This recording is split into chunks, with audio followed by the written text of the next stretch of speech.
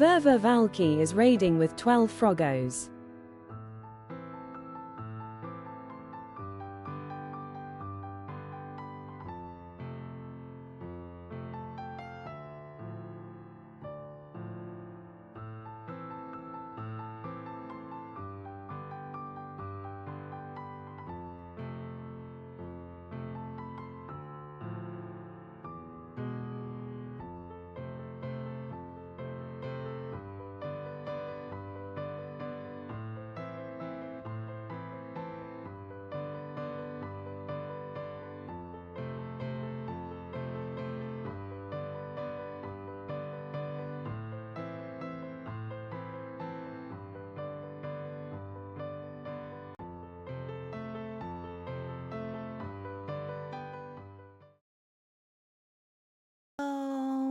Hi everyone.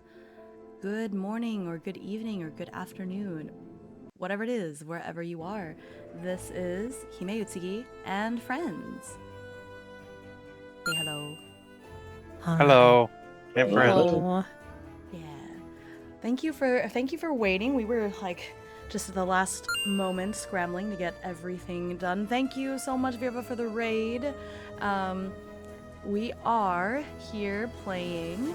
Well, okay, so I'm gonna explain a little bit because the system we're playing today is a bit hacky. But the core focus of what we are playing is a game called Settlers of the. I always need to check to see if it's Settlers of a Dead God or Settlers of the Dead God, and does it really matter that much? Probably not, but it bothers me. Yeah. No, I had to pull up the book again, and it is Settlers of the Dead God. Of the And Dead also, God? Okay. No, yeah. it's Settlers of a Dead God. The cover says a Oh, Dead you're God. right. Oh my god. See, that's what I keep. Is it A or is it the? Yeah. Can we just Also, call it hello, Settlers of Dead God? Yeah. So hello everyone. My bad for a bit of the late start on that, but we're good. We're good. Hopefully you're all doing good, and yeah, we're back for some more. Yeah. Dead God Settlers, the yeah, there we go. Yeah. Yeah, that sounds about right. Let me share the cover and we'll talk about it a little bit. But basically, this game is I call it a game. This is actually a setting book, and it caught my eye because so Exalted Funeral put out this newsletter, and they were like, oh, look at the games that we've published that are nominated for an ENnie award. And I saw the title and I was like, that is a metal title. I want to see what that is, like what game that is.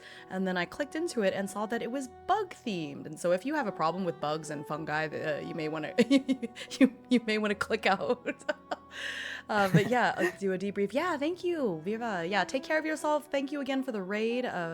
Totally understand if you have to raid and run, timing and everything, but really appreciate you. Thank you for the happy early birthday. Also, my birthday is on Tuesday. But yeah, so this stream is going to be bug themed. It's not like we're going to have pictures of bugs on the screen all the time, but it is bug themed. So if that makes you uncomfortable, also we are inside the body of a dead god, so there's some, a little bit of body horror. I can't speak. Body horror and bugs. So if either of those things bother you, I won't be offended if you have to take a step out. But if I'm here with 3 friends, and if y'all want to introduce yourselves really quick before we dive in. Vice, you start. Oh, you want me to start? Okay. Well, hi everyone. Vice Captain. Usually stream RPGs, TTRPGs. You may have heard of me from last stream where we died, but don't worry about that. It'll be fine. Surely this time will go better. As per usual with us. We'll figure it out. I think maybe. Yeah. Partially. Probably. I'm a little bit worried the more I'm thinking about it. Yeah, trust. Yeah. It'll be fine. Unfortunately, we did die again. It was something. We did really, really well and defeated these really difficult enemies, and then at the very end we were like, okay, this is gonna be the last fight, and then we're gonna end the stream, and we got wiped. It was pretty bad. Yeah, you could say that. You know what? Now I'm gonna point my finger over at Goblin. Yeah. Hello, my name's Kyward. I'm a goblin. I make things sometimes. That's it. Yeah. That's All right. it. What do you mean that's I did true? not die. That's Oh, true. you're right. You You did did not not die die. yesterday. You did not die. Yeah. Also, Yeah. thank you, Nebula. Goblin is the DM for our Fabula Ultima campaign that I've been posting over on YouTube. Goblin does, or Kyward does a whole lot of stuff. Do not let them downplay Right. themselves. They do a whole bunch of stuff. And I'm so Look, so as a glad. And they're my serial moderator, down too. player, I agree. Right? Oh Yeah. no, yeah, y'all need to stop that. I appreciate that. Yeah. I got you. We Also- got your back. Yeah. Also the DM for our Annie Award-winning Break campaign. Yeah. There Fine. now. So, True. and that's also very Super. fun. So, Mhm. doing a great job there. But hi, I am Mary Mello. I am Mary Mello. I am a bug, and so I feel at home in the bug game that we're going to be playing.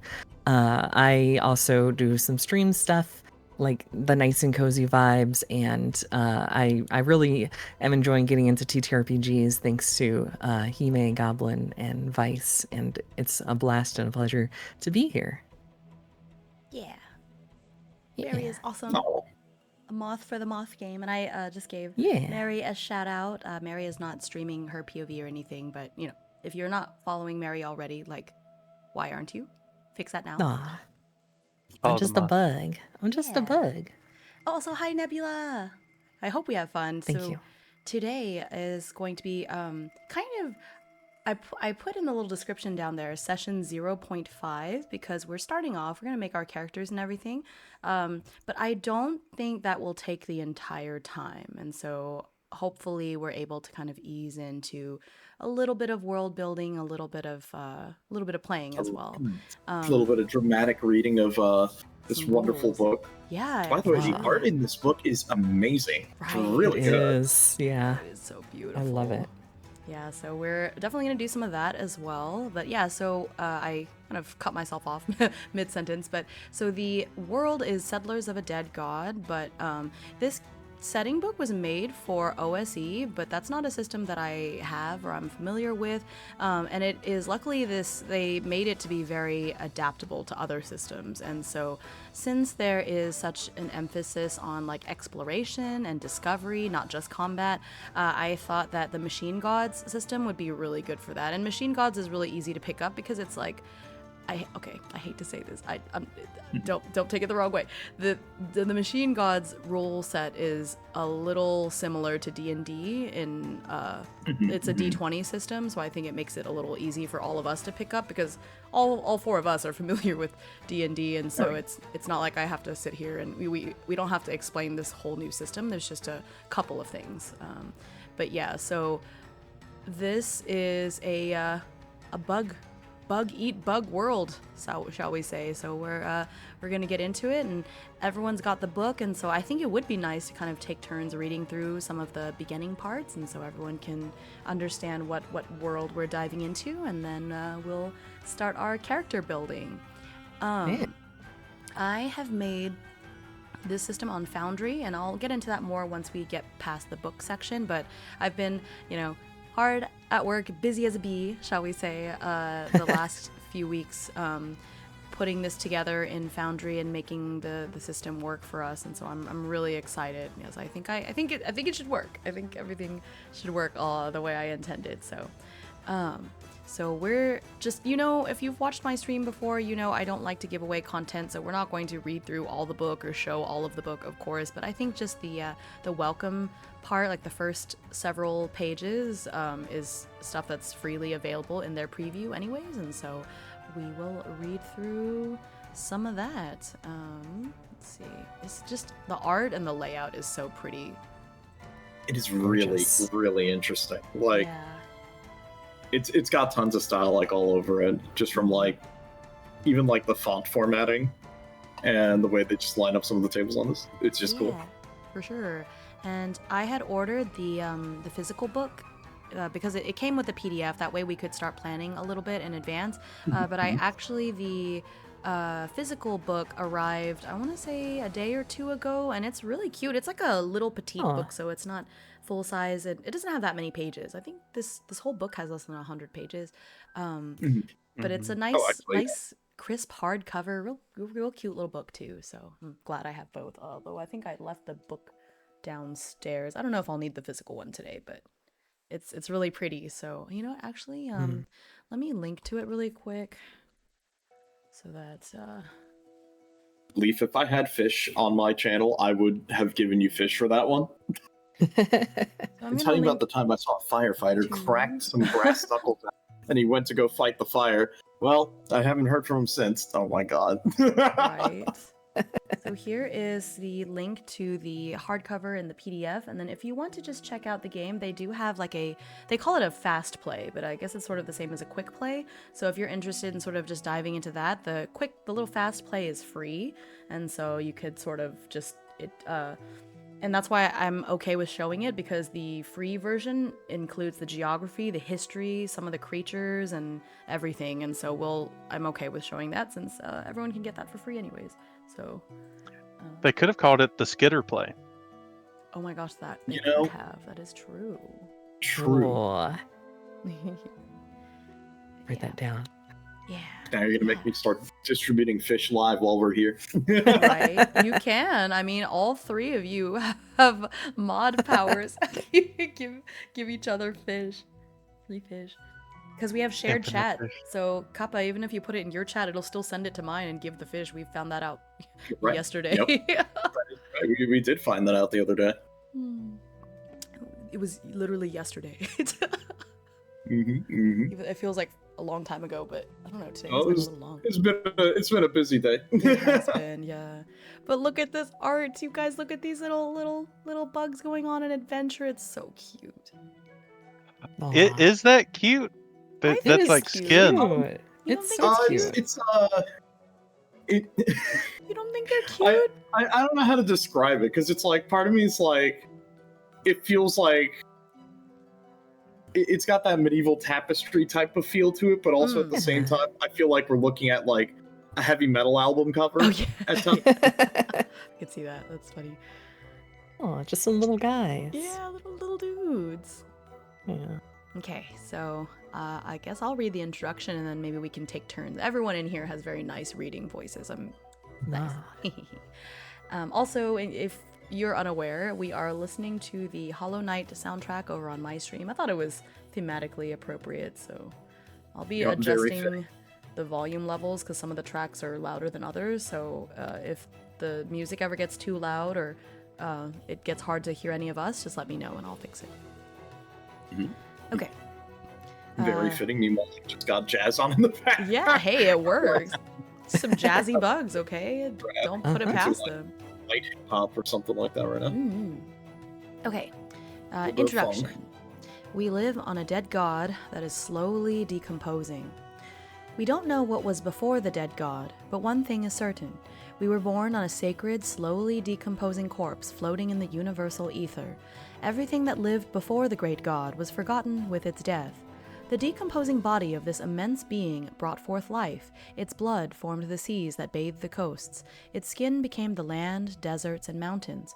From its tears, rivers and lakes were born. The insects were the first inhabitants who walked this putrid land, and through the infinite power emanating from within, they evolved into new insectoid beings with powers far superior to those of their ancestors. Organizing themselves into tribes, the insectoids built cities and forged kingdoms during a period of peace and discovery. The settlers gradually mapped the lands they inhabited, in time realizing they lived upon a divine corpse. The tribes joined together to honor and protect the body of the dead god, but this time of light was short-lived. The Church of the Dead God formed when the mystics, seekers, and wise folk among them set out a doctrine that regarded the land as a sign of God. Many conflicts arose regarding the new faith with disastrous consequences, and there have been few years of peace since.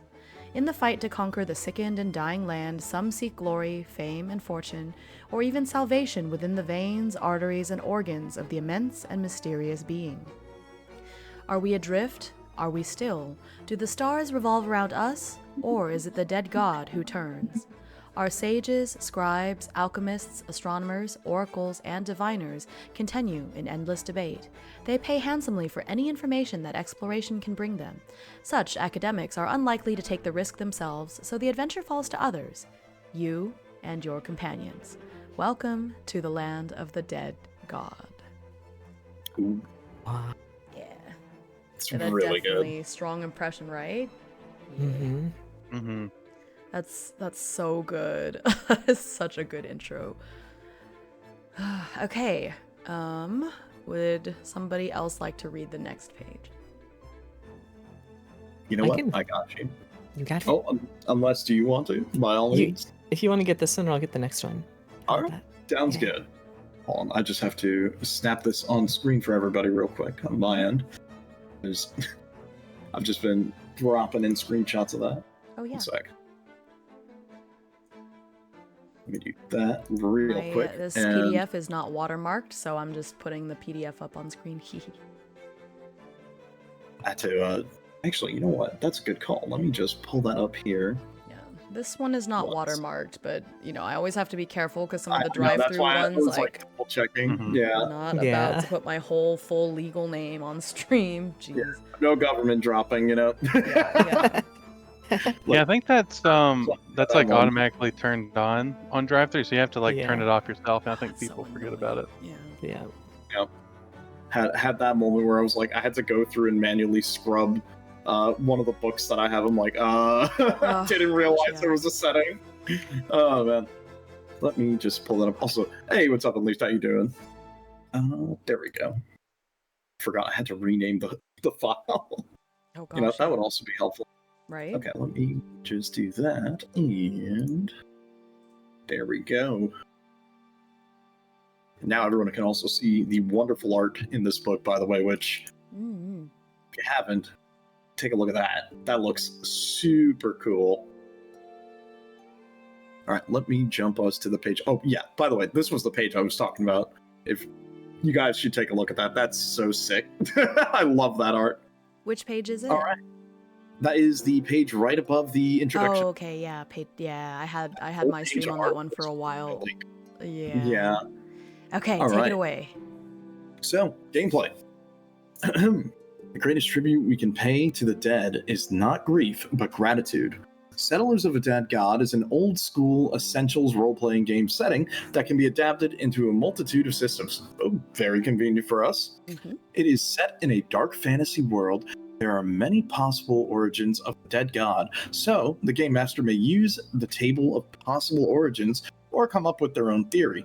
I like that. That leaves for a lot of room. Yeah. That's Also, cool. like I've come to respect the oracle tables quite much now, so Yeah. I'm very curious to see what we end up I've made you a getting as believer. I love it. see. Imagine you're walking through the country and you discover a dead animal. It's covered with insects, worms, flies, larvae, and ants. In this unpleasant image, think about what is happening. From the corpse of a creature unknown to the insects, a world full of life has been born. The Settlers of a Dead God is a tribute to life and death, giving voice and feelings to these beings. These beings endless possibilities, and what better genre than fantasy to do it? Honestly, that's a kind of a sick concept. I think that's really cool. Right? Just out the gate. Yeah. Let's see. These insects exist in a world of rich smells and tastes of life and death. In this world, all kinds of species struggle for survival. At its inevitable end, when the corpse is consumed, they will be forced to escape it or die. The land of the dead god is an inhospitable world. Did I say that right? Yeah. Mhm. Though survivors can develop and even thrive, lethality should be high. After all, when insects explore a huge corpse, what would you expect to see? Yeah, true. A part of the classic fantasy game, missions, exploration of territory is a core element of this game. The surface and the interior of the body remain largely unexplored. Here, powerful people hire explorers to explore and map unknown places. That's also a really cool concept for this. All right. Your campaign might focus on exploring the unknown, taking players into the bowels of the dead god to enjoy classic dungeon adventure or across the skin to explore the surface and discover new cities, mountains, caves, and temples, or you can focus on intrigue and mystery, touring the city streets with your group. Whatever your preference, this world holds infinite possibilities. Yeah. Not bad. Super So- cool. So even though this game is not made as a solo game or anything, they had a lot of tables in the back, which I've added into Foundry that you'll see. So I'm really excited to see what direction our group takes it in, because we are playing this as a GM-less experience. Like, I've set it up, but I'm not GMing the game. We're all playing, and we'll all make those kind of decisions together. Yeah, looking forward to that. Yeah. All right, Mary, you ready? Which one? Just the next page? Yeah. Awesome. Okay. Welcome to the land of the dead god.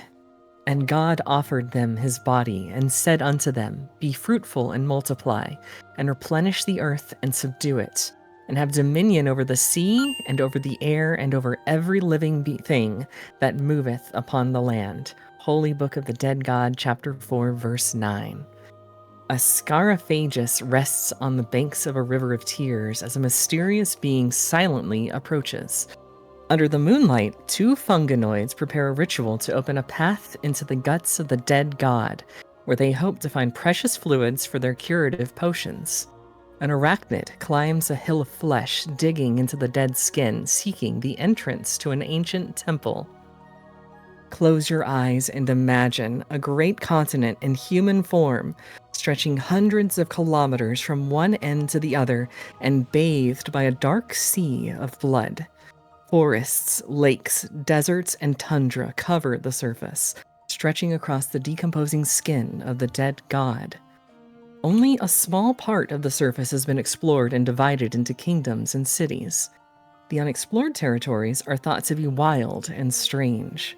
Discovering these territories involves terrible risks and lucrative rewards. There are a number of powerful groups that, for religious or political reasons, hire adventurers to undertake missions to explore new territories. Some even dare to enter the body of the dead god, drawn by tales of treasure and glory to be found somewhere within.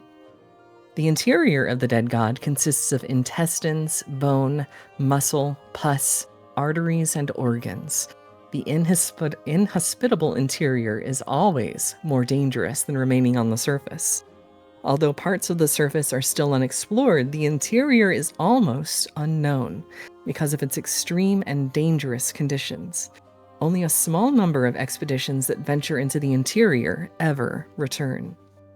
In the land of the dead god, there are only two seasons, summer and winter.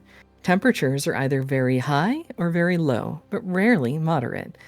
In winter, snow and thick ice cover the land, with temperatures around -10 degrees Celsius during the day and plummeting even further at night. The sun is a rare sight, with long nights lasting for hours on end. In summer, the temperatures soar to 40 degrees Celsius. The air is heavy with humidity and the sun beats down relentlessly.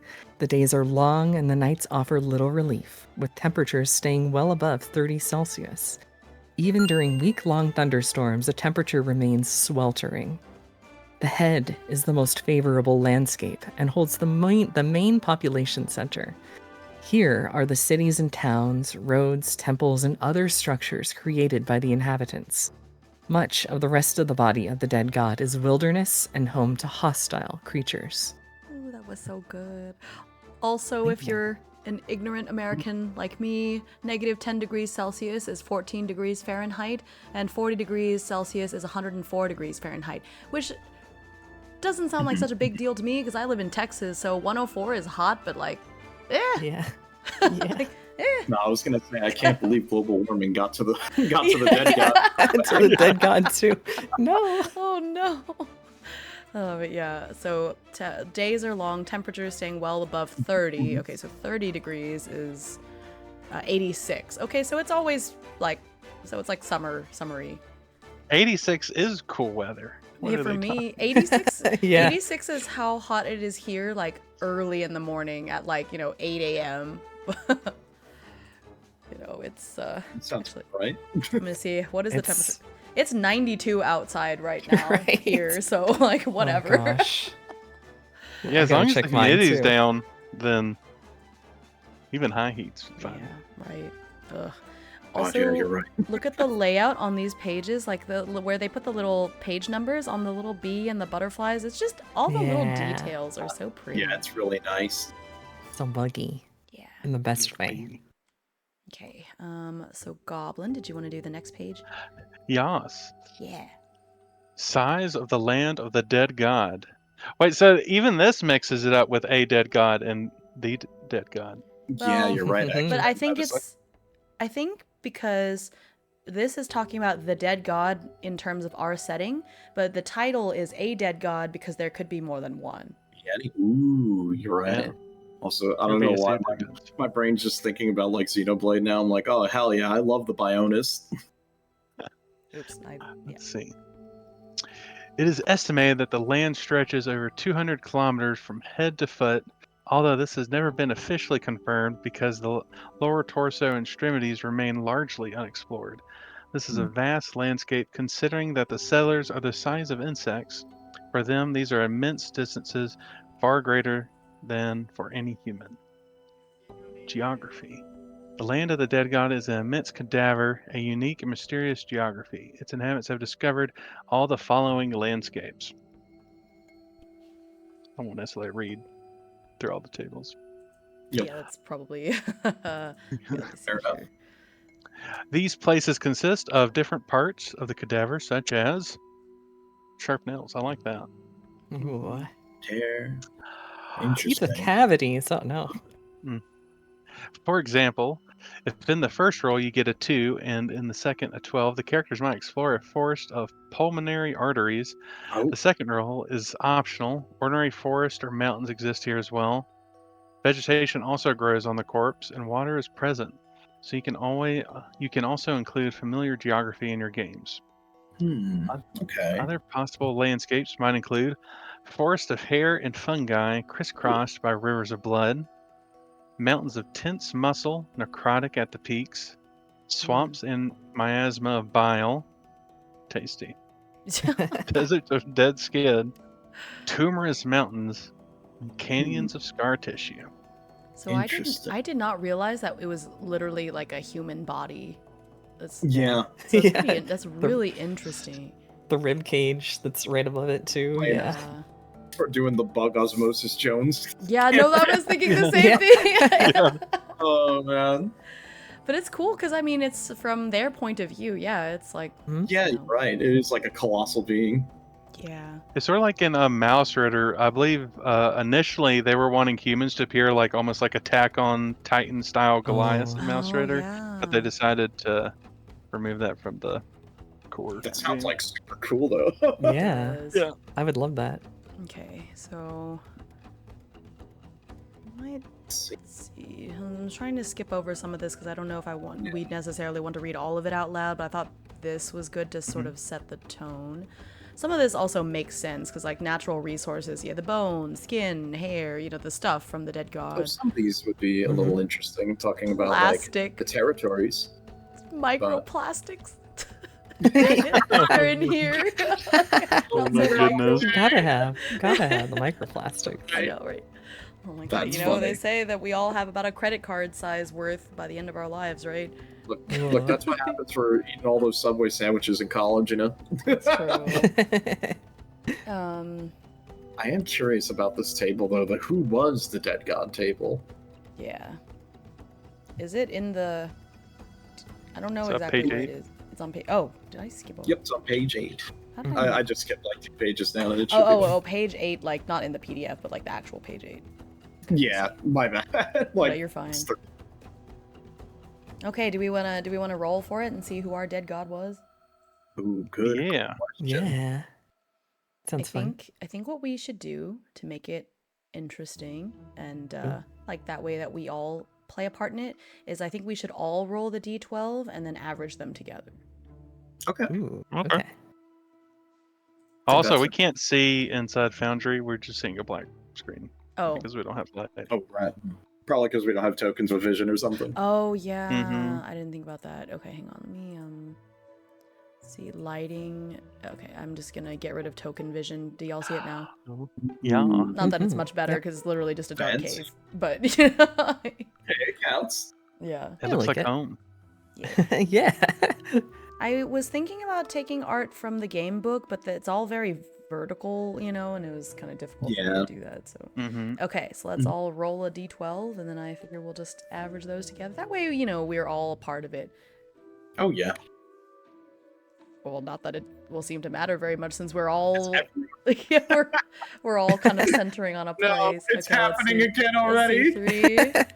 Let's see, it's the average of, so 3 plus 3 plus 5, 8, 9, 11, 12, 13, 14, 15. That's 15 divided by 4, which is about, it averages, it's 3.75, which let's say rounds up to 4, which is funny because that's what I rolled anyways. So our false god, our dead god is not a god, but merely a giant. Interesting. Ooh, Yeah. Okay. that's So like Norse mythology. Yeah. okay. That's really neat. Oh, Okay. I see. So Yeah, I'll yeah. Giants. make I like that. a journal entry that's just, I guess, kind of like world building that we can. Yeah, because at Hey, first Zach. I was like, merely a giant. I would think that would just be like a normal human, but then that is another one on the table. It's just a normal human Right. being. So yeah. Yeah. So I That's just cool. created a world building doc that I made us all editors on, so you can all edit it. But for now, I'm just gonna put that our god, dead god. Oops, that's not the right. Okay. Our dead god is not a god, but nearly a giant. But the thing is, we know that as the players, but our characters don't know that, right? It's Mhm. just that's I just also the- love that on the table. It's number 6 is the dead god is you. That too. Funny. We're just like that. Oh. That would trip. Yeah, That'd be like that's the true. craziest twist to your player. Yeah, that's true. Oh, There's so many. A being born in another dimension, not a god, but a normal human being is kind of interesting too. Huh? But yeah, okay. So let me see. I like with so most of the insects live around the head. So it's a Mhm. little bit like Hunter x Hunter where the central islands where all the people live, and then once you go past the waters, that's where all the large creepy Yeah. things are. Yeah. Yeah, where they have like barely even touched on that yet, but yeah, Right. Also, Yeah, hi yeah. Say. Good to it's see you, wild Say. out there.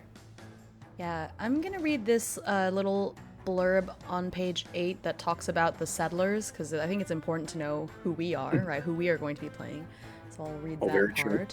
part. The majority of inhabitants of the land of the dead god are intelligent insects with humanoid characteristics known as insectoids. There are species that have evolved from spiders, ants, moths, or even mushrooms that live in this land. You can read more about that and so on and so forth, or you can create your own species of playable insectoids or other characters. The settlers of the dead god are the size of insects but have evolved advanced cognitive and motor skills, creating societies composed of different species. These beings have cognitive and motor skills similar to those of a human being and are fully aware of language, money, buildings, writing, cooking, and other technologies. The vast majority of insectoids have lost their ability to see in the dark. Okay, that's convenient, because I was going to say, like, Yeah. huh. Bug night vision is now gone. Oh no. Yeah, we don't have that anymore. Although the many species in the land of the dead god have different languages, they also use a widely known language called Plagus, I guess, to Plagus. communicate between species in speech and writing. So our common language. Oh hell yeah, we have common. Yeah, it's called Plagus. The common language is Plagus. Los but Plagas? It's not the only one spoken. So, Plagus. I hope someone got that reference. I did not. Star Wars? It's Resident Evil. Resident Evil. Speedy. Gotcha.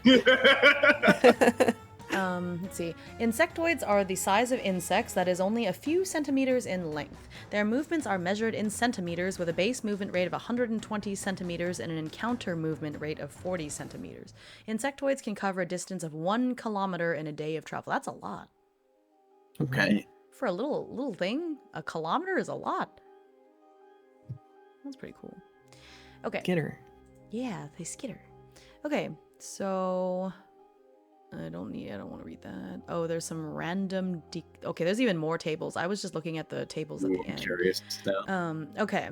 There's a lot of Oh, tables. decomposing was, events. yeah. That's interesting. I was just reading the tables at the end, but there's even more tables for like just when stuff happens. Okay. So, Yeah. if everyone could turn to page 11, or well, it's 16 on the PDF, but page 11 in the book, I guess. There's different cities, and I think that we should start in a city. That way we have like, this is why we all met. Yeah. And then we can build our characters from there, because knowing where we start will be important of like, oh, is the character from here? Did we come from another city or something, you know? But that way we all start in one place. So let's choose. The choices are Testus. Yeah. Testus. Okay. The frontier town sounds like Texas, so that's why I'm like, yeah, okay, it would be the frontier town. Let's see how it is. So it's like the great city. Yeah. So there's that one.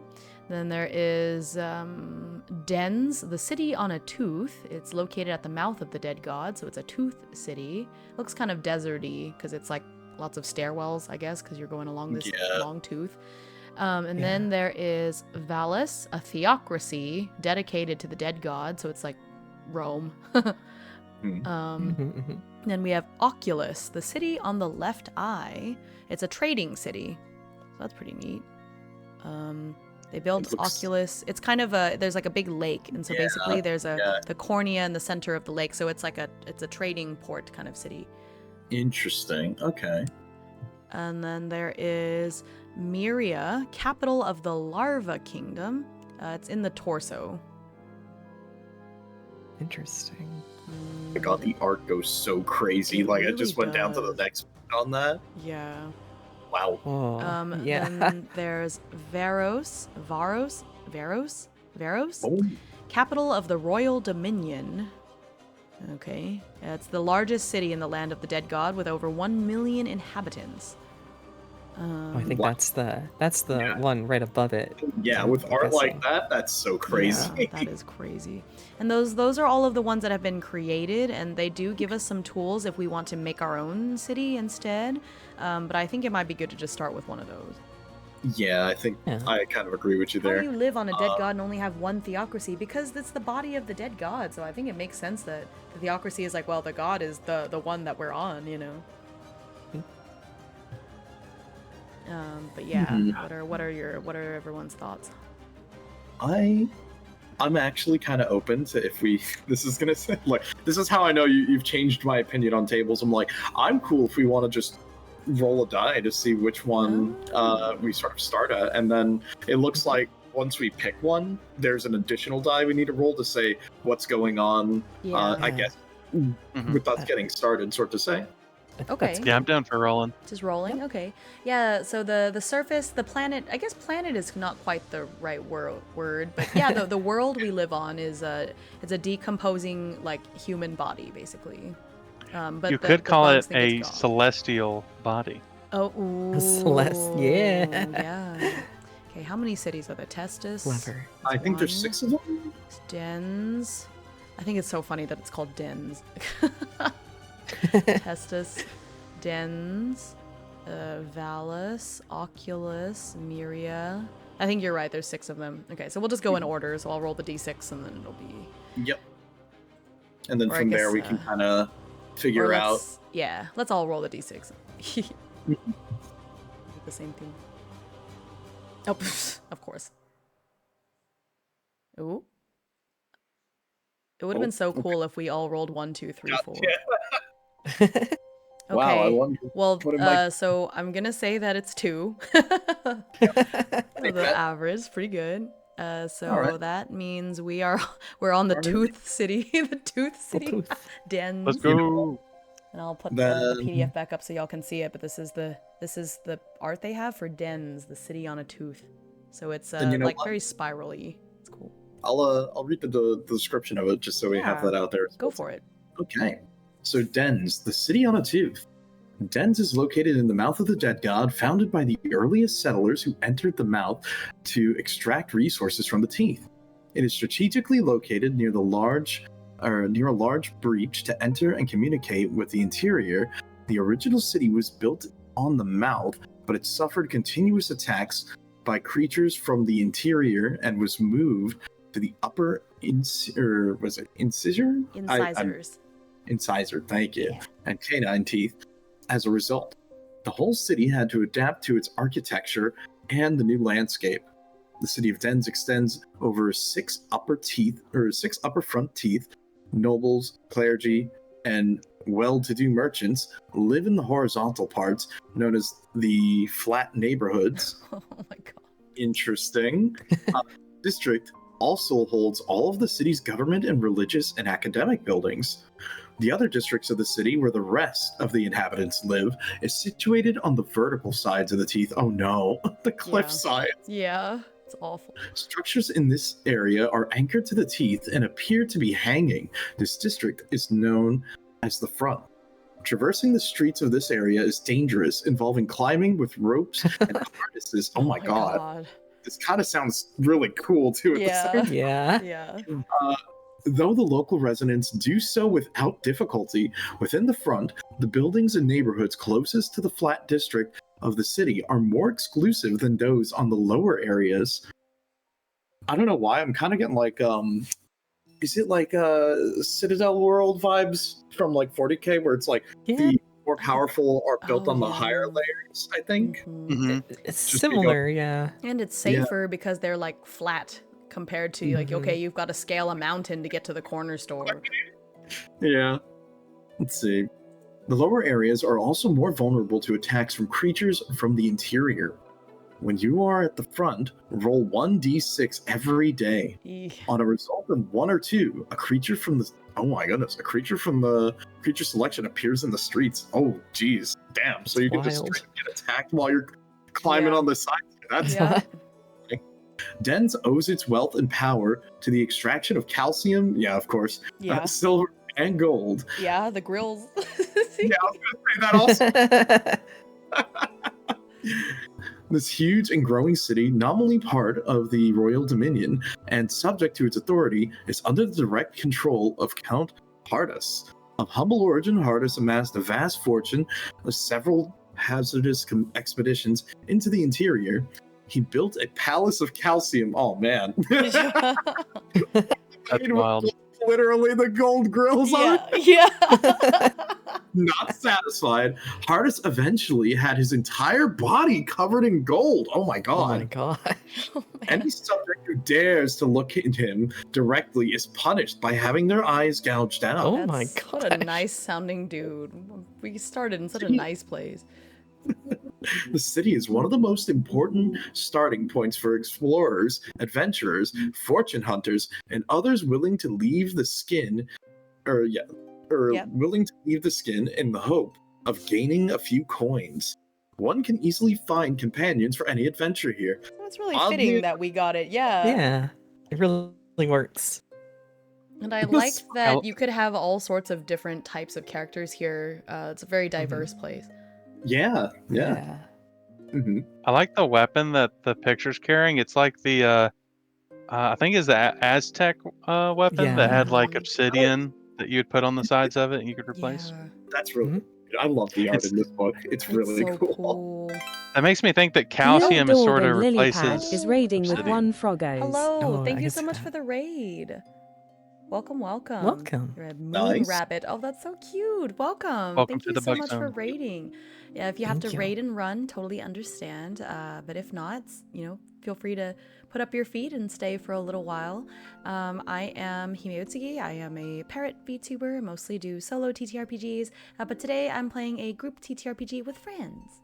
So here we are, and we're kind of celebrating my birthday a little early because my birthday is on Tuesday, but I don't think I'll be able to stream on Tuesday, so gonna spend some time with friends a little in advance.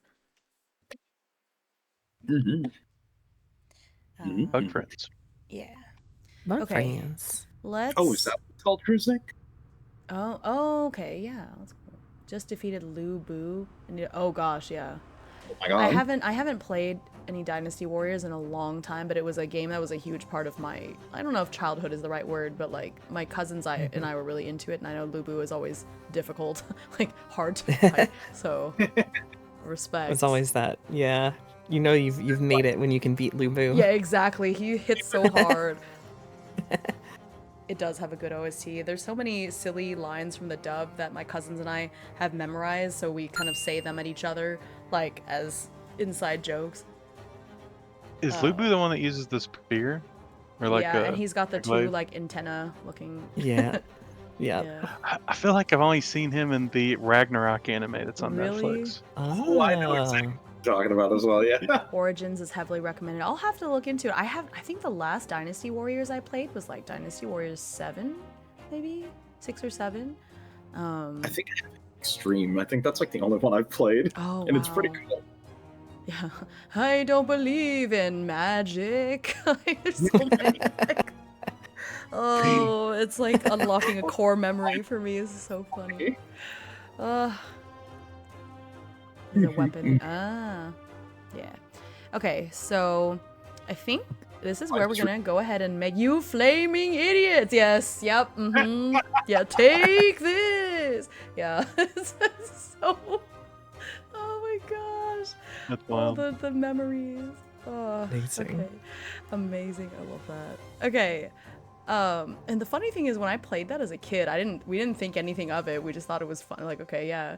And then as adults, we're like, that actually is so silly that they made the dub that way, and they thought that was okay. Yeah. The voice acting is so yeah. funny. Yeah, it is horrendous, but as kids, we were just like, oh yeah, it's whatever, you know? We didn't really think about it at the time.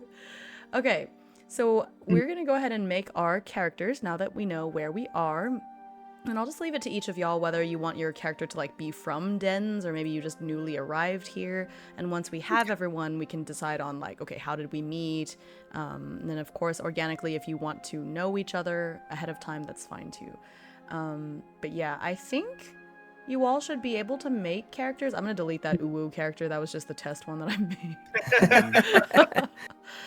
But when you make a character, let's test to see if you can, but you should be able to in the PC. Wait, let me check.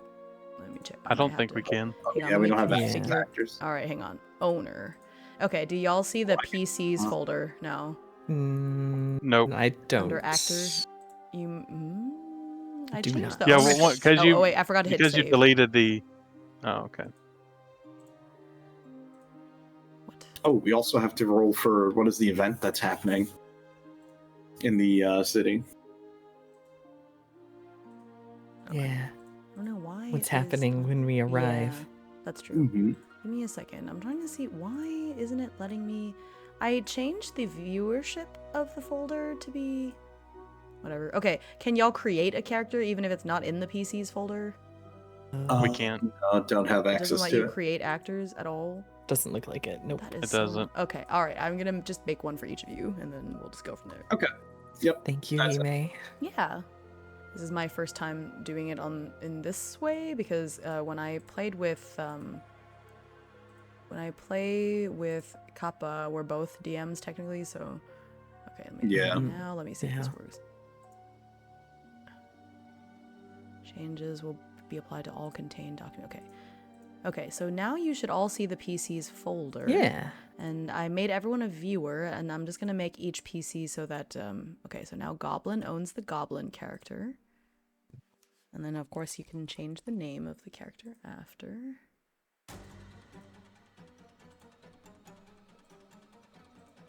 Goblin.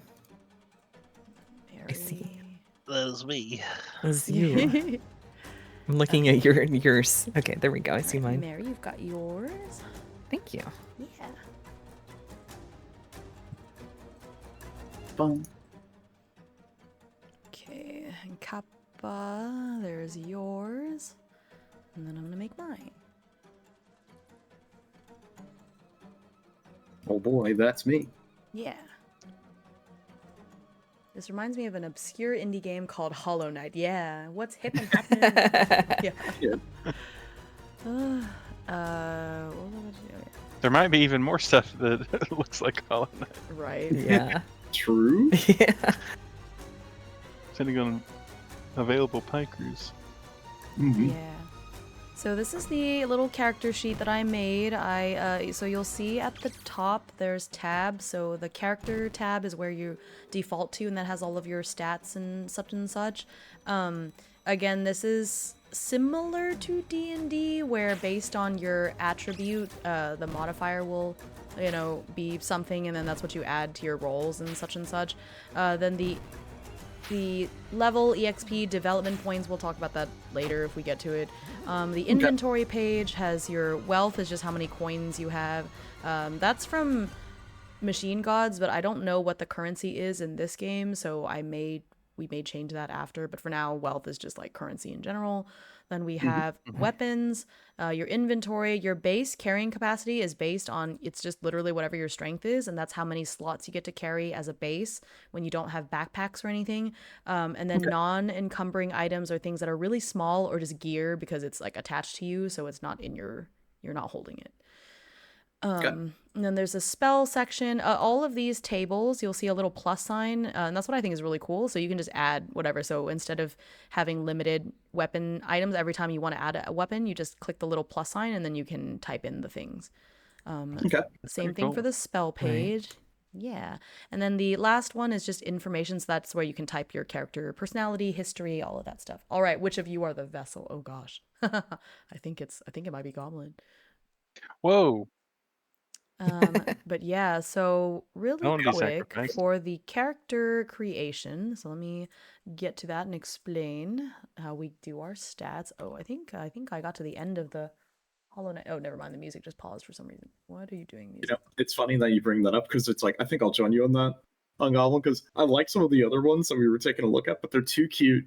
They're too cute for how dark the setting is. I'm like, I'd feel so bad. This adorable bug is gonna get just smashed by a monster. Oh, that's so true. Okay, so to create your character, we're first going to, aside from the character building, so I'm just gonna walk y'all through the stats stuff, basically. So you're gonna roll your attributes. So basically, you're going to roll 3d6s 6 times, and then each of those you pick which stat you want it to go to. Okay. Oh, we get to pick. Yeah, so you'll get 6 numbers, and then you just assign each one. And if you want this to be a self roll, you can. That way, it's not just taking up the whole the chat box, but it's up to you. Maybe you want everyone to see it, and that's fine too. Oh yeah, because you can just I see. Yeah, gotcha. Well, at the very least, we can see two of the peoples. Either way. Ooh, I got a 13. Oh, I like how it shows the question mark. Yeah. Okay, why did the music just stop? Okay, I'm just gonna refresh this page and see if I'm gonna try to see if you can do like inline on Foundry. you might be able to. Let me just make sure I'm reading that right. Let's see. Roll 3d6 per attribute. You're just gonna roll a 3d6 6 times, and then you can pick which attribute each of them goes to. Well, oh my gosh, that was really bad. We're gonna see what happens when I do this. Wait, that does not work. 1, 2. I thought about adding it to where you could roll for each one in like by clicking on it, but then I thought then you wouldn't be able to choose which one goes to where, so figured we'd just leave it this way. Okay, well, the music just does not want to work. Come on, man. Or there's just this particular song for some reason, so let's just skip this. I'll roll mine publicly just so some people can see some horrid luck. Okay, hang on. Look, never say never on that. He may 1, 2, 3, 4, 5. Oh, no, I need one more. 6. 5. Technically, I can see y'all's dice on the screen, but oh no, wait, no, I just saw goblins because it was public. Okay, I see. Okay, so I need to find my numbers. I'm just gonna put 13. These numbers: 13, 5, 14. These are so extreme. My numbers are so extreme. I feel that too. At least a bit. At the very least, at least stats wise, it seems Machine Gods does use like BX stats because BX does up to +3 to down to -3. Oh, okay. I remember. Yeah, my numbers are 13, 14, 9, 9, and 5, 5. It's terrible. Oh. Okay, let's see here. Ouch! I felt that roll. That one. Oh, the luck.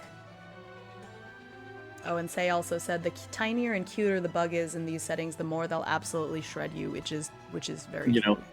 Probably very true. Yeah. Okay, let me see. Let me think. Oh, let me explain the. Oh, why is the music doing this? Come on, YouTube. You know what it is?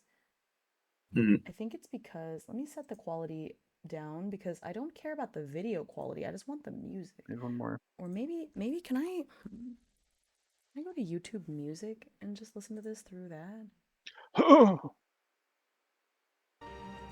Yeah, 4. It's rough. He made right there. Oh Yeah. my gosh. I have a 4 as well, so. Okay, let me do this. Let's do it. I may not be a very smart bug. I'm now noticing. I'm like, it's like, okay, at least I'm a little bit strong, but I'm not very smart. That's for sure. My bug I is think like I'm just the weakest. I'm gonna do mine straight down the line. I know the music got really loud there for a second. I'm sorry. It's because I switched to using YouTube Music, and I think hopefully this will make it a more seamless thing. Okay. Still. I hate when volume is on a slider. I wish I could just type in how loud I want it to be. Okay. Alright, I think we got it. You did a good job on the character sheet. Thank you. I worked Yeah. really hard on making it work properly. Okay, so let me run through the stats so we know what they are, because I think some of them are obvious and some of them are a little different from the D&D noticeable things. Strength. Okay, I think we all know what strength is, but it's physical power and muscle strength. Constitution is your health, endurance, and resilience. Dexterity is your agility, reflexes, and coordination. It also influences your ranged combat accuracy and evasion. Intelligence is, well, your intelligence, mental acuity, problem-solving ability, and knowledge. Willpower is your force of will, inner strength, and connection to spiritual or mystical forces. And then presence is your charisma, charm, and ability to influence others. So that's like social interactions. The thing with Machine Gods is that there's no ability scores, so we don't have to worry about, like, oh, am I proficient in like lock picking or whatever? All of your no skills. no skills. All of your rolls are just based on like what attributes make sense for that particular role. Presence is aura Gotcha. farming. Yeah, Nice. it's true. It's true. Yeah. But yeah, so I'll keep my numbers and let me think about what kind of character I want to make before I do. Do y'all know what type of bugs you're making? Have you decided?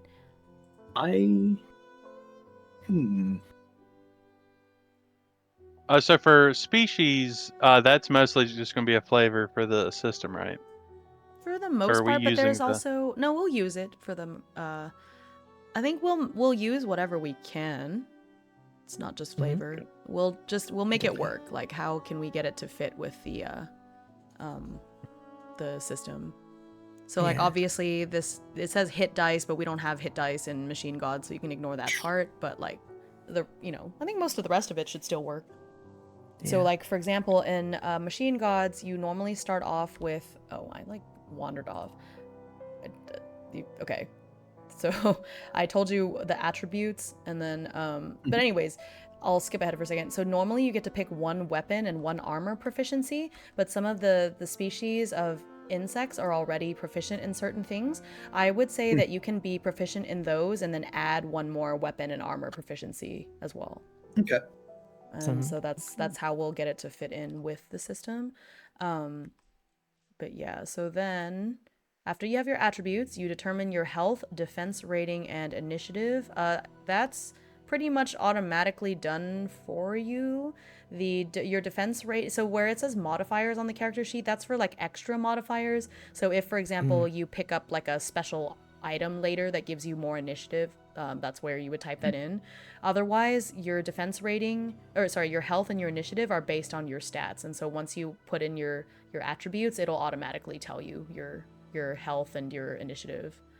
Okay. The defense rating, aside from the modifiers that come from other stuff and skills and what have you later on, the armor, that just comes from whatever armor you pick. That'll be in the book. I think towards the end, there's like an armor and weapons table. So use those stats, but it'll tell you like, oh, my armor defense rating plus is like something. Once you type it into that box, it'll calculate the DR for you. Hi, Gavin. Hey, what's up? Oh yeah. So I've made this sheet to be pretty automatic as much as I could. And once you have that, the feats and drawbacks are kind of they do alter your character's stats and stuff, but they are also for flavor as well. So you can normally pick one feat and one drawback, but then you can also pick more if you want to. So one is free, okay, hang on. Yeah, one free feat. And then you may choose one drawback if you want to. You don't have to. But then if you want extra feats, you can, for every feat you get past that initial free one, you have to get a drawback that goes with it. So you can have one feat that doesn't have a drawback attached to it, but the other 3 feats do, if you want to have that many feats. I have 6 feats because I'm a bug. Yeah. Hoy, safe at home, had big sleep after. Okay, welcome back. Nice. We're bugs. We gotta have lots of feats. And then it says you can also roll to determine your character's traits and motivations. So there's some tables for that, and you may or may not do that if you can if you want to. You don't have to. But that's the basic character creation. And so you'll work that in with the settlers stuff. Yeah. Yeah, it's funny because I'm looking through like the species and settlers, and it's really cool. Dude, the art on these pages is insane. Right. Like the arachnid one, it's just bro, if that walks in through my front door, I'm screaming. Like, ain't no way, dude. That's so cute. Yeah. I'd burn the house down. Oh no. I'm gonna show this part with the species because it is part of their free book as well, so that way everyone can see. I really like the fungal guy. Oh my god. Yeah. I will say, I think that the part that says when you level, you gain a certain more hit points. I think we will take that from here, so that way your HP goes up over time. So we'll combine those. I think based off of the hollow bug that I did with the Pie Crew, I'm gonna do the Scara, but just yeah, the Scarophagus, maybe. I'm gonna flavor is like I just have I'm like a roly poly. I got the back shell. You know, it's funny. I was thinking about joining you on that, but now after looking at the mushroom guy, I'm like, I'm gonna have to change pace here. Oh, the arachnid is so cute. You guys would scream if you saw it. I think it's so cute. Look at those little eyes. Oh, also, it's coinage. That's what it is. Oh, coinage. Okay.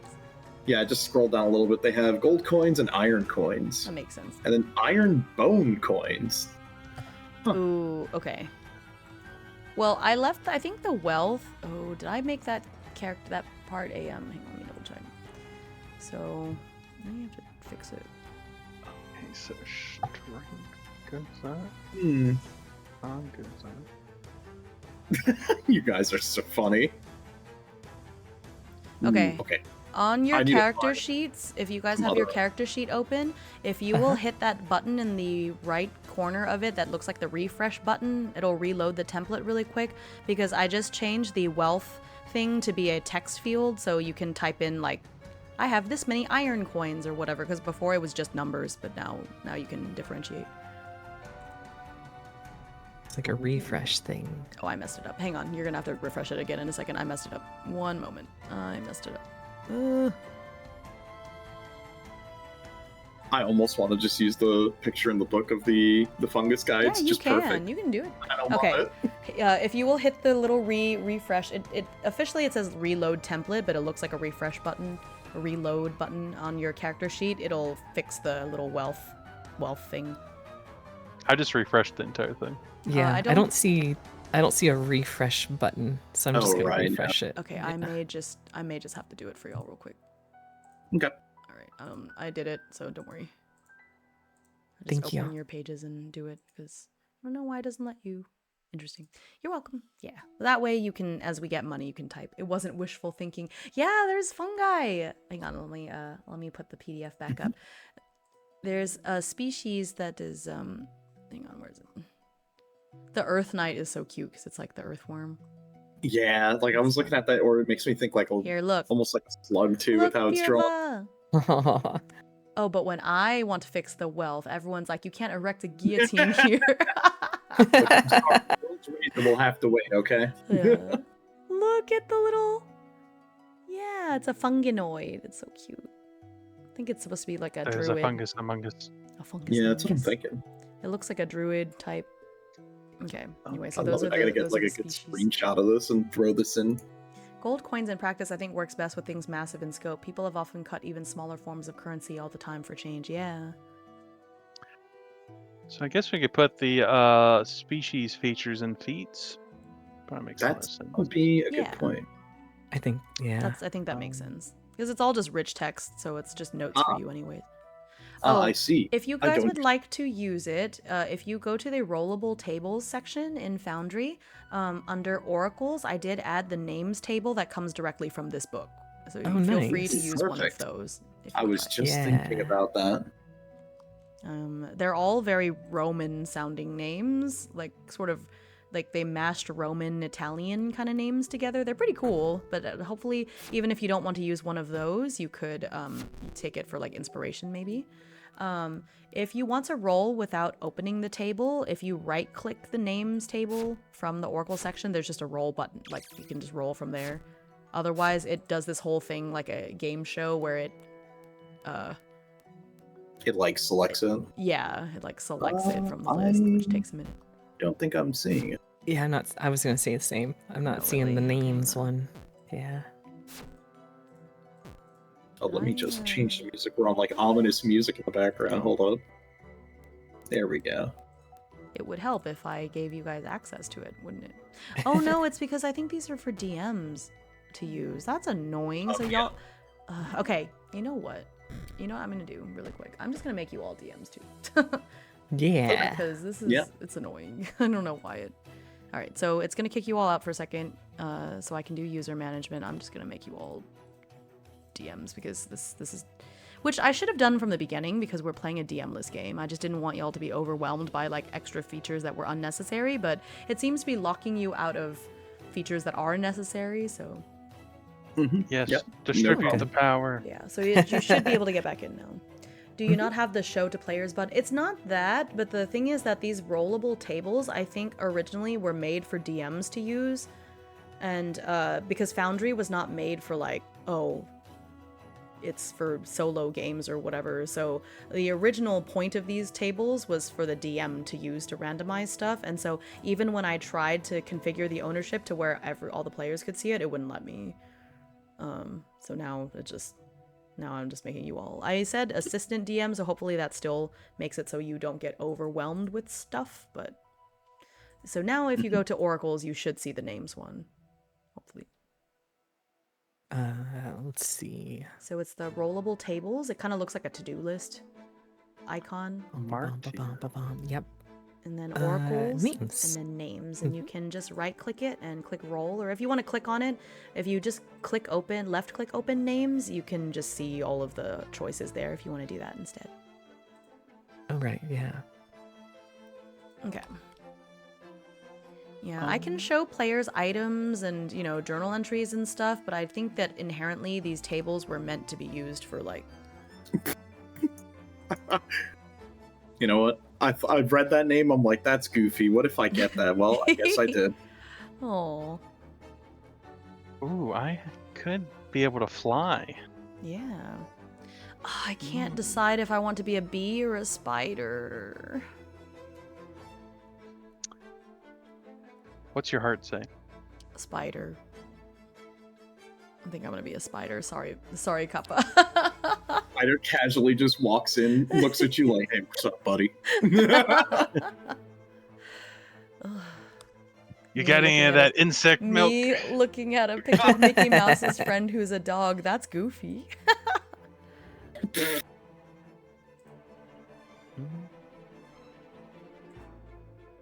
let me see here. I linked one of the picroos I sent y'all earlier was a spider one. I think this is the one. I think it was, yeah. I found it. Haha. Although this one is very like humanoid looking, so I think I might just find another picture of a spider and use it. Because it's like, not that I have issues with it, but it's more of like a fursona kind of a spider, and I think it doesn't really match the aesthetic. Mm-hmm. I don't know. Well, maybe it does. I mean, I guess it's fine because, oops, Goblin's doing like a Hollow Knight, right? So, you know what? It's fine. Let me I'm do just that gonna really quick while I upload a screenshot from the book of this art because I really like this. Where is it? Let me put up my picture so y'all can see. Can fly. I always forget. It's like I have to go and grab it from my down. No, where did I? Oh my god! Wow! Whoa!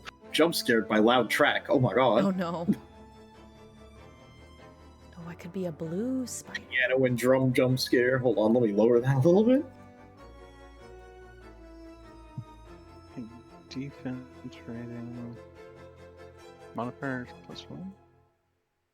He looks like a Ghibli fella in the book. A little bit, yeah. Oh my gosh, I have so many. You know what? I'm gonna go. Do I go with the full name on this? Or do I chop it a little bit? And before we all have the same name. That would be funny. We just roll the same name by accident. I just used mine as inspiration because it gave me Lepta, but then it reminds me of Lepidoptera, which is like for moths. Anyway, so it's okay. I got Pogonop. Pogonop, wow. You know what? I'm just gonna go with Pogo. There we go. Pogo. Okay, I need to move some stats around, or else this is gonna be awful. I'm sort of like a fighter mage stats because I've got good strength, regular con, and then good and with willpower. I'm trying to move my stats around so I'm getting decent int. Because I have a 5 as one of my rolls. I'm like, all right, I'm throwing that on strength. I have a question here. One of my so as far as like the stats for the different species or whatever, one of the ones for moths is just you are extremely intelligent. Add 2 to your intelligence score. Is that good? Can I just go up by 2? All the moth wizards. I think that would be a species bonus. Awesome. Yeah, I think that's fine. Yeah. My species, my species bonus is interesting. Okay, I get magic. So once per day, or once a day per level, you can use one of the following magic spells, and it's like a whole of like up to 8 different things. Okay, that's cool. I'm gonna write that down. Actually, I'll make a small handout for myself on that. My strength can't go down by 2 points though. Oh, would it make it like negative? Well, I can't go lower than 3. It won't let me go lower than 3 on the stat sheet. Yeah. I think because it would mess with your. I think because it wouldn't mess with your modifier anyway. I can change it, but I guess I could get rid of the minimum and maximum, but then it might mess with the. No, it's fine. You know what? I'll just remove the minimum maximum. Okay. Do that really quick, and then. I am the weakest bug ever. That's so funny. I don't know. I may join you in that. I can't wear armor. Oh no. Oh no. That's because your whole body is armor. I am a mushroom. I am the fungus. Let's see if there's another like spider. If y'all are awake, I could change my stats around to be more I've got fiery. I have like decent will, but I've only got like 12 con. Like my second highest is just 12.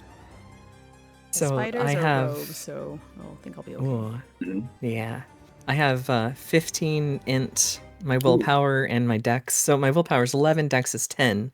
And then from there it's 7 con, 6 presence, and 2 strength. Ooh. 1 per day, per level. Right. Spell from table. Right, so I made my character. I don't have a lot of choices for spider makers, and so I didn't have to worry too much about all the various choices. There weren't a lot. It's 2 con. Let's see. You can sleep while standing up and wearing armor. Cool. Love that. I Extendable. would choose to be Ooh. himbo. Extensible arms. You can extend your arms to double their normal length and then shrink your arms until only your hands are showing. Okay. Wish I could edit this a little bit. Hang on, I need to edit this picture. It's a little too, like I need to... Oh, let's go. see I'm if I can immune to crop poison it. and radiation. Nice. That actually is very important, I think, from what I had read. Mm-hmm. Yeah, I only read a little bit on it, so...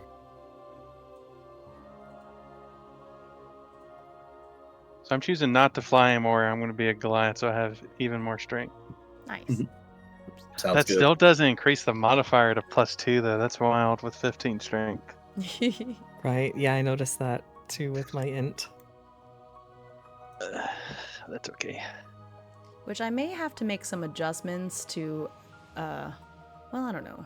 Maybe I won't. I was gonna say maybe I need to increase some of the limits on the modifiers because it only goes up to +3 or -3, but I think it'll be okay.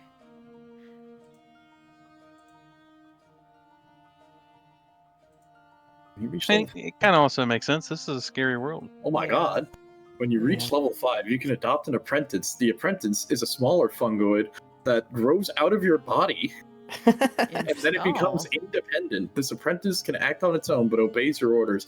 Can't attack, but can perform additional actions. You can communicate with it telepathically. That's cool.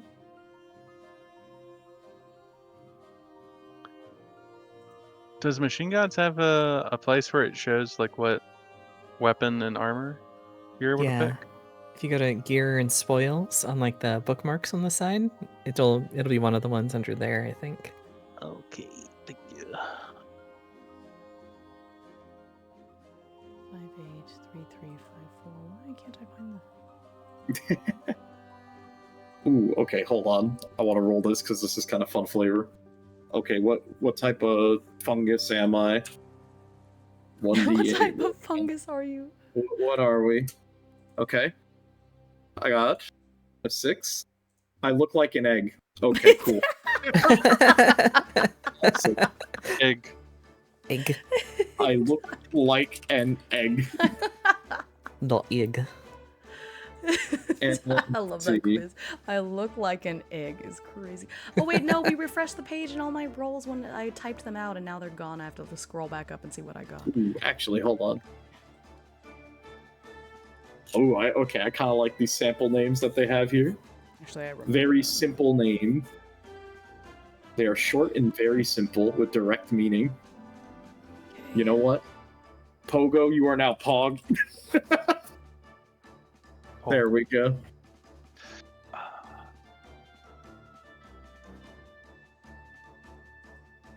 would like a can be vice captain in this trying time. Get an egg.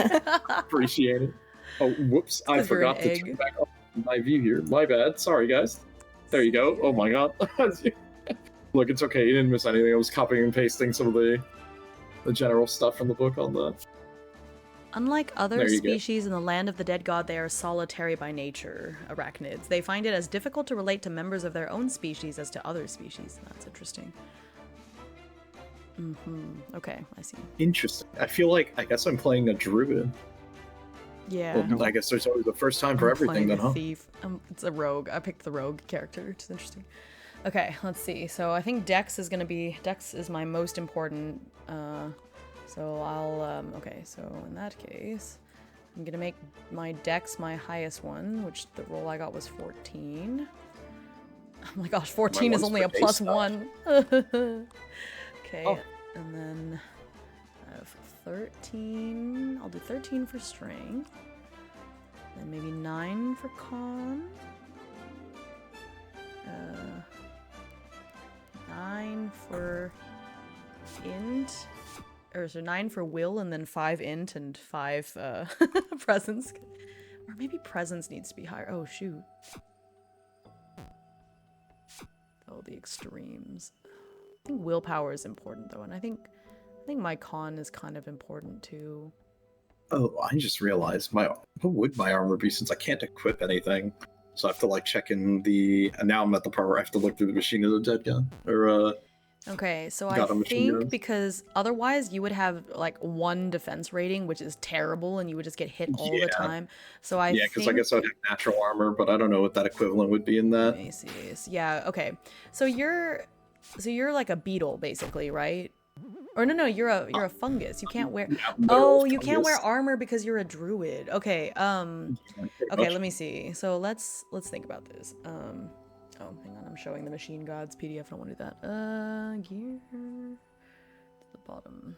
Weapons and armor. It's okay. I had to hide my foundry for a second because I was pulling up, Okay. adding in my. think. I think you should use the padded leather one. Okay. Let me pull that up.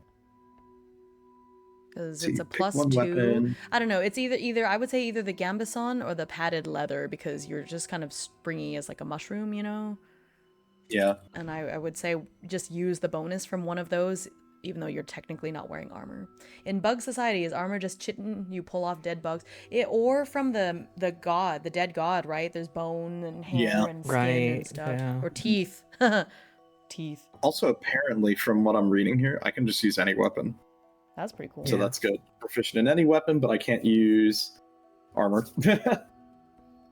Let's see. Well, I would say that technically it says weapons any, but you, for the machine gods, you should still pick one that like you Okay. you personally, because over time you can unlock other weapon proficiencies through leveling and stuff. But that way, Gotcha. it's like your character specifically has used such and such all their life, you know.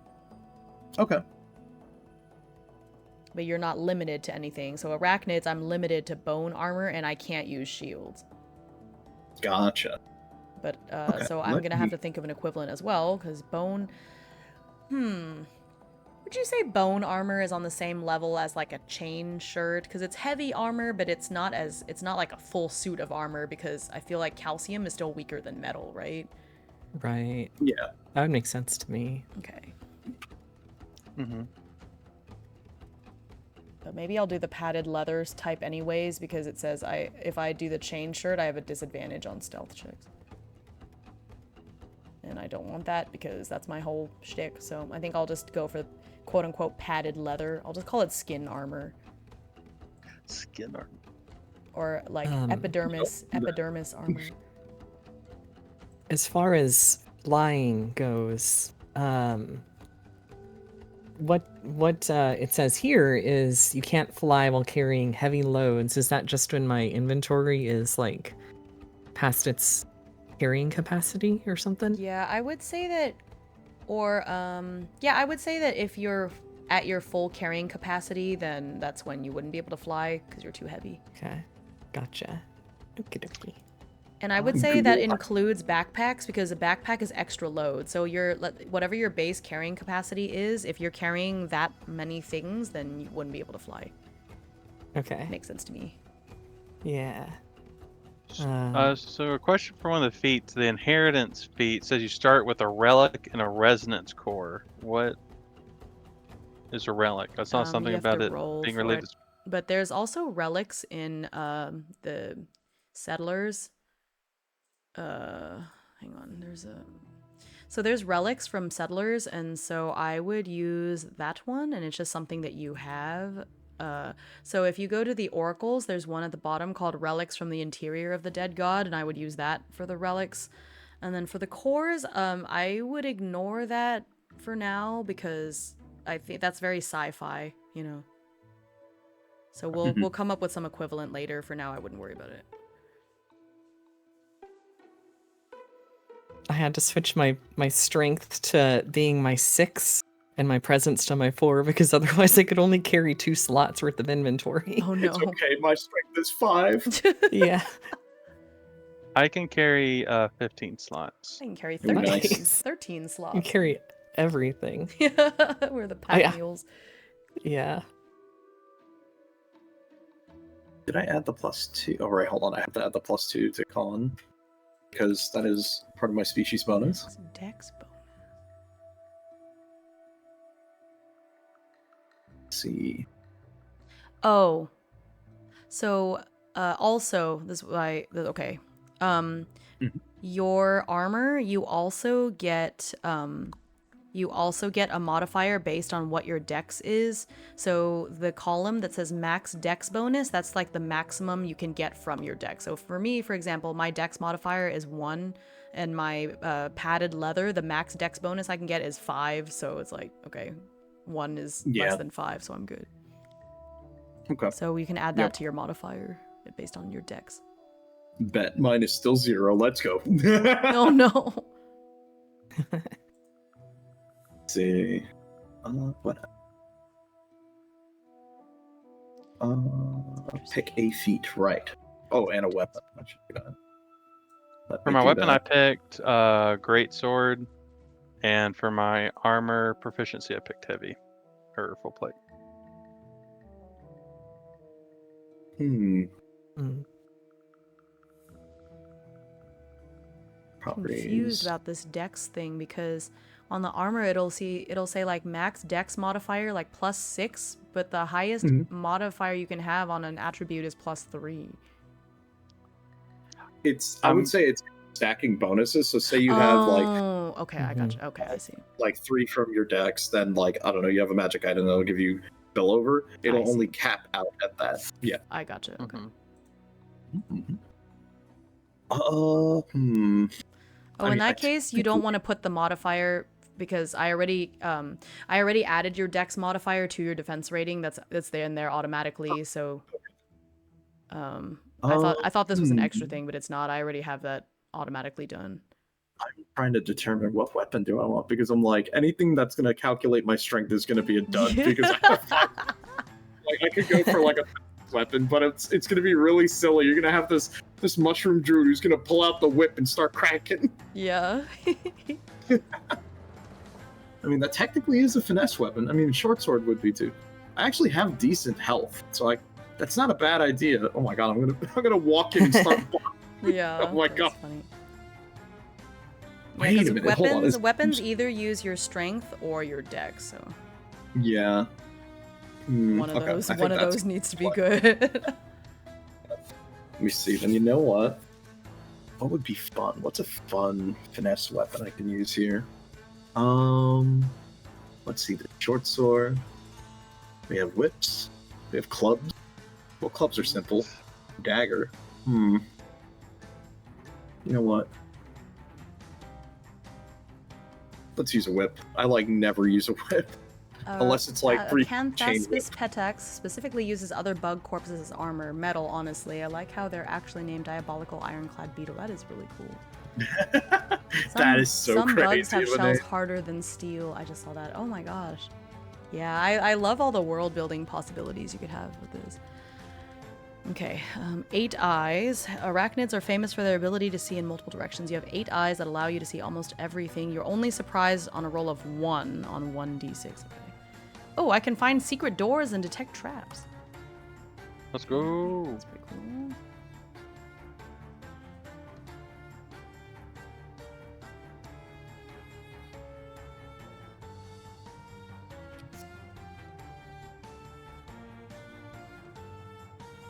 See.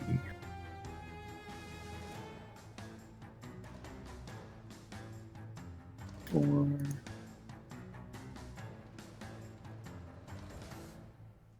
That. Armor. Basically, padded leather. Also, they have the most ominous chaos theme I have just playing in the background right now while I'm writing nonsensical things on my sheet. Okay, hold up. We need to reset the vibe here.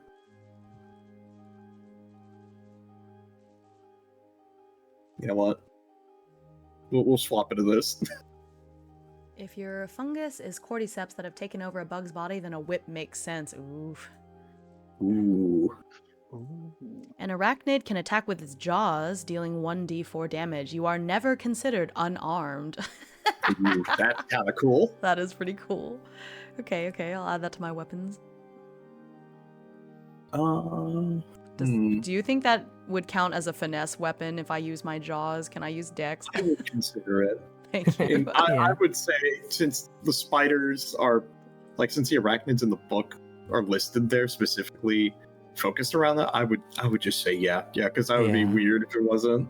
Right. Let me. For the ranged weapons, they all are strength still, right? That is strange. Okay. Yeah. Well, you have to have strength to be able to pull back the bow.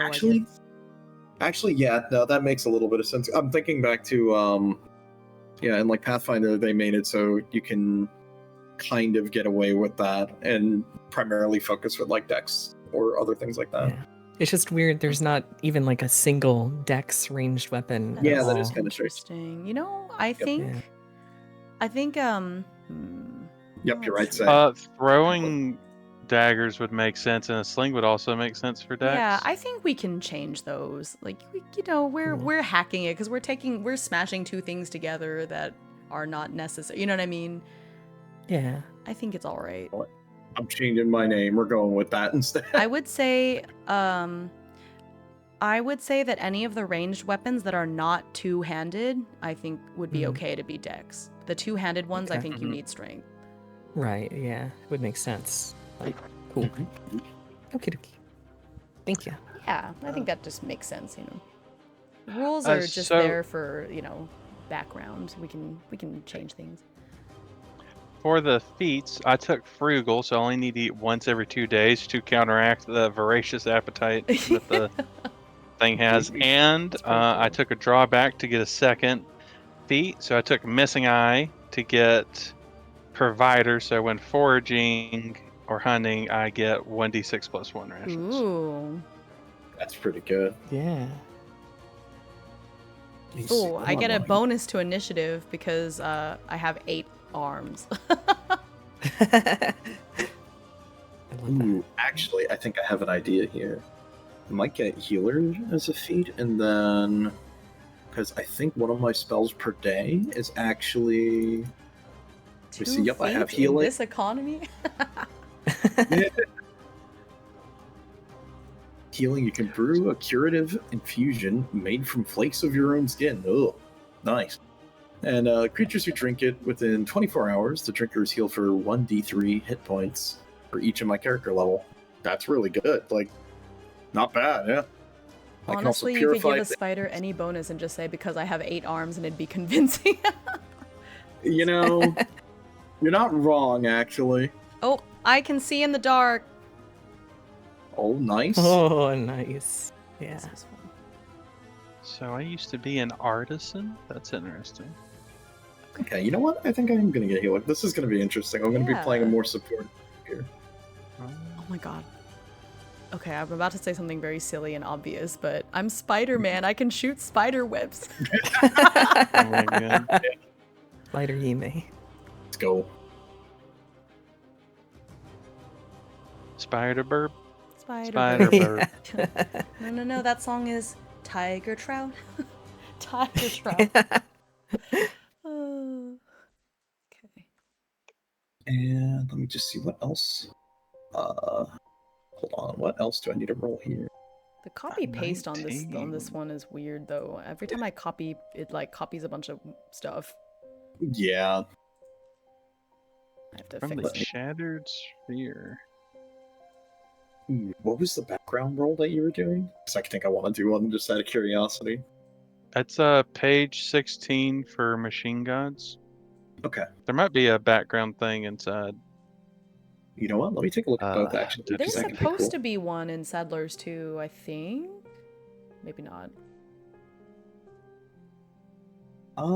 Actually, let me see. Oh, I'm down. I realize there's equipment in there that just... Nice. My favorite song. Yeah, I'm Spider-Man. I can shoot 8 times. You can't say that, Hime. That's infringing copyright. Oh, I'm sorry. Yeah, Tiger Trout. legally distinct spider person that shoots webs. Spider. Spider. Yeah, that's true. I'm not Spider-Man at all. I'm Spider. Target creature to free itself. What kind of vice does my bug got? 6. Oh, I'm lustful. Oh. Oh, wow. Interesting. You know, I'm a big bug with a lot of love to give. Yeah. It could be like a lust for food. Oh, I specifically am frugal about my food. Oh. Interesting. Wait, that actually kind of makes sense. I'm always like rationing my food to make sure I have enough, so I'm constantly hungry. Yeah. Oh my. I just got to like the end of a book and I'm looking at some of their maps they put together. That looks so cool. Oh yeah, that was for the starting adventure. Yeah, I didn't if even we notice want to do that. That's at some really point. interesting. But I like the idea of us starting off and doing our own thing. Mm-hmm. Thank you, Kruznik. Oh, I have visions. You know what? Y'all, we never need to have rope because I can just shoot spider webs as long as I rest up in between. I almost instinctively tried to roll a D100 after yesterday. Oh yeah. This is not a D100 game. I am a monastery scribe. Interesting. Okay. Wow, we're getting the lore accurate here. Oh, they give you naming conventions. Arachnids usually have names with many S's and a few other consonants, such as Cisvarius, Sastilus, or Cistissos. That's fun. Cistissos. You know, I like the naming convention for the fungus guys. It's very literally straightforward, direct words. So, you know, I think I'm going to go with the one from the book. It's muck, which is just road. Ooh, I get to roll for, like, what unique feature my spooter has. I got 5. Violin-shaped markings on its body and 3 pairs of eyes. So I have extra eyes. The violin means that you're it's the brown recluse have that. Oh, that's cool. Yeah. Oh, but now my pit crew is wrong. Okay, I'm gonna have to fix it. Because I'm brown. You know what? I can be blue. I can be a blue recluse. I'm not a real spooter. I'm gonna add that to my character information. Amazing. I'm cruel. I don't know about that. You know what? So hold on. That means I have extra. How many eyes do I have then? Because I have 8 eyes on my head, and then if I have 3 extra pairs of eyes, so I have 7 pairs of eyes. That's 14 eyes. That's a lot of eyes. That's pretty cool. Many-eye. Yeah, the many-eyed. Okay, I gotta think of a name. I think I'm just gonna put words together, or put syllables together. Silancius. I want there to be an L in there. Oh, banger alert. Hold up, I gotta change it to too intense music. Stilsansa. I think I'm onto something. I'll just type it.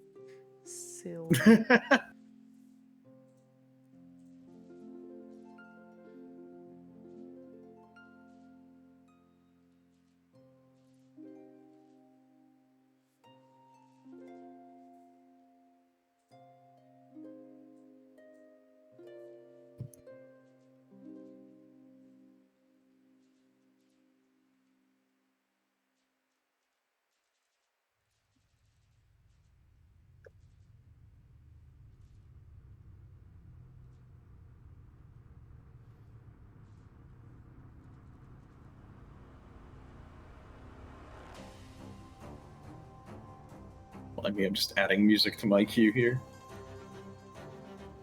Okay. Her name is Silsansa. Silsansa. And it's just Sil for short, but Silsansa. That's cool. Oh, thank you, Rex. Yeah, happy early birthday to me. Ugh. You know what? I'm just gonna write my spells in I'm exercising here. better judgment. I appreciate you saying. A life-size recluse is horrifying. Well, we're very small. We're only a We are few centimeters. Insect-sized. Yeah, technically. we're insect size. We're not big. Those things are simultaneously translucent and hairy, so you'd be able to like see them go into the flesh and see like the anatomy. Okay, but it's life size to you. That's true. That is true. You make a very good point. Oh, newly created characters start the game with a weapon and armor of their choice, 10 rations. Oh, so I can actually start with heavy plate? Oh, nice. Oh boy.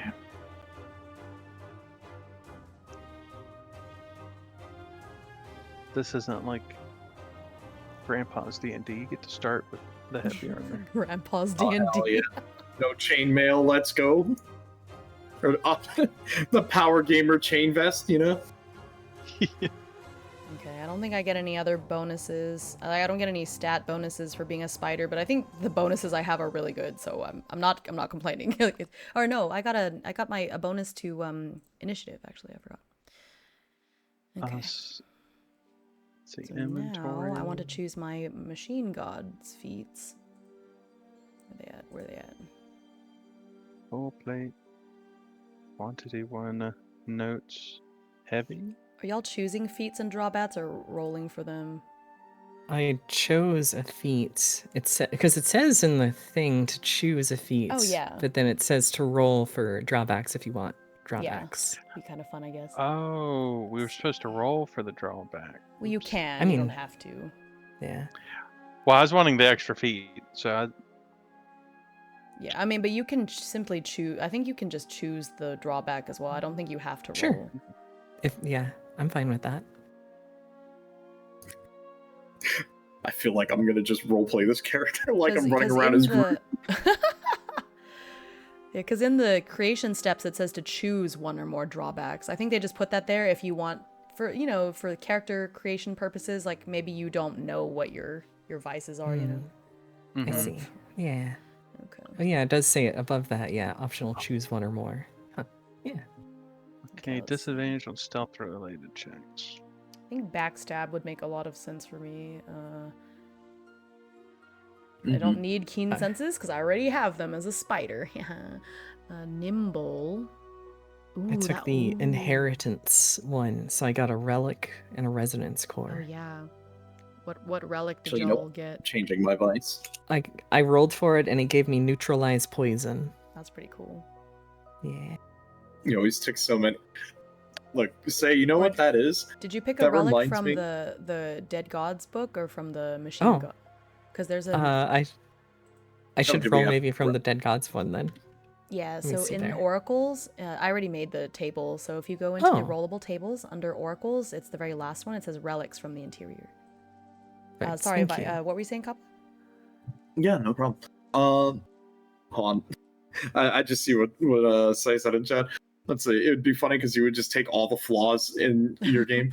Like, you know what you described is like you're playing Project Zomboid and you're like, all right, I'm gonna take like 12 negative traits and then balance it out with all the positive traits. So you're just making a character that has like critical, terminal, like just all of these things, every single like issue that could be possible. I'm blind, I'm deaf, I'm asthmatic, I'm a chain smoker. And it's like you're gonna walk outside and one zombie's gonna tap you and you're gonna fall over. And you have to explain to the DM, look, it's all part of the plan, just trust me. Really quick. It's like me Yeah. again. Really quick, I just read on what resonance cores are, and basically they're like, okay, so machine gods, and I just realized that both the games have the word about gods. But anyways, machine gods is like a sci-fi fantasy where it's like after AI kind of took over and they're the Yeah. gods. And so resonance cores are kind of like batteries or CDs that kind of have information about like the spells and such. And so when you use they're kind of like your spell slots in a way, because Right. the example that it gives in the book is that the core has so they have usage die, right? And so if your core is depleted, you have to wait 24 hours before you can cast magic using it. And so I think that it's good to use that as a system, since we have spellcasters, but maybe instead of calling it a resonance core, we should come up with something that fits better in the settler setting. So Right. what would y'all want to use as like the term? What do you think might be good? Everything is like goopy in this game, Yeah, I it's feel like like. human What stuff. about like a tumor? Oh, Okay. like um Or like a Like a stem growth? cell, maybe? Yeah. oh, Because it grows, and then you use it up, and then it but then you don't I see what you're channel, saying. but you don't channel energy from it. Ooh, actually, hold on. I know exactly what. The I'm thinking. mitochondria, the powerhouse. Wait, that's so good. Yeah, Wait. the mitochore or something like that. Oh yeah, the mitochore. Okay, I like that. Are y'all cool with that? The mitochore. Yep, I'm cool Yeah. with that. Okay, so yeah, so wherever a resonance core comes up in the game, you'll just say it's a mitochore instead. Gotcha. All right, you know what? I think I'm gonna take one of my drawbacks, and it's gonna be mute, because I have telepathy as like one of my spells I can do, but I might just flavor that as that's how I'd be communicating with you guys. Nice. I think that'd be fun. I did roll on the relics from the interior dead Mhm. god. Yeah. But those seem like they're just like names of things. They don't Yeah. have like, because the relics in machine gods are like actual spells. Oh, I see. Okay, Yeah. I didn't realize that. My bad. Okay, you'll It's all use those good. then. Sorry, Goblin. I think I told you the same thing, so sorry. Oh, you're good. That way. Damn it! Everyone realized it at the same time as me. Say it just means you're on our wavelength. We're like mitochondria. Okay. So what does weight mean? I see that like there'll be like normal, heavy. How's that work with the like inventory slots? I don't think it has to do with for armor. Like weapon, for instance, composite bow, Organs. its weight is heavy. Yeah. Oh, that's a good question. Armor for full plate is weight is heavy, but it doesn't list slots. If you look up encumbrance, I think it'll take you to what you're looking for. It says certain items are non-encumbering, but then normal items take up 1 item slot, heavy items take up 2 item slots. Oh. Light items can be bundled into 10 items into a single item slot. Oh, okay. And then coins and stuff also take up item slots. So I Also, will- also, don't worry, Hawkins. We are playing sort of a mishmash between settlers of the dead god or of a dead god, whatever you prefer, and machine gods. We're just making our characters right now, and then we're gonna see what the event is going on, because I think we still also have to roll for what's happening in we the do, in the city. which we'll do after. Okay. I'm not gonna lie, I'm kind of liking how my character is. It's fun, right? It's, I think pretty mashing cool. these two systems together is like working pretty well, actually. Mhm. Okay, I think I'm conflicted on my feats, what feat to take. I feel like I should just go all in and like get the visored helmet because my perception is already horrendous. Oh no, yeah. Because I have a perception of 4, I'm missing an eye, so it's a disadvantage. So might as well just make it even worse. Yeah. You know, that Right. would be the thing. I'm just gonna do I'm gonna do stealthy it. because I'm trying to be stealthy anyways, and this gives me advantage on anything relating to stealth, so I think I'm gonna do that. So, inventory goes down to 420. Oh, right, I have to mark how much money we have. We start with 500. Ah, gotcha. That seems like so much. I know, right? 500. I guess we'll have to. I think Do it you was it's coins. Gold. Which one is better, gold coins or iron coins? Because we might need to adjust this a little. Yeah, I'm actually curious because it says it's listed as, let's see, 1 gold coin equals 10 iron coins, and 1 iron coin equals 10 iron bone coins. So I guess Okay. that would be like the lowest amount of money. Yeah. Iron bone. So normally because I think in Machine Gods there's just one. Oh, I just realized there's different weapons in the Settlers book. Yeah, I'm looking in the weapon. It does seem like the one that I've got. But I think you Looks could like it's use about the that. same. I think you can just use that for like the flavor. So instead of a whip, call it an intestine Yeah. whip, you know? Yeah, it's looking about the same. Yeah, it's actually really similar anyways. Like the bone helmet would give me, okay. Oh, the bone armor gives me an AC of 6. I see. Let me see. Which, okay. So let me adjust that then because I have bone armor to start with, so.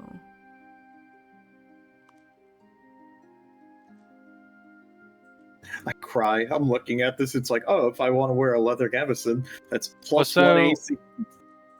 With an AC of 6, that if you reverse it, because this is using OSE, which uses the lower is better, so that would equal a 14. Well, I'm just And doing for armor, and so it's for the defense rating in this game. I think it's defense rating. Oh damn, my AC is 2. Oh no, my defense rating is 2. It's so over for me. Defense rating. Because, like, for instance, full plate inside Machine Gods is a +5. Right. Mm-hmm. Yeah, that's why I think I'll just leave it the way it was because it's gonna be weird. Yeah, so I think bone armor does make sense to be like chain shirt level. Mm-hmm. So I'm wearing iron armor. I don't think I'm allowed to wear armor Yeah. either, even though it doesn't say it. Just because, well, it says armor none is the only thing it says for me as far as armor is. I think because you have to fly. Yeah. Yeah, Mm-hmm. that makes sense then. So you and I both don't wear armor. Yeah. I'm using an iron bone sword, which is a great sword. Doesn't really say anything in Settlers with how much money we start with. Mm-hmm. I think maybe we should roll for it somehow. Well, I was using the Machine Gods. Oh, Starting yeah, but with. Machine Gods uses a different currency, so we'd have to think about, because it just says 500 coins in general, right? Yeah, I would assume that would seems like a be GP, because GP it seems to be the standard coinage. Yeah. But I think just using Machine Gods to like buy our starting gear. You know, that's true, because now that I look at all of the gear stuff, it's all listed in GP anyways. Yeah. And we can just like flavor But the maybe stuff. 500 seems like a lot because the most expensive, like the iron armor, is 120. A bone wagon, like you could buy a whole wagon for 200. So I don't think we should start with 500. That's way too much. Well, no, Then that's I would say 500 maybe- in Machine Gods, which, like, if you look Right. at full plate for Machine Gods, is 8,000. Right.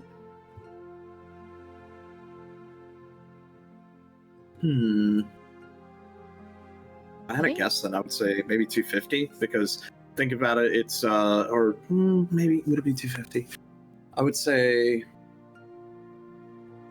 Because I think because that we're going to be there's only using one currency in Machine Gods. Yeah. Then you could sort of like diminish it because there's 3 separate lesser coins than gold coins in Settlers. Mm-hmm. So I would think you would just need to deflate the amount, so it would be something like around maybe 200-ish, if I had to guess, maybe less. But yeah, I would say that would be. You know what? I would say maybe 150 each because we would need to deflate the total amount because. Yeah, it does say the standard currency is gold. But I think if you go based on the fact that like buying a whole freaking wagon is 200 gold pieces, that seems like a lot. So I think maybe maybe even only 100 per person. Yeah, That already yeah, seems like a maybe lot. 100. Because Yeah. we're already starting off with our weapons and stuff anyways. Hmm.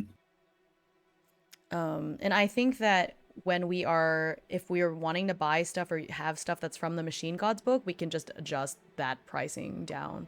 Yeah.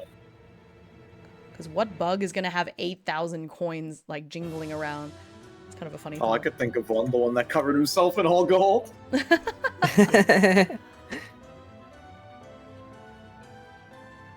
The crab from Moana. That's true. Right? Yeah, there you go. Hey there. Hi, Shiny. Noel. Hey, what's Okay. up? So I think, yeah. So let's say everyone has 100. Mm-hmm. And we're just using settlers to buy stuff. We're not looking at. I think we can use Machine God stuff on a case-by-case basis. We'll just have to agree on, like, an exchange rate of how much does this thing cost, you know? Yeah. But we are using the Machine Gods heavy slot system. So an Iron Bone sword would be. I don't think we have to, because here I was just thinking about that too, because I got to here where it says that bugs, what did it just say? I just missed it. It says bugs, weight values are not specified in the equipment list, as carrying weight is not a problem for an insectoid. The average insectoid can carry up to 10 times its body weight, which I think using our strength for the slots is already good enough. So I think that we should just ignore the heavy, you know what I mean? The heavy light stuff. Because otherwise it wouldn't, because our bugs inherently are really strong. That's true. Yeah. Well, some of us are strong. Yeah. Of course. Even little bug, even poor weak bug, strong. All bugs strong. Yeah, yeah. Like ants are really strong. You said we were starting with 100. I think that sounds fair. I think that'd be a good agreed amount. Okay. Okay, so how much did the bone helmet You could cost? buy 2 leather books. You could also buy 20 musical instruments. Amazing. I know. Human oil. Ooh. Ooh. I don't know about that one. Okay. Okay. Do so I I got want that to buy? feat. Do I want 2 feats? Then I have to take a drawback, which I think is fine. It's just sweat at this point. Oh my god. Let's see. I don't even think I can. I was gonna say, I don't even think I can buy any equipment because I can barely wear what I've got on me. Yeah. You can buy some other gear. True.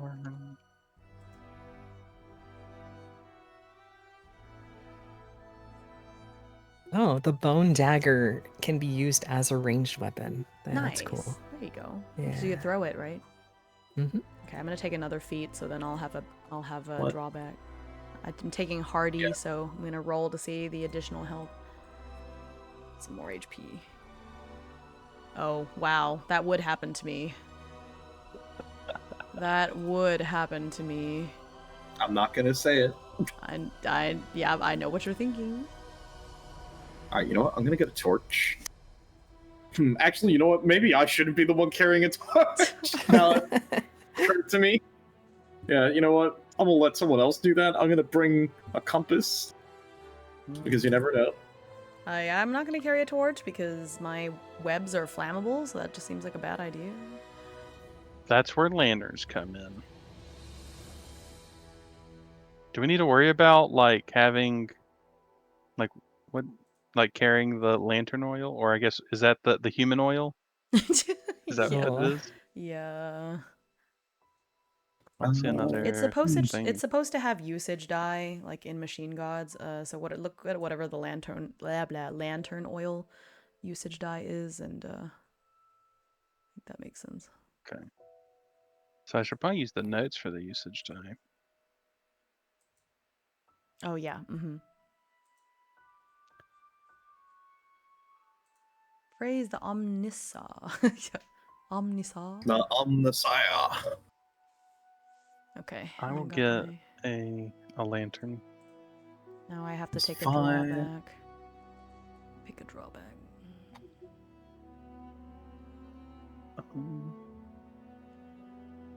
Machine spirits be praised. Human oil. Alright, you know what? I'm getting a Oil musical is instrument. expensive. Five gold. I'm gonna take slow healer as my Yeah. drawback. All the other ones are scary. Yeah, Oh, no. all of them are scary, honestly. Yeah. They're Well, not scary if I one don't of have to your heal things if is I don't already get really hit. bad. Yeah. Let's see, usage die. Not proficient. I don't think I'm proficient in anything to begin with, am I? Ugh. Let's see, arachnid. Weapons, any. Okay, so I'll just choose a proficiency. Damn, I want to take one more item for flavor, but then I literally am fly. Yeah. That's funny. You know what? Oh yeah, because you're. Yeah, I I only can. Well, it's okay. Me and Goblin will carry all the stuff. You know, you know what? I'm going to get a leather book because it fits in with my background that I rolled. Yeah, that's kind of fun. Next. Let's see. Just don't ask where the leather came from. Right.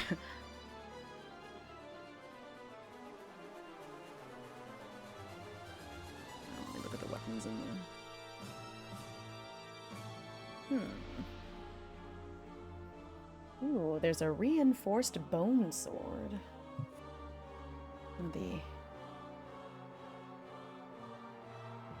I guess I'll be proficient in swords. I'll carry 5 human oils. It's So that's 25. Do that. So 60.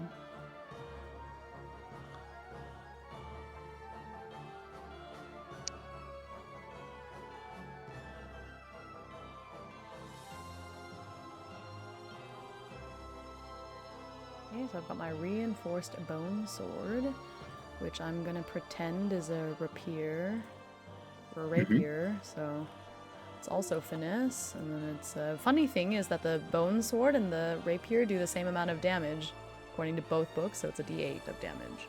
You know what? That's convenient. It is convenient. Makes me feel good about, using them as each other.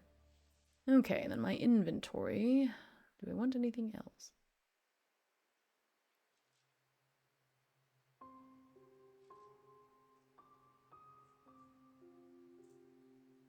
So I picked greatsword at least from Machine God. So, but there is not a D12 using weapon inside Dead God. So do I default to a D10 or do we use Machine Gods? I think you.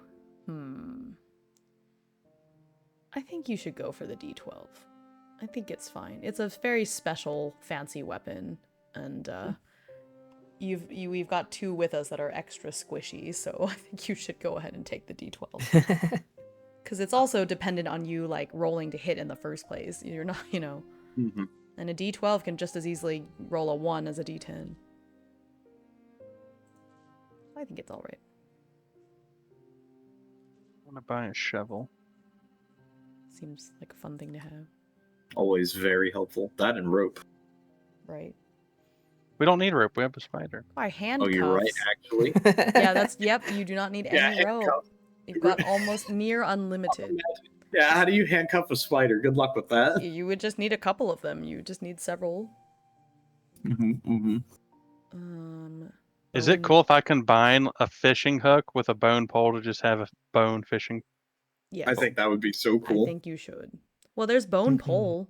Is that not what bone pole and Well, I'm fishing assuming hook? that's a bone pole. It's reflavoring the 10-foot pole that you poke at the ground to make sure there's not I see. a trap. But yeah, I think if you combine them, then you've got a fishing pole.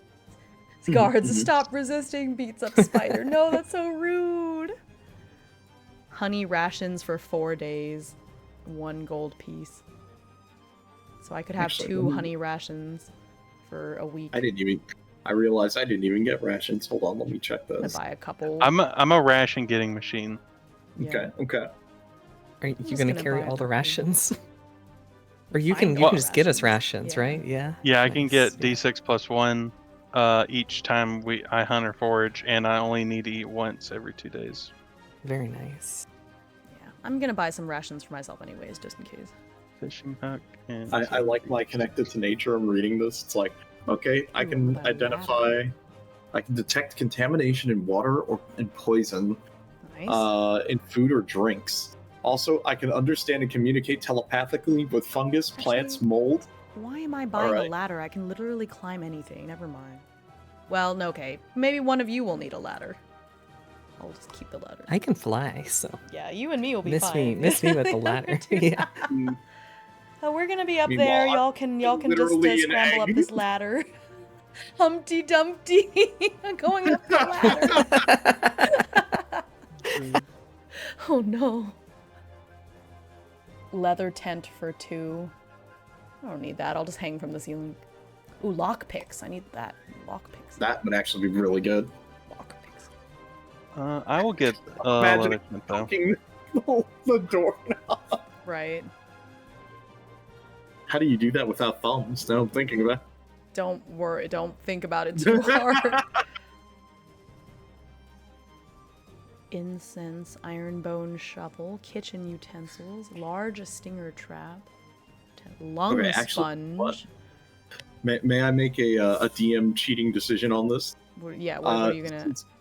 Since one of the drawbacks that I chose is that I'm mute, my primary way of communication would probably either be telepathy, but that is like a once per day per level type of deal. So I might just take that off that list and just use that as an at-will to just discuss back and forth with you. But my speech would be very limited. I think. Yeah, So you're trying to balance out like how much telepathy you think your character should have. I guess. Where it would just be my basic way of communicating to people, but they might freak out because again, you're not hearing a voice. It's just getting pinged straight to your brain. You're like, huh? So you might not even understand it at first. I think you should. Maybe you should treat it as a spell, so you can use it a certain number of times per day, and then your character has the notebook. So wouldn't you just be writing in the notebook and like holding it up all the time?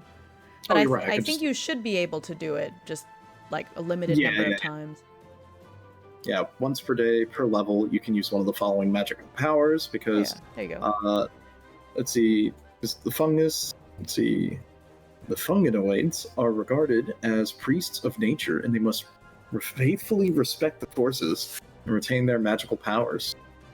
And so you can use magical scrolls to cast spells or magical objects available to magic users. Wait, oh, I didn't even look at some of that. Hold on. What magical items could I use? I also bought a spyglass, a stomach canteen, and tallow soap. Just a couple of things that I think my character would just have. Yep. I feel like the stomach canteen shouldn't take up any inventory. Yeah, I think you can add it to the non-encumbering items list. Okay. Are y'all grabbing anti-radiation stuff too? I'm good. Are we going somewhere that's radiated? It says wearing a mask inside the dead god is essential for anti-radiation equipment. Yeah. It's right. I'm immune to that one. There's strong words. Essential. Yeah, we're probably gonna go into the interior at some point, right? Yeah, probably. Okay, in that case, yeah, let's cause oh my gosh, would I have to buy? Oh, thank you for following. Oh, we hit a goal. Scared me, but nice. Thank you so much for the follow. Hi, Conflict. 610. Yeah, welcome. Funny maybe question. Would I have to buy 4 packs of boots? Oh my goodness. I would assume it would count for all of them. I would just say just the one. But the thing is, the majority of you guys only have 6 legs. I have 8. I feel like my poor Syl is at the store and is just like, why are you charging me more? Spider-Man. How about instead of 2 gold pieces, I pay 3 gold pieces for my 8 feet? Yeah, I think that'd be fair. Okay. Mm-hmm. Sure. So funny. Spider problems. No. I imagine you get a It's pair true. of boots as 8 for you. No, but the thing is, standard insects only have 6 legs, so I feel like this would be I would have to pay a little more. They'd be like, I think I have 2, and then I have my arms that just stretch. yeah. It's kind of interesting those are separated. Like the mask, the suit, and the boots are like separate items. When you'd think that would just be Capitalism. one Right. thing. I'm gonna add those to non-encumbering too, because we're just kind of they're Yeah. just cloth things. Oh my god, the art on that radiation equipment looks so crazy. It is, yeah. Also, wow, you are not kidding. Recommended equipment set of torches, backpacks, anti-radiation. Oh my god, that's a Yeah. lot of stuff. Okay, so that's 5, 15, 18. Uh-oh, I only have 2 gold pieces left. Maybe I shouldn't have bought the spyglass. Hi Mary, hi y'all. I was already going to follow, but helping reach your goal sealed the deal. Thank you so much. Yeah. We It's are good to see a conflict. we are Very. working on character creation. I think we're nearing the end. Maybe we're just shopping now. Pretty much, yeah. I think I'm good. Yeah. I'm set. Yeah, I think I'm good as well. I'm still figuring out just a little bit with the recommended stuff with the equipment threw me off just a Okay, little. where's the recommended list that y'all are looking at? It is on page. Hold on, I got you. Page 24 in the PDF. Or, yeah, page 24 in the Settlers of the Dead God PDF. Thank you. Mhm. I got taken back for a second because at the Oh, bottom of okay, the I page see. it was also 24. I was like, whoa, it matched up Torches, for once. backpacks. Oh, I don't have a backpack, but I can carry a bunch of stuff. Tramps. But I don't need crampons because I can climb surfaces. So, Mhm. peace out, guys. I think I can just climb whatever. Yeah, I can climb any vertical surface without difficulty, it says. Yeah. There is. I don't know if you've seen the last item on that recommended Oh list no. yet, Hime. Oh no. Norm. Norm, Nick's I'm favorite. turning the Norm, look what they recommend that we bring. Norm. Cruise Nick, you know what you must do. I know you're out there. Well, I got you. I will do it. Oh my god. There it is. We can't escape it. I'm so glad Norm is here. It's always there. They're real. Oh my god, Dad. Look, I can't wait for when I do another art stream when we make more dumb emotes like Spider-Man. Yeah. Hey, don't, as long as you're not milking me, like, Oh, God. my poor spider, she's like, bye, I'm leaving y'all behind. Hear me out. What about marrow milk? Oh. Yeah. There is a lot I'm of down for calcium. that too. Yeah. No, wait, marrow milk could be like the oil. Oh, yeah. Ooh. Yeah, yeah. We want Okay. that white gold. I guess I should get a tent. Do I need Tent. bone meal to grow? Cooking utensils. Fine. Okay, Like- tent, cooking utensils. Okay, I'll go back and buy some of that stuff too. So, sorry, I might have missed some part of the discussion. When it comes to like backpacks, they weigh a certain amount, right? Is that what we had decided? Oh, I think we decided that because canonically bugs can carry a lot, we're just gonna ignore the distinction between heavy items and stuff. Okay. We just have a number of slots based on our strength. Okay. And then we have just decided certain things are non-encumbering items, right? Yeah. Okay. It said Yeah, it'll probably be backpacks. It even it's my says case. backpacks in Dead Gods, but I don't see backpacks listed. Yeah, it's You're not. right, actually. Yeah. So, I mean, they have backpacks in Machine Gods. Yeah. Yeah, machine guns gives you +10, I think. Yeah. Should we assume that the backpack takes up? Yeah, Like, I just want to see how much it costs. Oh, it costs 100. In Machine Gods, it costs 100, which is not very much as far as Machine Gods goes. So, Yeah. I think if we have, like, maybe a backpack would be 25 gold pieces. Does that sound fair? If you start with 500 in Machine Gun, and it takes 100, that would be like 20. Okay, so yeah, I would 20. I say. think, yeah, okay, so 20 then. I think that sounds good. Cool. And then would that be one of your item slots, and then it gives you 10 more slots? Is that what it is? I think it, I did not make the sheet. Okay, hang on. Let me edit the, I'll just make another section. I'm just like skimming through the settlers book on the side, and it's like I'm reading through the history of the settlers. It's so crazy. It's really neat, It is. right? Also, the positives and negative effects of radiation, very interesting. Oh, I haven't gotten to those yet. Oh, It is something. I mean, like, you get superpowers. Those are some positives, like, telekinesis, maybe some extra arms, maybe you Ooh. can change color, more eyes, Ooh. magnet. Ooh, so cute. And then, well, you have the downsides where you roll a d10 for long-term negative effects, and one of them is just death. You just die. Yeah, I mean that makes sense. Oh, that's rough.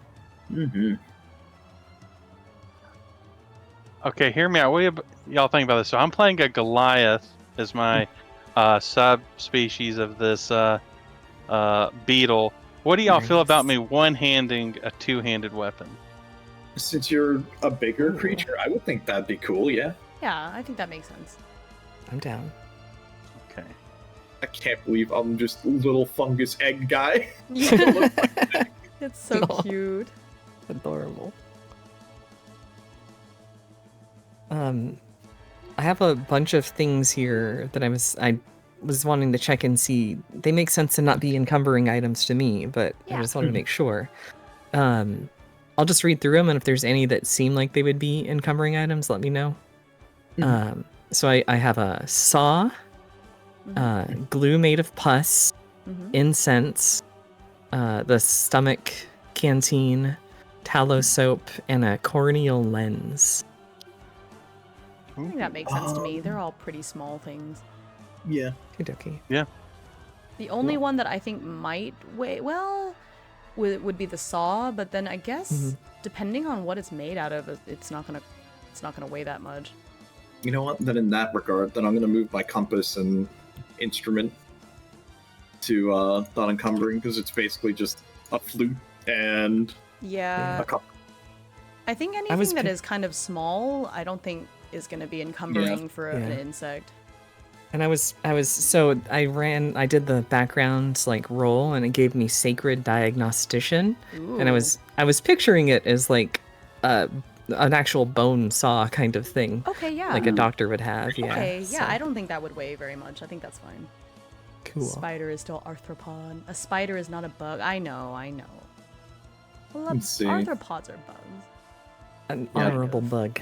Listen, here on the Dead God, we don't judge. It's true. Because technically... We're all invertebrates down here. Yeah, because technically, Kappa's is like a mushroom, right? So... Mhm. Fungus.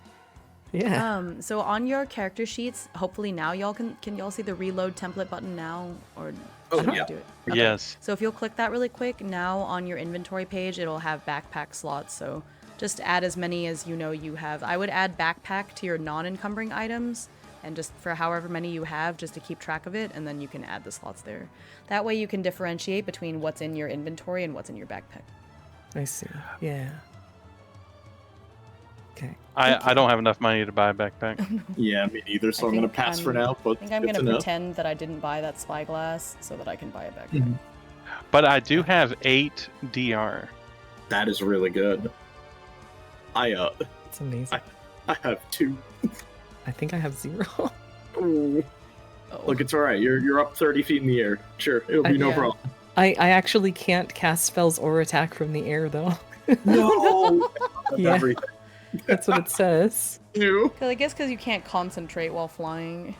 Yeah. They knew exactly what But the you first could, thing but you could someone was fly gonna try. up to a height. land and then Yeah. cast spells.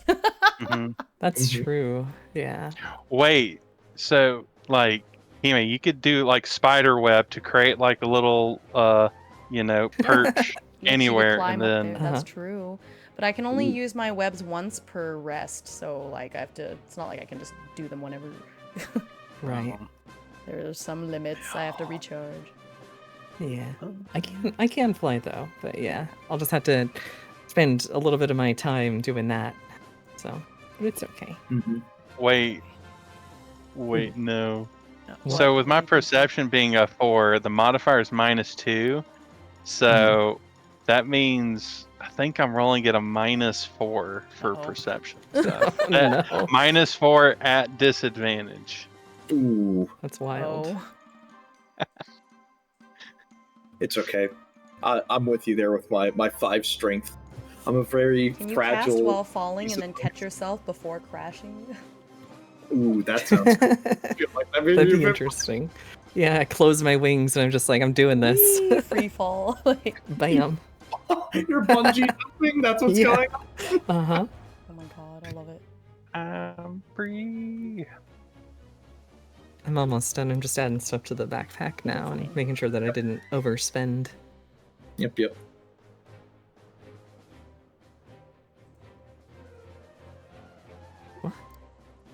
There we go. The little art of like the bug in a radiation suit is killing me. It's so funny. It's like it's so intricately drawn too. I love it. Okay, I think I am done with my character. I don't have any. Oh, you know what? I need to roll for my. So were y'all rolling in the machine gods table for your? Oh yeah, for the background stuff. Yeah. Yeah. Okay, let me Mhm. find that.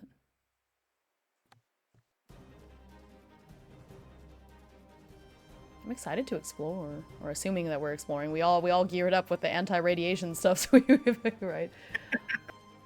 That we gotta see what is even gonna happen in the town, because it may give us a good sort of idea or Yeah. prompt on where we want to go Mhm. to. I'm curious, actually. Let me go back to that Oh section yeah, in the it's the book. traits and motivation. Okay. Let me. Yeah. You know what? I will read that out to us while we're doing that. So let me just. I got a nat 20 for the What? most useless part ever. And I'm a hunter, which makes a lot of sense. You know what? Classic. Since I actually have this still pulled up, so what is happening to the adventurers when they arrive in the den? We would end up rolling a d8, and we have things like, in recent days, presence of creatures from the interior has increased. That's not good. A terrible smell is coming from the interior of the mouth. It grows more pronounced. Ugh. Okay. A group of workers from the lower cities have mutinied and plan to storm the upper city. Several important buildings have collapsed. Caravan of traders, which have arrived a few days ago, have mysteriously disappeared. The city of Dent is moving, and the mouth is closing little by little. Cool. Just himself wants to see the adventurers, and he has heard a rumor that they can bring him more gold. And lastly, a criminal gang attempts to take control of the city. You know, I have a feeling this place may not be the best place. But it does seem interesting with what we can end up rolling on that. Mhm. Mhm. There's a lot going on. Oh yeah. That's freaky that it's closing. Yeah, that.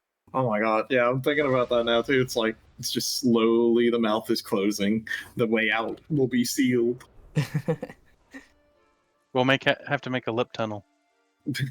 Lip tunnel. Okay, so I rolled for all of them and just kind of adapted them a little bit for this, but I decided to have Syl actually be from here. But so basically, in honor of her marking, Syl knows how to play the violin, but has not done so in years. She is a glutton, because the vice I got was gluttony. She loves sweets. Long ago, she lost her twin sister, who went on an expedition into the interior. Syl believes her sister is still alive somewhere in there.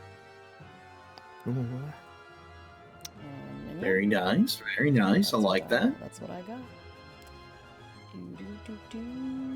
It's funny. While I'm looking at mine, I'm like, mine's a little bit simpler. I'm an egg-shaped mushroom man.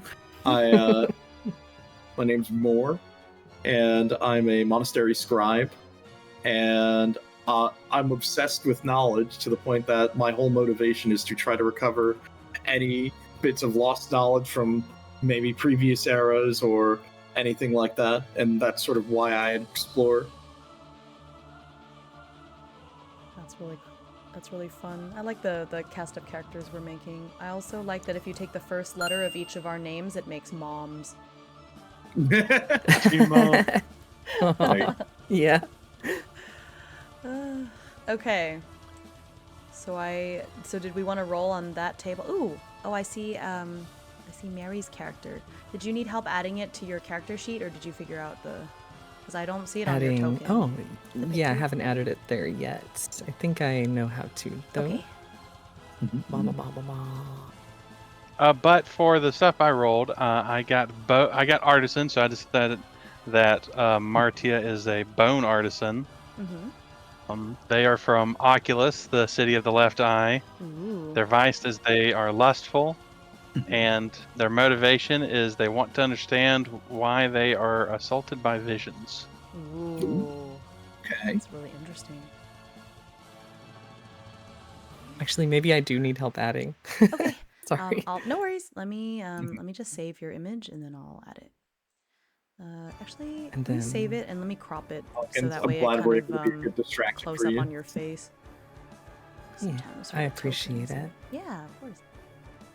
Mm-hmm. I'll Easy roll peasy. for my motivation here real quick too while you're doing Oh, that. yeah. I didn't Oh, have and that I yet. guess the other more important thing I forgot to mention is Moore is mute. Right. Yeah. Mhm. It's gonna be More like many of the other fungal people, has telepathy and sort of communicates back and forth via that means. But also is a scribe, so they carry their journal with them to sort of write out whatever they need, but they seem to speak very briefly at most. Yeah. They don't speak very prose, like with too much prose or anything. I would say it makes sense that if you were speaking to other of your kind, that you'd be able to telepathically communicate with them easily, like Yeah. without paying a cost. But it's like more taxing to do it to people that Yeah. don't normally. Hmm. I think that works out then. Mhm. Right.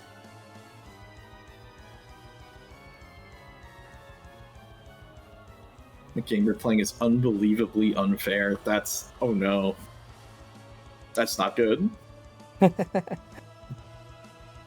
right, I've added your picture, Mary, so I think we're all there. Thank you. Mm-hmm. I'm just. And you getting were going to my roll notes. motivation? I already rolled for it. I'm just getting my notes together so I can make it into something comprehensible. Yeah. Let me look back at the cities and stuff again real quick. Yeah, I think that my There. character is from Dens and lives in like kind of the poorer area, but luckily she's a spider, so she doesn't have any trouble going up and down. Yeah. Oh, that's And true. that's it. You know what? In that case, I'd say probably from here, from like the religious sector and the flat top part. Mm-hmm. Also, I just realized if the mouth is closing, then everyone in the flat top gets smooshed. That is, ooh, it's a good thing that the Ooh, god yeah. is dead. Yeah.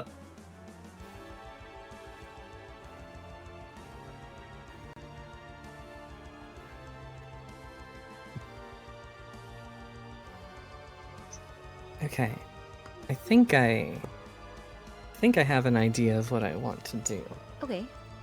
I'm still piecing together some of the parts of this, but my character is going to be Optera Gloom, Mm-hmm. a Mothkin, and very like magically empowered, as many as Mothkin are generally, but specifically, Optera was a sacred diagnostician, just basically like a holy doctor of sorts. Mhm. And they come from the city of Valis, a theocracy dedicated to the dead god. But the thing with Valis, as I'm reading through it real quick, is that like it's very intolerant of different kinds of like faiths and just even like different ways that like people do any sort of faith. Faith is a very important thing, obviously, in this world. I still need to figure out exactly how Aptera sees things a little differently, but Aptera's family did see things a little differently, and they were like a family of healers. And so Aptera has this relic as an inheritance, which is a relic of like neutralized poison, that they also have like a mitocore that they're basically able to help people using that. But their family has another relic, another heirloom that they're trying to recover that was lost when they were persecuted in some way by Valis. Mm-hmm. Yeah. So it's kind of like Aptera has half of their family's potential, and they're trying to recover what they once had. All right. Nice. I like that. Thank you. That's very cool. Yeah. Thank you. Okay, so let's roll for the or let's all roll a d8 and see what's happening, and then and then we'll see what kind of how we meet from there.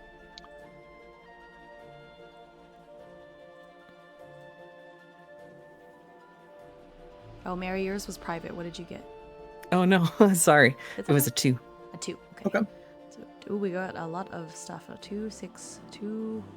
It was almost all evens. 2, 4, 2, 4, 5, 6. That's gonna be interesting. 17. So that makes our average of 4. So several important buildings have collapsed. So that's the thing that just happened. So let's say that. So I've lived here. I can't remember. Did y'all touch? So I know one of you said that you came from the Oculus place. Yes, Martia you- came from Oculus. Okay, and then what about the other two? I am also from here, Okay. so I'd be in the flat top in the religious sort of Okay. section. Okay. And Aptera is from Valis, but is here looking for that other relic, and so this could just be something that happens while they're here. Okay. Mhm. So we have to come And up so- with some. Oh, sorry. Go ahead. I was gonna say, like, if there's buildings that have collapsed and are important, as a doctor, Aptera would probably be trying to go and help. Yeah. Mm-hmm. So I think it would be good. Do we know what to- caused the collapse? I don't think so. I think that might be part of what we want to figure out, and that can maybe just be where we meet. Like we just happen to all be there at the same time, and then we get thrown together. Okay. Also, sounds good. I need to go take my medication really quick. I actually should have done that an hour ago, but I did not realize how much time flies when you're world building. Can we say? I know, right? So I'll be right Yeah, back. yeah. Well, maybe this is a good chance for everyone to take a quick stretch, get some, because it's been about Yep, quick almost 3 stretch hours. break. So take a Yeah. stretch break, get some water, get some snacks, and we'll be back Some here string in a cheese. little bit. Yeah, string cheese. Yeah, of the string course. cheeses. Okay, so Yeah. let's do a general BRB. Sounds Yep, good. yep. Yes. It's all right. I will chill here as per usual. What music do I got?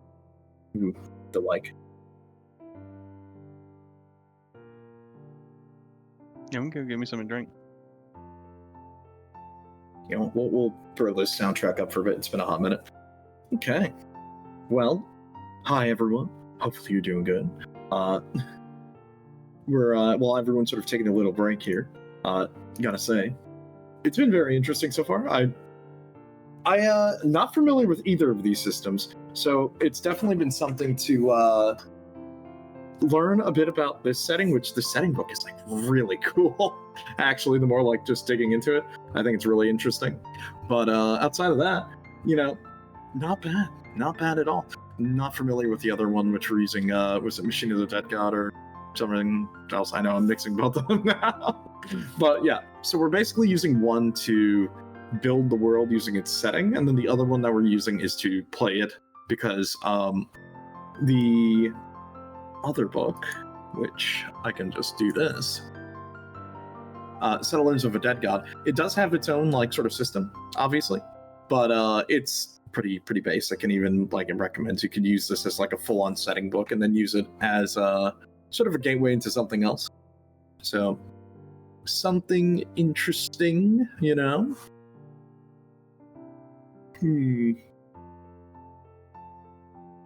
Okay, there is one thing that does concern me a little bit, and it's for the interior of the dead god, because just reading through a little bit here, it's kind of worrying.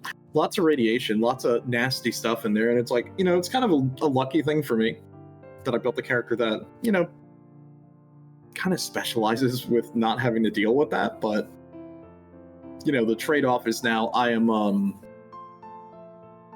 kinda crippled. I have like 2 AC. I'm just gonna get clobbered. Let's see. Advancing among the pustules and sinews of the organs, you hold your breath, trying not to retch. The shadows move mysteriously around you, and it becomes difficult to distinguish what is real from illusion. The interior is a foreboding and menacing place.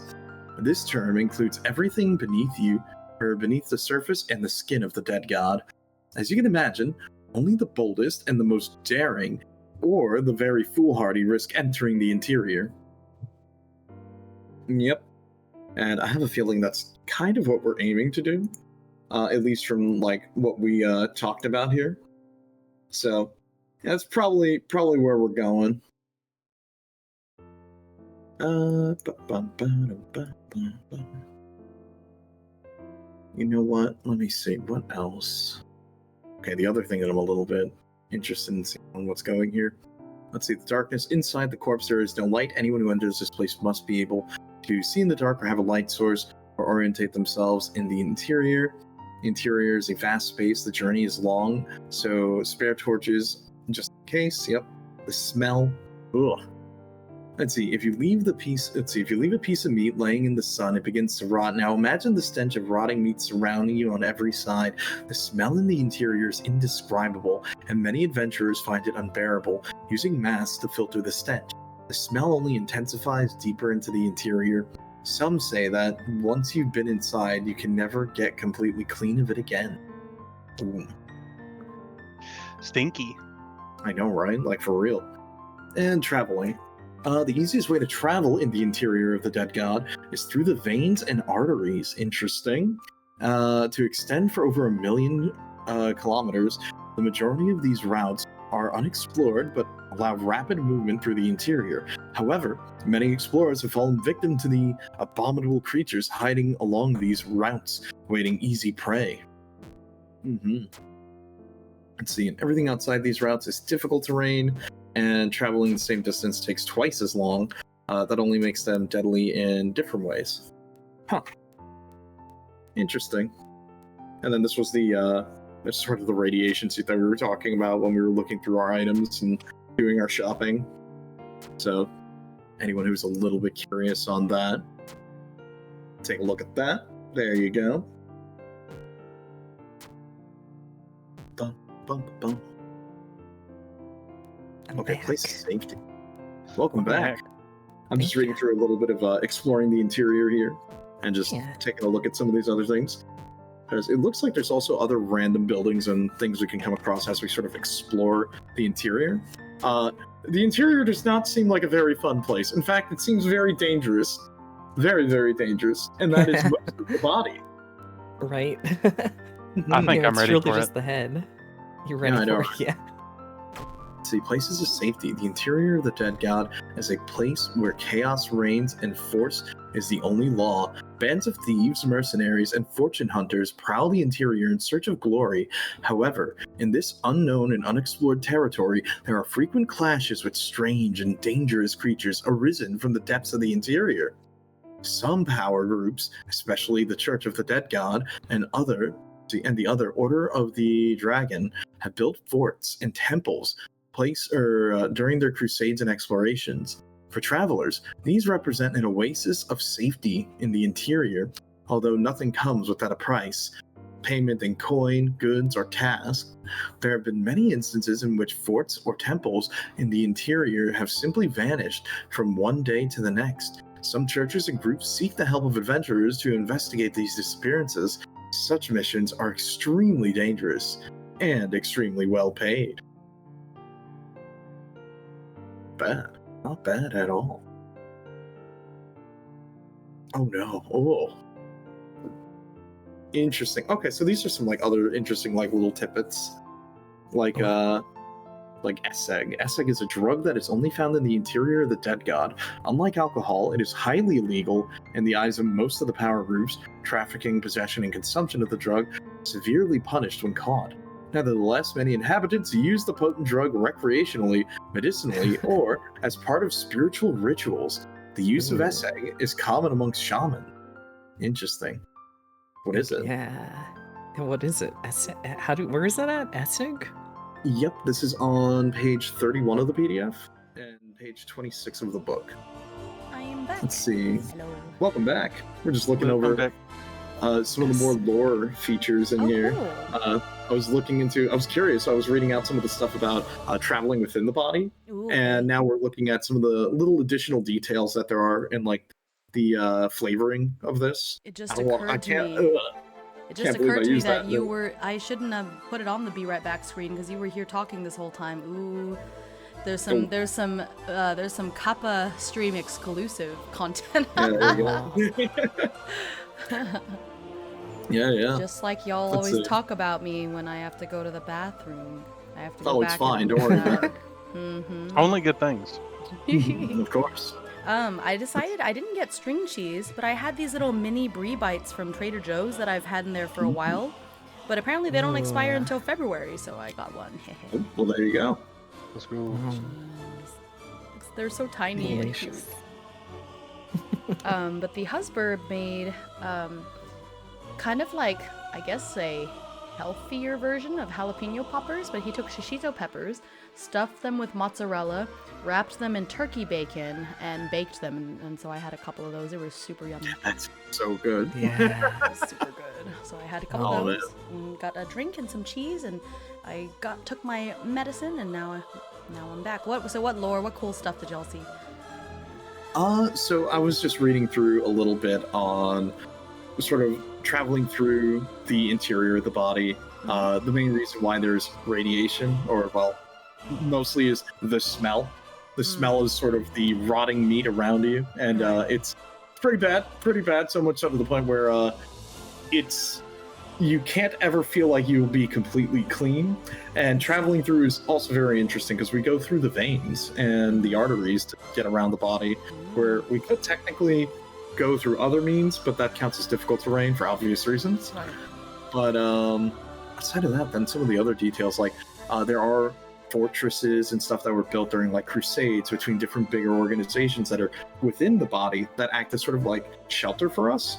But of course there's a catch. Sometimes they may ask something from us, sometimes it may just disappear overnight. Some things may happen. And some of the more interesting things, like on page 26 of the PDF and 31 in the PDF, sorry, 26 in the book, that we were just looking at was things like Esseg, which is a drug that is in the interior of the body, and a lot of these inhabitants use it. Let's see, they boil the yellow seeds in water and drink it, resulting in liquid. It is the most common effects of Esseg include altered vision and hearing, changes in mood, a sensation of relaxation. Less reliably, Esseg brings on clairvoyance or consciousness expansion. Adventurers who consume Esseg may foresee events or connect to an alternate reality. Users also have a 1 in 20 chance to experience powerful negative side effects, lasting hallucinations, addiction, seizures, organ damage, exoskeleton thinning, or dry mouth. Oh my god. Not the dry mouth. Yeah. That's funny. Oh, interesting. Also, which makes sense. It's like really interestingly detailed on this.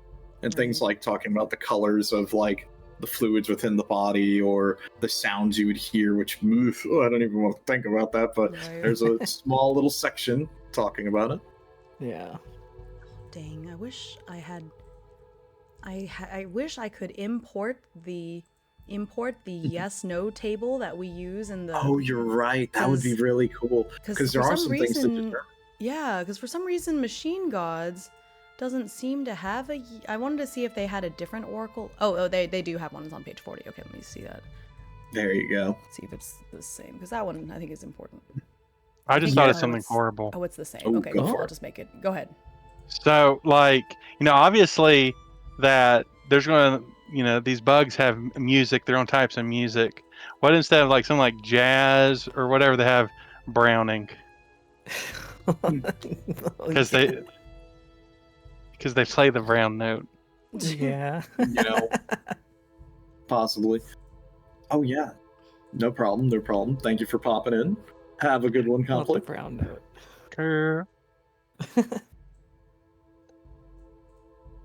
Like, it's okay. My character Take has care, a flute conflict. as an instrument, but I was almost half tempted to give myself a kazoo.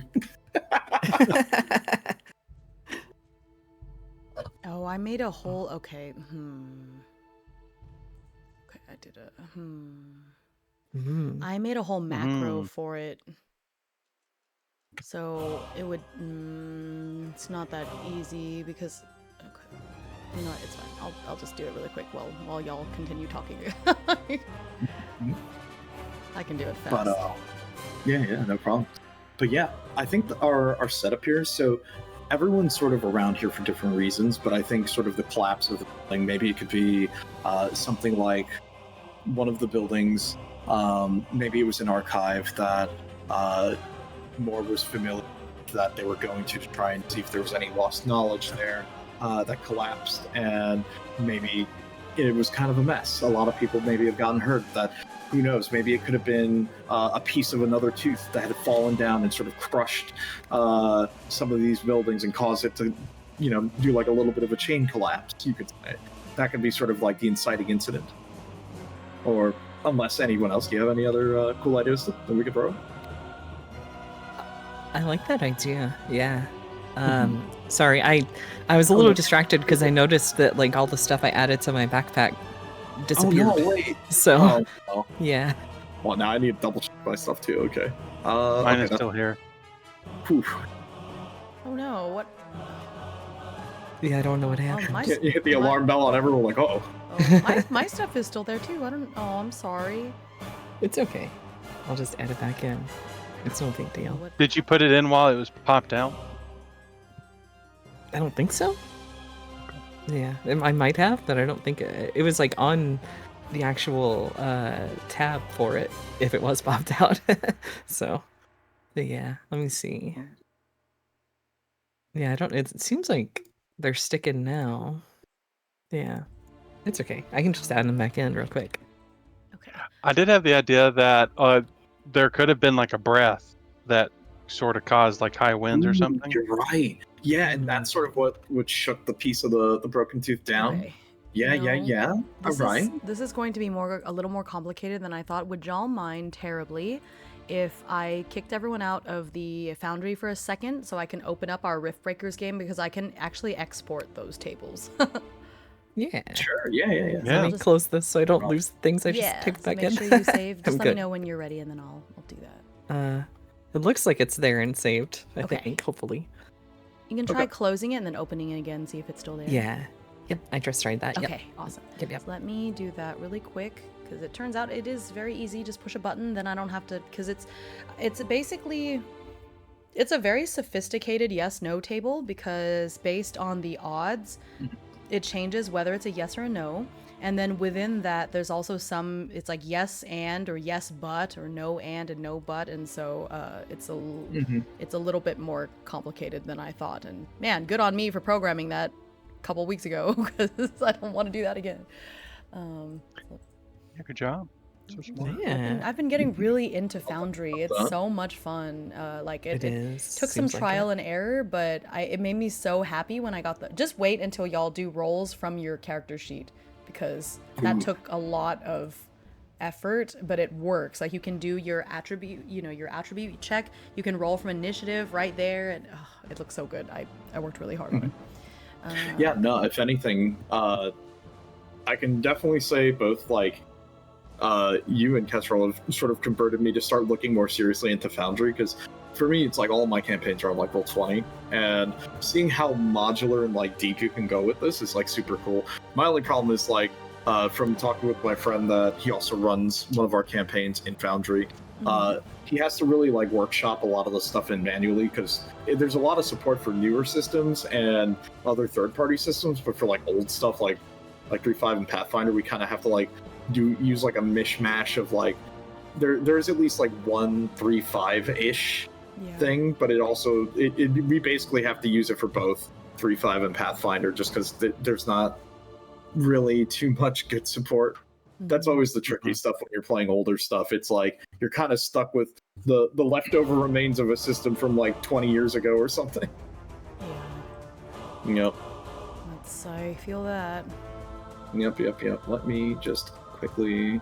And that's exactly why. And I mean, even newer systems aren't always supported because they it seems clunky to code them, and so people often don't. Oh yeah. And yeah. No, I'm kind of the same way too with that.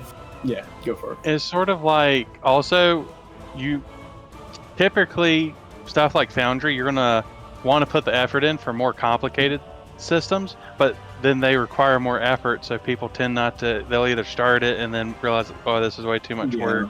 Yeah. Or it just takes too long.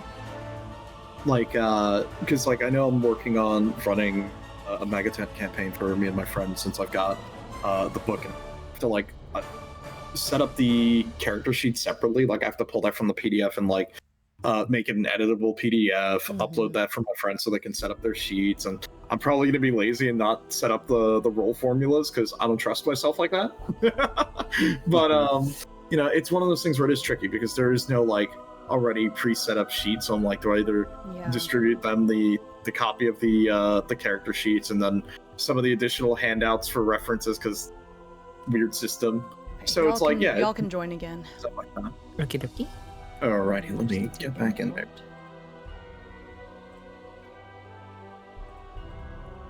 There we go. And let me just do this just so everyone can see what we're doing again. How do I import Damn, I'm really happy with how I have this set up now for when we're looking at like books or tabletop stuff now. That was smooth. Let's go. Because it was like very jank in my old setup how we did it. So I'm glad that we did that. Yes. Like long gone are the days where Adobe would accidentally dox my name. Oh no, yeah, that's never good. Yep. Let me see.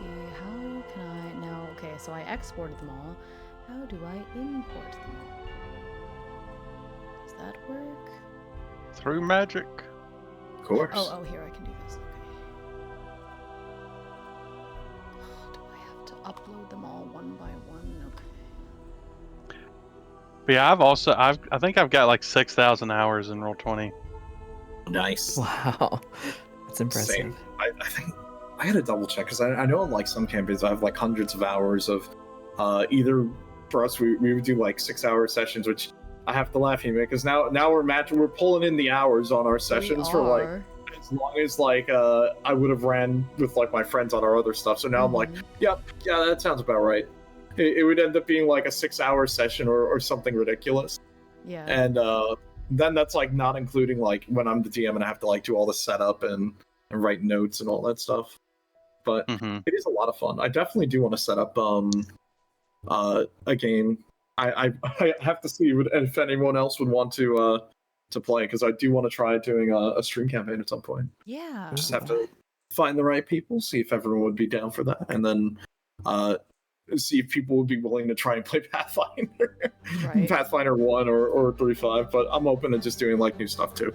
Yeah. It's just I'm more familiar with that older stuff, so it's my comfort zone. But I know that's like no one's comfort zone. Look, I think the scariest thing is when people look at the skill sheet and they're like, "What the hell is all this?" I'm like, crazy. Look, it's intimidating, but you really only use maybe like 4 things, okay? They just have to list everything in the planet because, you know, someone's going to ask, okay? It's true. But I If you that's think why about I it- like games like this that don't use the abilities because then it's like, yeah, because every ability falls between one of these things anyways. But it's thanks to 3.5 and Pathfinder that we have Sir Barrington. Ooh. Who is Sir Barrington? It's sort of a meme for like 3.5 to where you could make a bear whose like skills was so high people wouldn't actually realize it was a bear. Oh. Yep. You'd- There's a Oh, lot- Yeah. okay. Yeah, okay. I see. Yeah. Yeah. There's a lot of really funny stuff like that you could do because there's no reason to say, well, it can't not learn perform. It can. It's just, I see.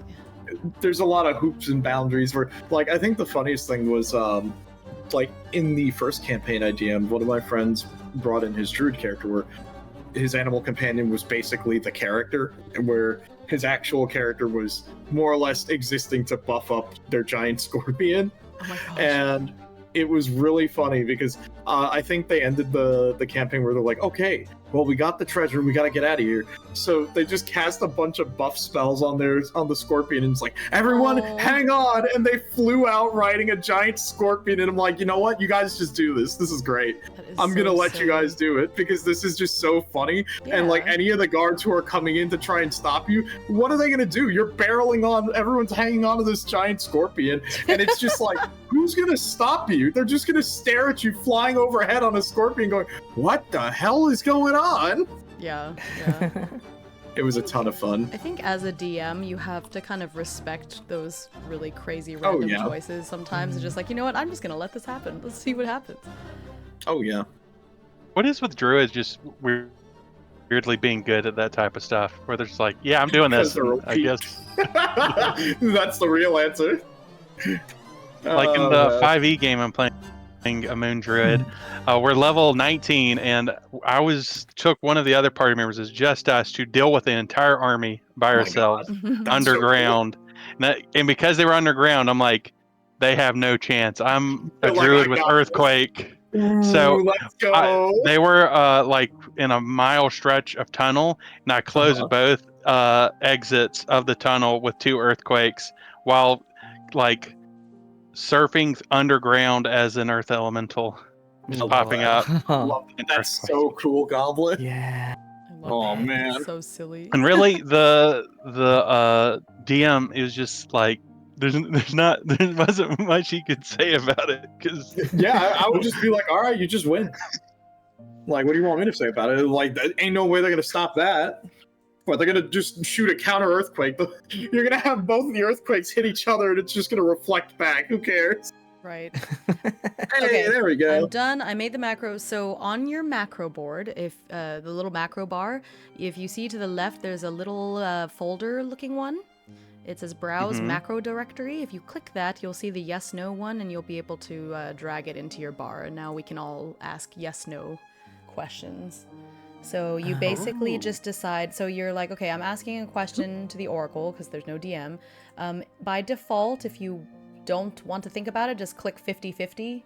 And otherwise, if you're like, okay, I think there's reasonable suspicion that this would be likely or unlikely or whatever it is, then you just select it and then hit the check mark, and then it'll be a success, and sometimes it'll be a success with complication. And then I also imported the complication rollable table. Those are under oracles, and so if you want to, I would just take any of those common oracles that you feel like you'll roll a lot and just drag them into your macro bar, and they're there, and then I think that'll be good. The scene development one is a good one too. Oh yeah. They're all under oracles. Yep. The extra ones. Where was the one? Sorry, I'm dumb. No worry, you're Oh, not you're done. good. You're good. Where was the yes no? Was It's it a there macro. too? Or? It's a macro. Oh, So on your macro gotcha. bar, you see to the left of the bar, there's a little folder icon. Oh yeah. If you click on that, you'll see the yes no one that I made, and you can just drag it onto your macro bar. Because the yes no, that one, it's a little complicated, and so I had to create a macro for you to be able to select the likelihood and all that, and it goes from there. Okay. Thank you for that. Yeah. That's really cool. I did the heavy lifting before, might as well reuse it. exactly. Yeah. But there's some various things in the oracles that any of us can use because we're playing this game together.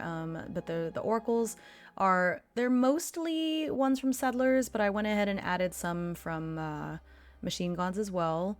And then under exploration, you'll see those are other oracles for as we're going. So that's also a mix of mostly settlers, and then I added the weather from Machine Gods because I thought that was pretty good. Yeah. Except we'll have to reflavor it somehow, like if it's raining, why is it raining or whatever, so. There actually is, I think, a couple of tables that we can use Okay. in the book, Oh, cool. I think. Yeah, there 'Cause I were think, some like, when we area enter- effects. I did add. Yeah. I added those. But then for just plain weather, I took that one from. Mhm. I took that one from Machine Gods. But it's a very simple one. It's just either hot, clear, overcast, light rain, rain, or storm. Okay. But then the terrain and everything, I took that from Settlers, so that should be fine. Okay, cool, perfect. So. Well, I guess if we're if we're not in the interior, it would it raining or whatever storm events could make sense because we're just on like a On a tooth. giant box. Currently, we're at the cusp, so we're not quite interior, not quite exterior. We're at the boundary between those. Mm-hmm. But yeah, so there's buildings collapsing, and we don't know why, and so I think that's the music got really loud. What the heck? Hollow Knight. Oh no, this is not Hollow Knight. This is Genshin. It went through all the Hollow Knight music, and what is this? There we go. I did know not what want you I'm to play playing. related music. Oh shoot. Okay, stop it. Bad music. Bad music. I don't. There we go. This track will be perfect for this. Sorry, because it's supposed to just be Hollow Knight. I don't want the other stuff. No Genshin. I don't know why it started playing Genshin. Oh, I see, because okay, so now I set the playlist to repeat, so we should be okay. Do not add similar. Okay, I see what happened. Sheesh. Because if it plays related music, it doesn't know what's stream safe and what isn't, you know what I mean? Oh, right, yeah. Mm-hmm. Okay, alright. Damn. Alright. I gotta try YouTube Music again at some point. I think I had it at one point, but... Yeah, it's bundled with premium, so I use it quite a bit, actually. Mm-hmm. It's funny, okay. I think I've been on the Spotify train since, way back in college when I had my discount. Yeah. I still listen... Back in the 1940s. I still listen Wayne's to playing quite a third bit edition. of Spotify. I'm trying to wean... I You're would killing me. stop using it, Almost made me except... spit out my water there. Thanks, Goblin. Except I have a family account, and I, provide for, 3 other people, so I feel bad about pulling the plug on it, but... Okay, so... there's buildings... Is that what it said? It was buildings are collapsing? Is that all it said? Yeah, it was. Oh, pretty sorry, late. Goblin. Goblin, did you want to sort of... Because actually, hold on, Hima, were you here for when we started talking about what possibly happened? No. Or, I'm sorry. Okay. Then, Goblin, do you want to talk about a little bit about what we sort of said might be starting to happen?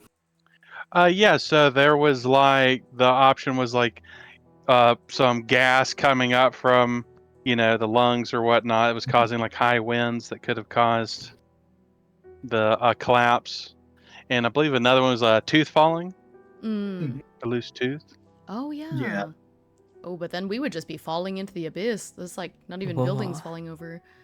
So, I think one of the ideas that we had was, I used my character as an example here, where one of the buildings that was sort of crushed, I guess, or collapsed, would have been somewhat of an archive, and that could sort of relate to how my character's looking for more knowledge, as well as another chance of it possibly containing an artifact, a relic, or anything else. So, yeah, possibly a gust sort of came up from the depths of the dead god, came up. It was a strong enough gust that it shook a piece of one of the upper teeth, and it may have caused it to sort of chip, fall down, and sort of crack into some of the structures on the flat top, where I would sort of be, and where this sort of type of structure would be. So it could be sort of sort of a rattling of the tooth that we're all living in, and that some of these structures have sort of started just collapsing, and now it's causing a big uproar within the place. So the den's sort of lit up, and everyone's trying to sort of rush around through the crowd to see what's going on, and I'm trying to see if maybe there's things people could be taking as well. So I think just from a dental, I have a lot of dentists in my family, so the fact that I got this starting town is very funny to me. But from a anatomical standpoint, I think something that could be happening, and because I like your ideas, is there's a gust coming up from inside that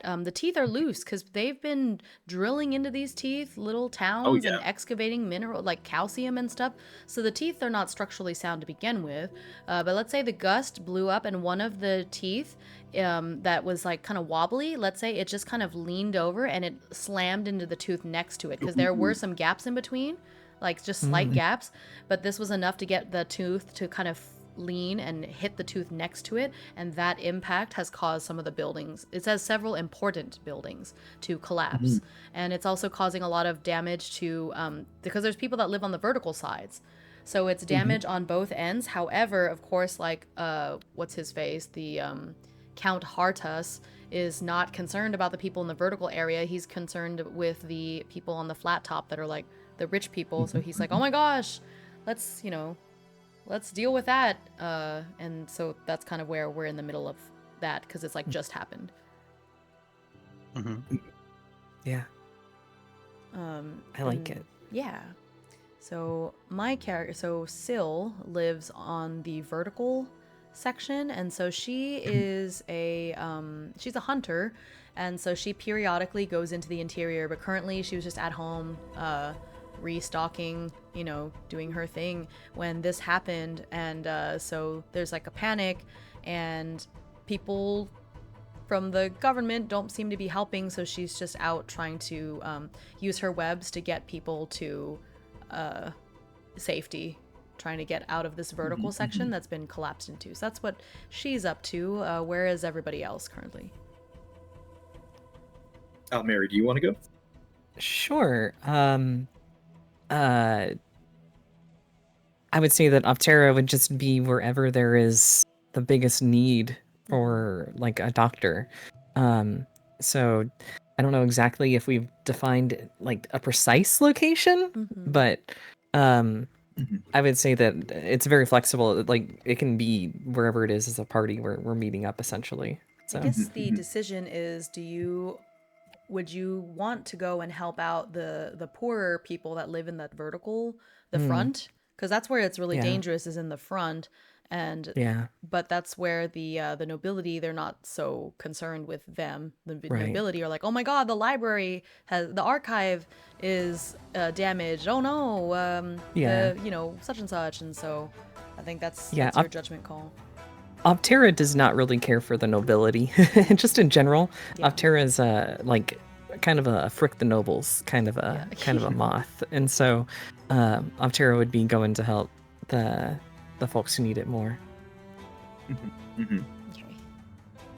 I guess we can start dragging ourselves onto the board. And I know this isn't like a hex map or anything, but just to get an idea.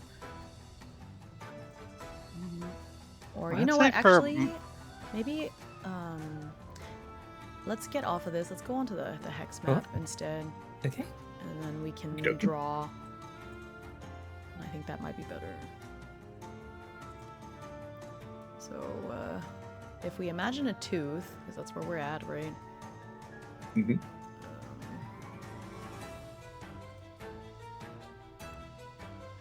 The vibes for the characters. It's great. What do you mean? Oh, it's just Amogus is what I just drew. It's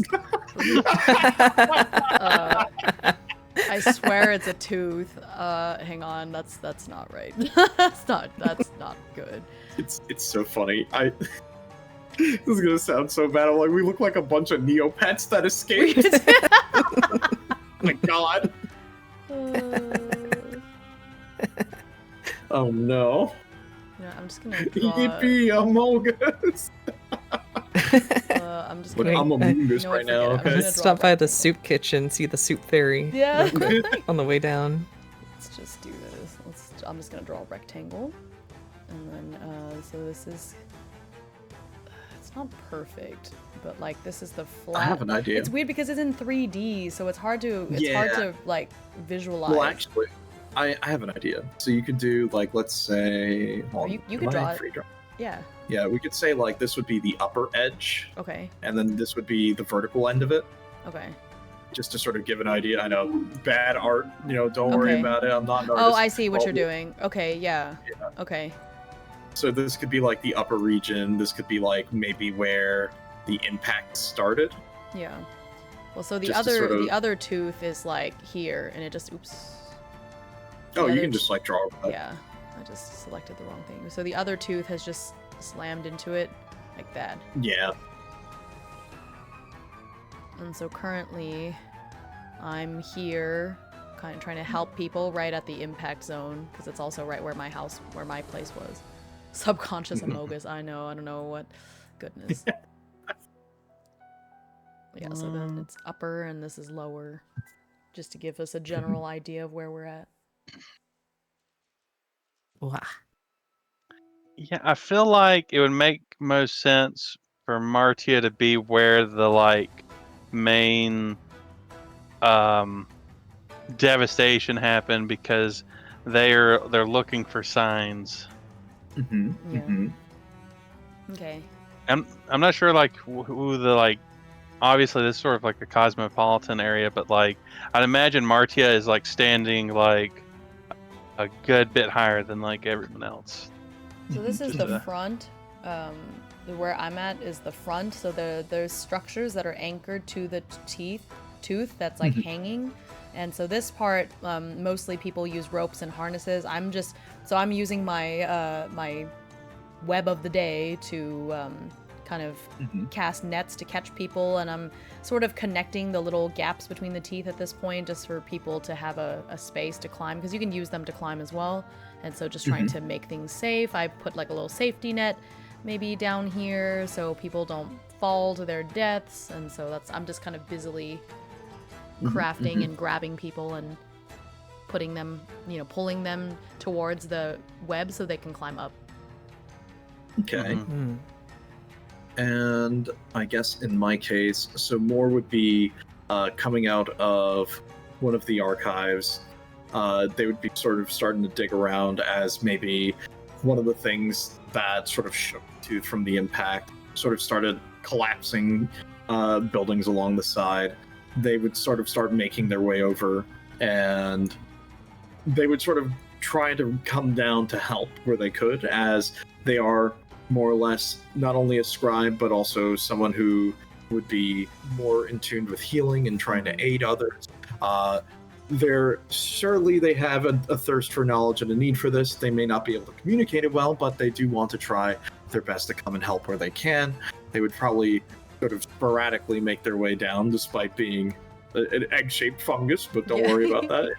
And I think I'm trying to push people up because the flat part is a little safer, and so maybe it might make more sense for you to stay up at the top, and you're like helping pull people up as they're climbing. Yeah. I may not be able to be super effective at pulling, but what I can do is when they come up, I can help treat them and sort of help with some of the basics of healing, whether it be brewing them some sort of concoction using my spell per day on that, or purifying some sort of traction that they may have to sort of help deal with that. Yeah. Okay. So one thing with Optera, I was looking back at the moth stuff, and I can smell really good. I can smell really good. Yeah. And so I would imagine that there's probably some smells of like within like the destruction, like harm and things. Yeah. And so I would think that Optera would be kind of doing like a EMT sort of thing, going and buzzing around as she can.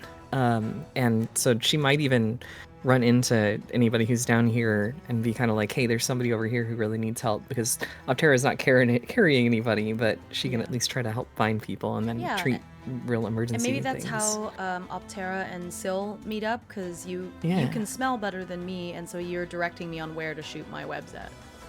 Yeah, I like that. Yeah. It's working together and getting people to safety as best as we can from the impact zone. I like it. I think Martia is just like we'll see like, you know, maybe like a building or something that's like fallen over, and we'll just like grab it and like chuck it down Yeah.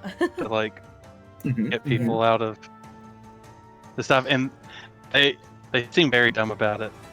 Mhm. Mhm. They just like grab, check, grab, check. Yeah. Mhm. They don't seem to have much danger sense. I'm gonna yell down to Martia and say, "Hey, there's people that are having trouble climbing up my web. Can you just start pulling them up somehow? My web is very strong." Thank you for the hydrate redeem. Yeah, so Martia doesn't even seem like they acknowledge the comment. They just start doing it. They'll like grab someone and then start climbing up Nice. the web. I love that.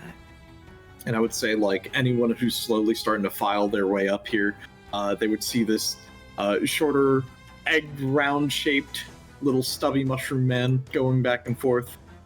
And while they're not speaking, they seem to be handing out some sort of concoctions to those who seemed injured, and sort of pantomiming out to, like, sort of put it on yourself, Yeah. maybe, use it on your wounds, and pulls out a small notebook and starts to write a couple of messages saying, "You're safe here, hopefully." Aw. Aw, that's so cute.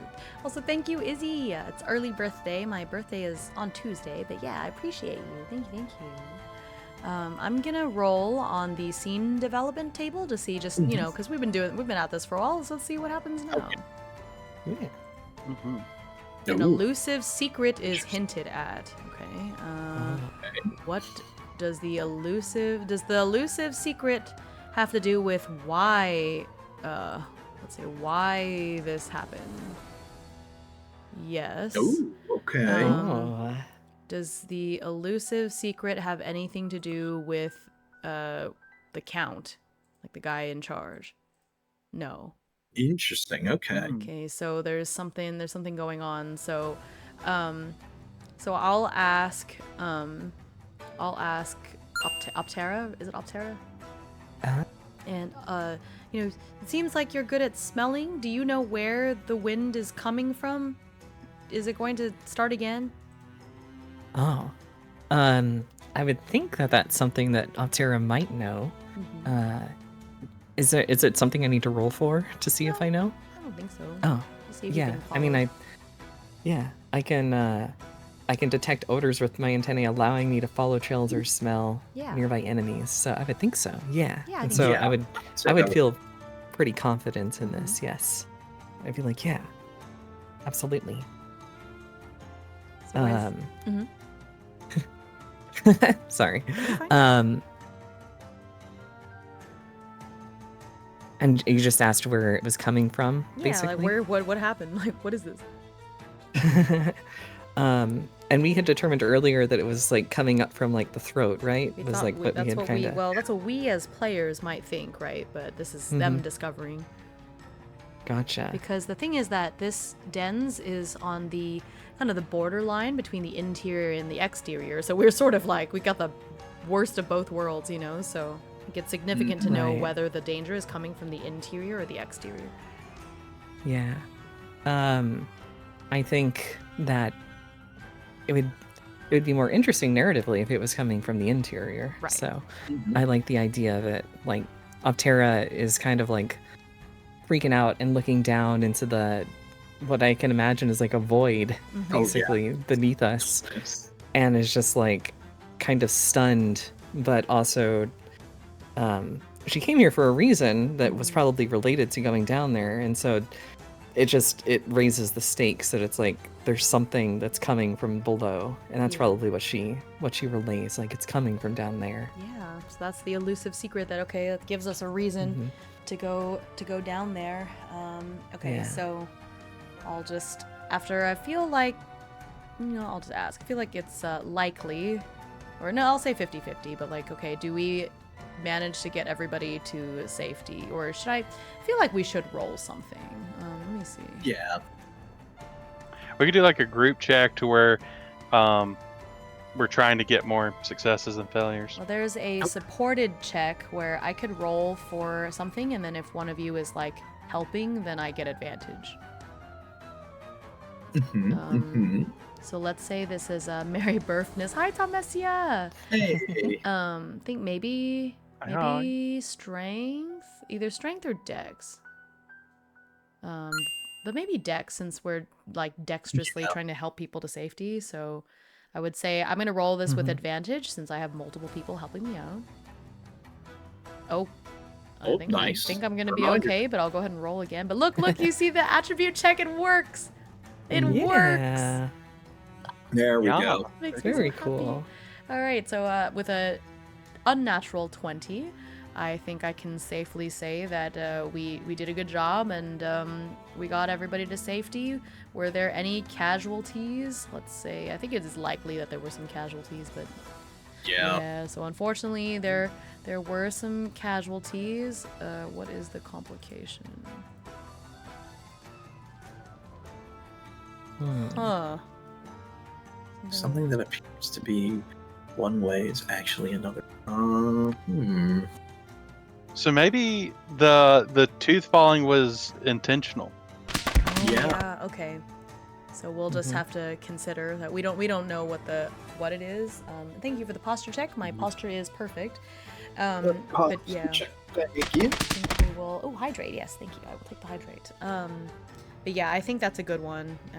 That maybe we'll consider, like, perhaps it was intentional because I've lived here my whole life and I've never seen this happen before. Right. I've never seen a gust of wind like this come up from the interior like that. Could be one of the gangs. Maybe something ominous. Ooh. Yeah.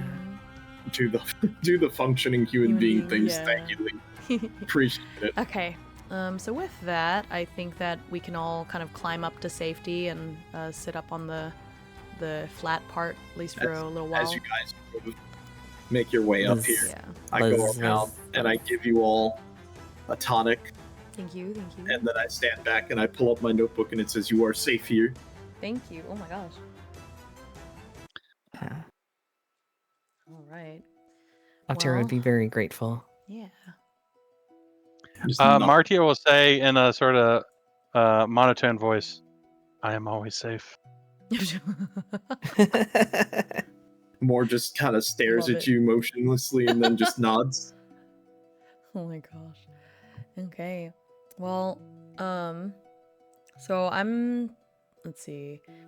I am very concerned. I'll just say that as my character. It's like I'm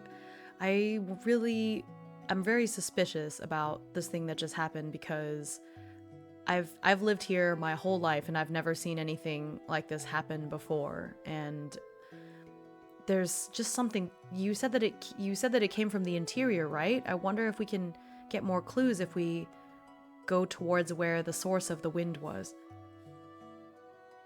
I think that is probably likely.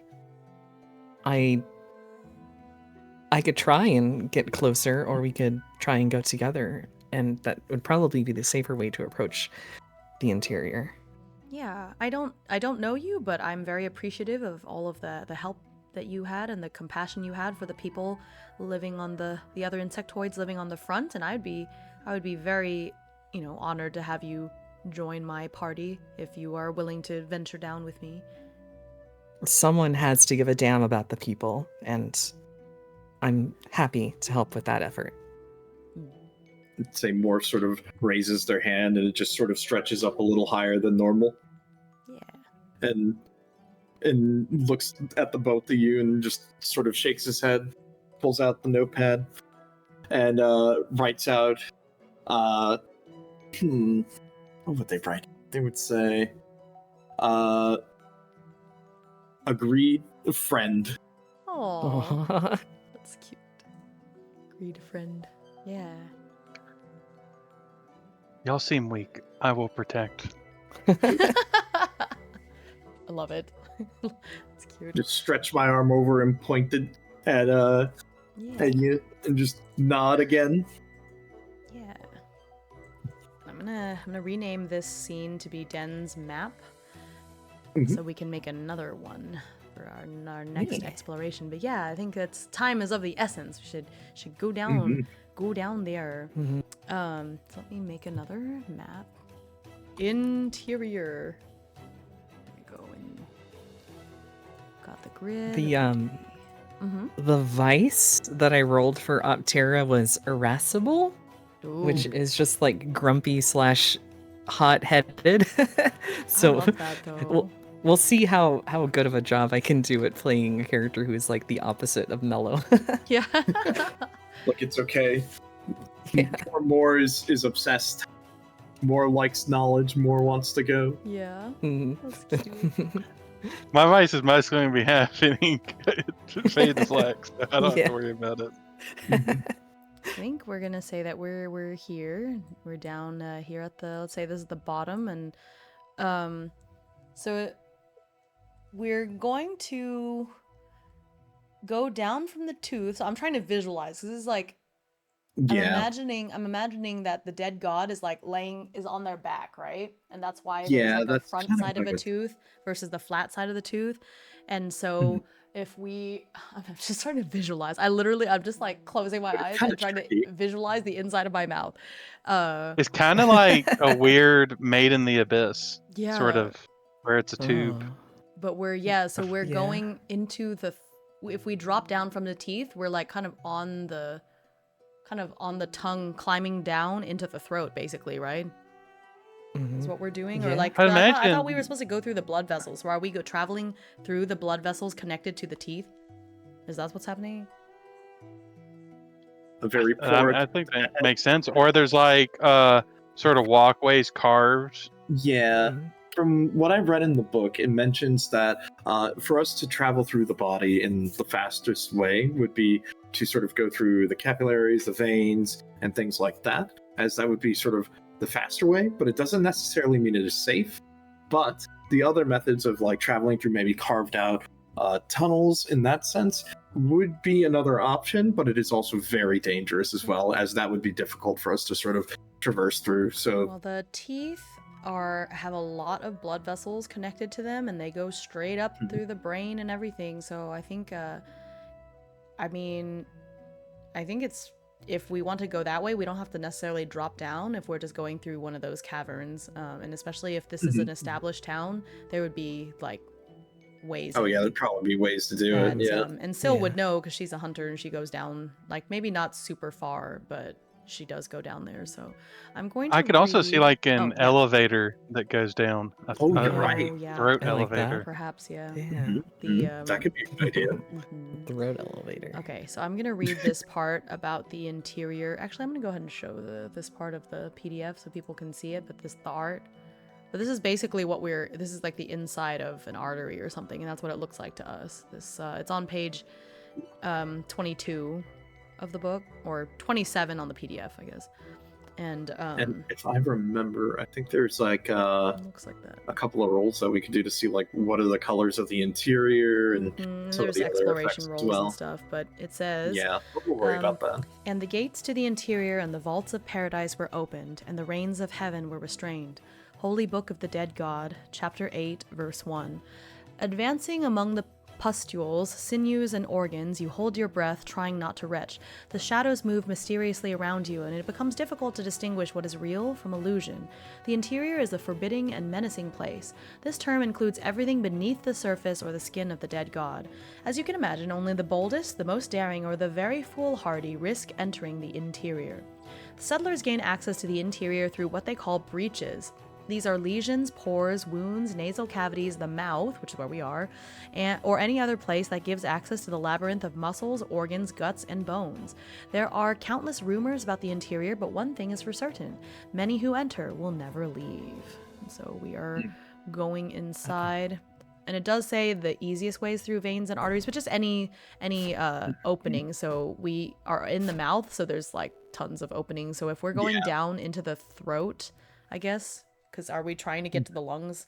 Is that our thought as the players, I guess? That would make sense. Yeah, that would be like the most logical thing. Okay. The other thing to note is it is dark. It is dark and it stinks. No, it doesn't bother me. Stinky. The dark never bothered me anyway.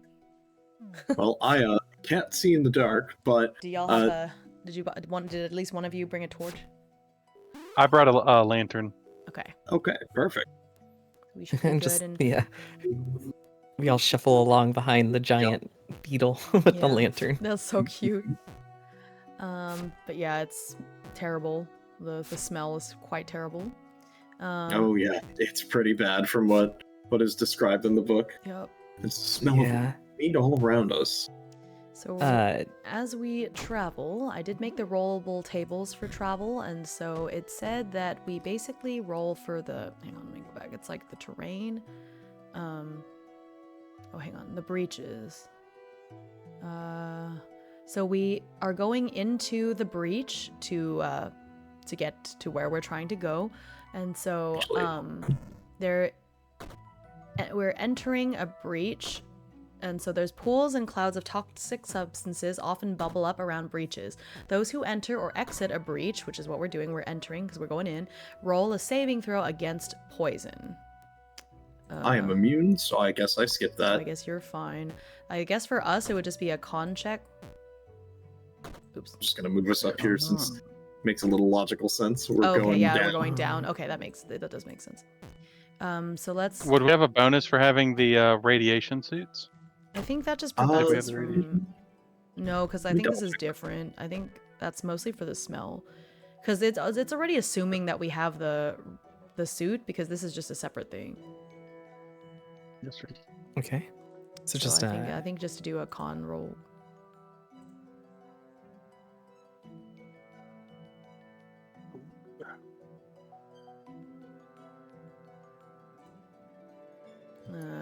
It's an 8. Oh, I forgot to do the okay. So the Machine Gods there, and I put it in the journal under rules documents. There's one that says dynamic target number. Sorry, I should have talked about this earlier, but yeah, here we are. So in Machine Gods, so normally in D&D there's like DC, or I think it's called DC, Yeah. right? When it's like, Yeah, oh, you're it's rolling DC. against something. Yep. So in Machine Gods they have target numbers, and then there's a separate version that I like better that is dynamic target numbers. And so this is something that it says, it's for those wanting a challenge that adapts to their power level while still retaining the possibilities of having different degrees of difficulty. And so basically the way this works is that you look at your total modifiers for something, and that adjusts how difficult something is going to be. And so, for example, if you're rolling on something that you're more skilled in, the numbers kind of shift. And so if you look at where I put it in the journal, it has this whole table. So for example, my constitution modifier is just 0. And so if we say that this is poison, I'm going to say that this is average because we do have the suits.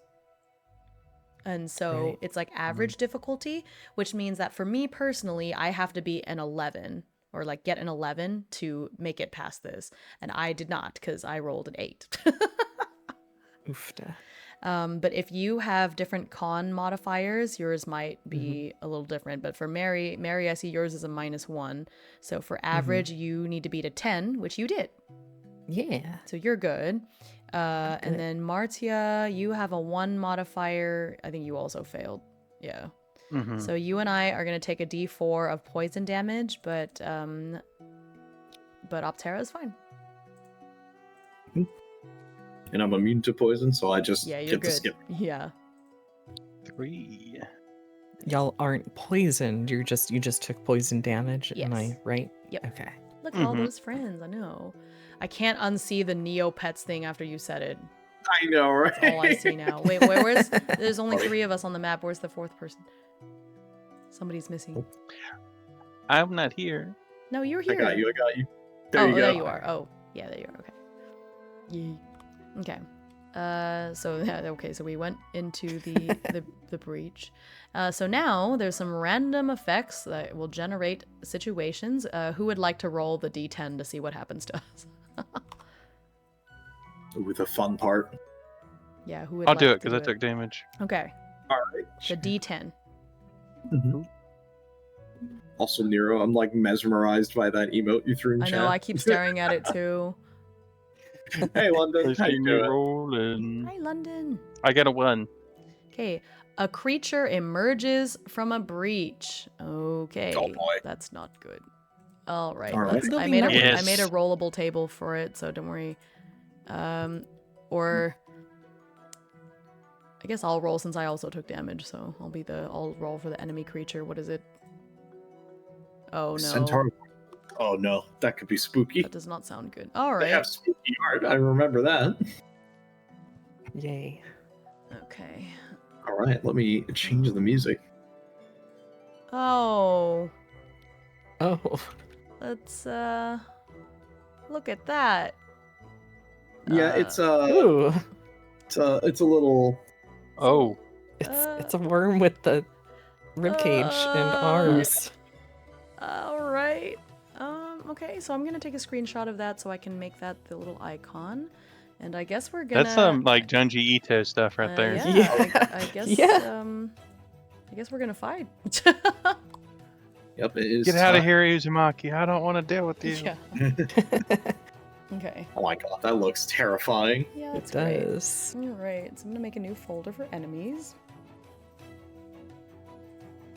They're extremely aggressive, mostly attacking with their stinger and pincers. Most commonly found in the interior, their insatiable appetite may drive them to emerge into the surface. Ooh. Okay, the centaur larva. So let me just create this thing real quick. Just great. It's nasty. Now that makes me wonder because it's a centaur larva, and larva typically is like babies, right? Yeah. So does Yeah. that mean there's Mm-hmm. bigger centaur Probably are. I don't know if I want to know So, that, though. Yeah, same. I don't know if I would necessarily want to know the answer to that, but I think you're right. Probably. What if like there's like a centaur dragon, but it's just like a thing with more. It's like almost like a centipede. Is it bad that like when Ooh. I hear like a centaur monster, I just think of like centaurs in Fallout, and that's like terrifying. Oh yeah, those are so much.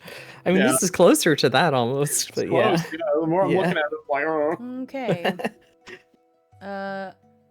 Okay, it's the centaur larva is a half-human, half-worm creature that lives inside the skin of the dead god. They are extremely aggressive. Yeah, that's what you just read. I don't like that. I don't like that at all. Like, Yeah, I don't like that. A little worried, a little Okay, worried. so the stat block is interesting. I'm gonna, but I think I can adapt it, so it's fine. So it has 18 HP, which I think is okay for it still to have. Since there's 4 of us, should we maybe summon 2 of them? Does that sound Yeah, fair? I think that would sort of work out to scale it. Yeah. Himeyami, hello. Sure. Hey, others what's up? too, How you doing? hi. Okay. Actually, Hi. I have to add their Hello. HP. They have what did I say? 18. Mm-hmm. Yes. Though I don't know if the HP really shows up on this because I did not rig this for combat because I didn't think that we would enter combat, honestly. So we're just gonna play it by ear, and that's gonna be okay. Mm-hmm. Do I add us? Kime really thinking we wouldn't end up in a fight with I centaur larva yeah, I did not. Okay. with So their we're rolls. So I don't know how the initiative roll works here. Like if you click the I initiative roll in combat, in the combat menu, I don't know if it'll roll for initiative properly. So just go ahead and roll for your initiative from your character sheet, and then we'll just adjust it because I did not code for combat because I did not. I didn't know that. I just didn't know. But yeah, so you can do your initiative from your profile, from your character sheet, and we'll do it. Oh, there Okay, it that's is. not too bad. There we go. Okay, and then we can their initiative. Ugh, I don't know how to read this sheet, but let's see. I guess I'll just. I know it's a little bit jarbled. What the heck is all that? But I guess we I'll can just. Everyone's initiative. I guess we'll just roll for them, whatever, and just see what they get. Yep. Probably just like a. I'm just gonna roll raw a D. flat D20 because I don't see Yeah, why that's they what I was should. thinking. I don't see why they should get any particular advantage or disadvantage. Oh no! For- I see Thaco. Oh no. in their Little stat fat- block. I came up Oh, with no. a No combining Facco. He-Man yummy. That's cute. Well, I appreciate it. Please don't eat me though. It also has abbreviated because OSE does have ascending and descending. So when you see the like THACO 16 and then +3, that +3 is the like attack bonus that you'd see like in 5e or 3.5. I still don't understand what a Facco is. To hit armor class 0 because in the older editions you had a table that you would look at that would have like your base value to roll to hit, and then it would be modified by the target's AC. Okay. So what I'm going to do is when they roll to hit, I'm just going to have them roll a d20 with the +3 because I'll just take the +3 as like an attack bonus.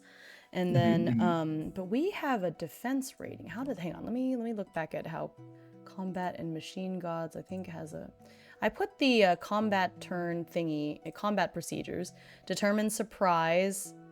Oh, I guess technically we were surprised. It's fine. Yeah, Establish positions, roll initiative. We did that. Take a turn. Okay, that actually was not very helpful. Let me see. Combat. I'm actually very shocked that we got to combat. Okay, let's see. Action. It was bound to happen. Yeah. Oh, this is 0.5, so I thought we would, Okay, when it's they do not roll, they roll a d20. Oh, okay, so they're gonna roll to attack, and then we roll a d20, add our dr to it, and then that'll be our defense. And so if they beat our defense, then they hit us. That's gonna be how we do it. Okay. All right. Okay, so I roll. So we got our initiative. So let me set that. Oh, somebody did it already. Thank you. Okay, so we can. Yep, I already got you. Thank you. So we can begin combat. So it is Mary's turn. So on a turn, you can do your standard action. You can do a standard attack, or you can do a maneuver. So in the Machine Gods book on page 29, it has the different things you can do on your turn in one action, basically. So during each combat round on your turn, you can do one free action, which is, it says something small like speaking, dropping an item, swapping weapons. Those are all free items. You can move a single range, provided you are not engaged in melee. And we're not really using the range at the moment, so I think it's just we're all kind of it's the hexes. So considering, I think this is where we're at right now. So they're one hex away from us because they just dropped down in front of us. And then the one standard action. So self-contained, etc., etc. So that's what you get to do on your turn. And then on page 29, it has those are the things you can do with your standard action. Okay. Gotcha. Okay. Let's see here. I have a lot of pop-ups in front of my face. Just a second. So we're all just like in a line, and they're one hex away from us. Well, actually, I guess basically. thinking about it, well, the way we were walking, we wouldn't be in a line like this, right? So let's work it out a little bit. Probably. So they I was dropped probably to- in the front because Yeah. I had the lantern. Yeah. I would probably be in the middle, trying to stay hidden somewhat, but like I am a bit bulkier compared to the two of them, so I would be not quite front and center, but There we go. maybe something like that. Yeah. Sure. I think that works. Okay. Yeah. I Okay. like that. So that's where we're at. We got our diamond formation. Yeah, there you go. Let me go back to the moth stuff again too. Yeah. Because I do have some cool. So exciting. I have some cool like abilities I could do once per day as well. Well, I guess that's the tricky thing. Determining how many hexes we move to count as a day. Well, we'll worry Right. about that later. Yeah. Can move a single range during. Well, at the very least, we could say like if the throat elevator was a thing, we could say that got us to where we are now. That didn't take like a hex. Okay. And now we're... Yeah. I Right. think that'd be fair. Oh, the throat elevator could be called the tonsils. Oh no. You know what? Climbed down the. Sure. Yeah. Oh. Other music. 3 in their attack roll. What do I want to use for that? You know what? Put some. And so one of my magics, I'm assuming, would be a standard action. I feel like I don't really need to move, considering I have. Range. I'm at the back, Yeah. and I do have I range think you'll stuff. be fine. So I think that, and as far as a free action, I guess I might grab one of my daggers just to have it at the ready. Then as far as a standard action goes,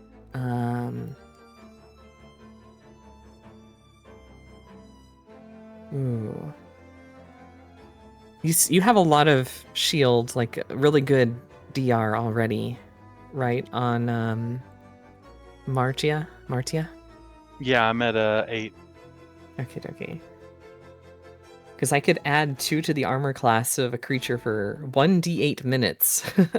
But I think it might be worthwhile just to attack these, since considering like you do have really good DR already, I feel like. And so I think I might And I'm planning on moving up to them too, so. Yeah, I gotcha. I think I might just, let's see. You can use magic scroll, You can activate one of the following magical powers. It doesn't say like how close I have to be to use these. Yeah, I don't think there's a range. Okay. So I'm not injured or anything, so I'm just gonna use Conjure Pus. Okay. This spell creates a sudden source of pus that arises from the skin or interior tissue of the dead god aimed at the target creature, and I guess I would aim it at this one? Okay, this one on the right? Yeah. And it says the pus inflicts 1d4 plus 2 damage. So I guess I just roll 1d4. So I think what we can do for the, let's see, for them, is I think they should be able to try to dodge. Let me see. So I'm trying to do it actions.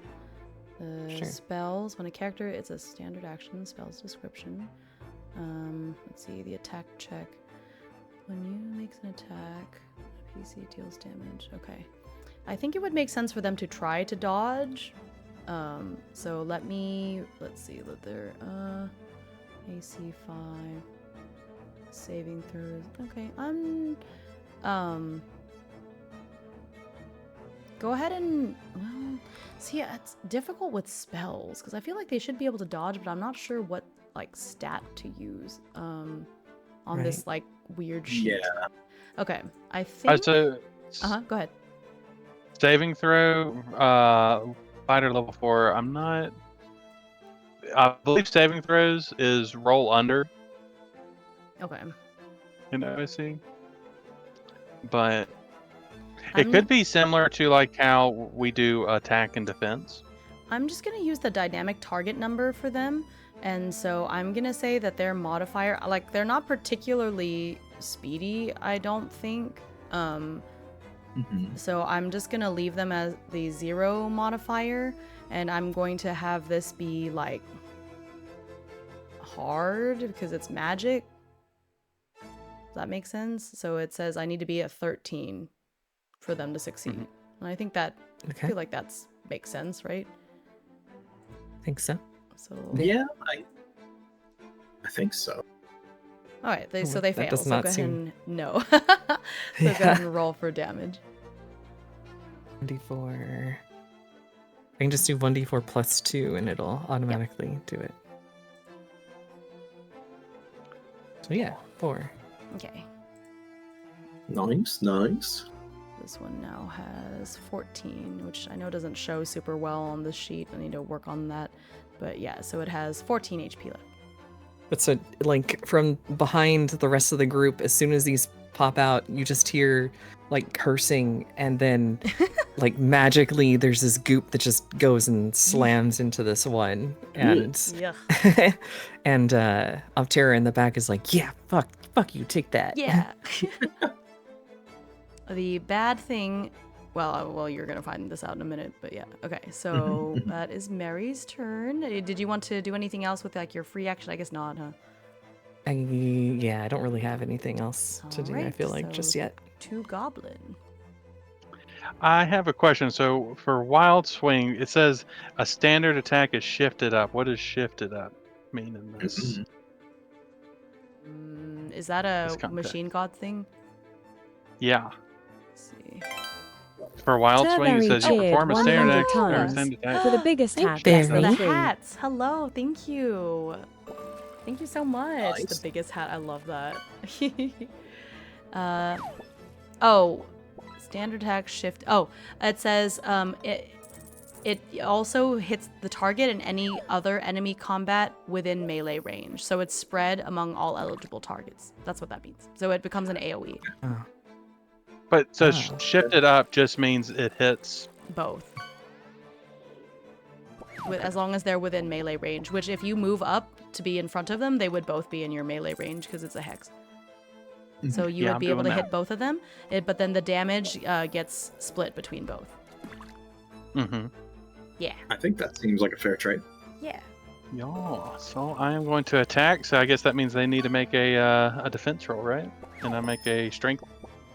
Or I I think too that they have. believe- I think they have an AC. So I did dodge because that there should be something for magic, but I think they automatically do a defense because they have like this little AC here. So you should make your attack roll, and then you're trying to beat a 14.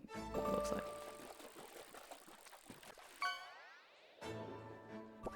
Nice. Hey, okay. Very Mhm. nice. Okay. There we go. So that is the D12. So I think the thing is there should always be a roll. If we're using melee, we're rolling against their defense, but if we're doing magic, they're dodge, like the magician doesn't have to roll, so they're rolling to dodge. Okay. Okay, so they both take Sword damage to 2 both of them. damage. Looks like. Yeah. Good job. Very nice. Martia was already carrying the greatsword because there's not really a place that you have it lashed on. So Yeah. just like the sword drops to the ground and like sort of slides through the muck that we're walking through, and they just do this like massive sort of like Dark Souls-esque attack that just swipes through both of them. Nice. Mm-hmm. They almost look like they're kind of drunk when they attack. Oh gosh. Hmm. Interesting. Okay, okay. Scary. Cool.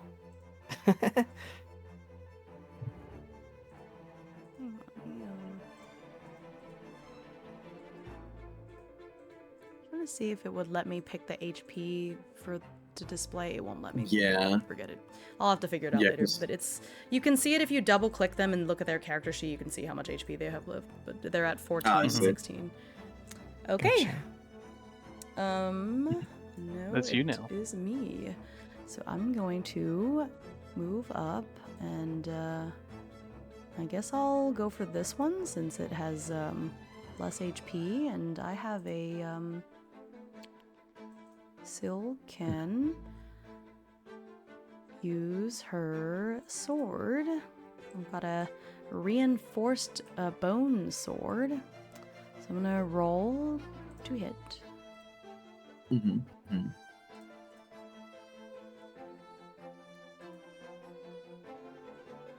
Or oh no, it should have Okay. been. Sorry, it should have been a strength roll. So it's fine. I passed anyways because my strength is +1. I don't know why I did that, but yeah. So that's fine. So then I get a D8 +1 for damage.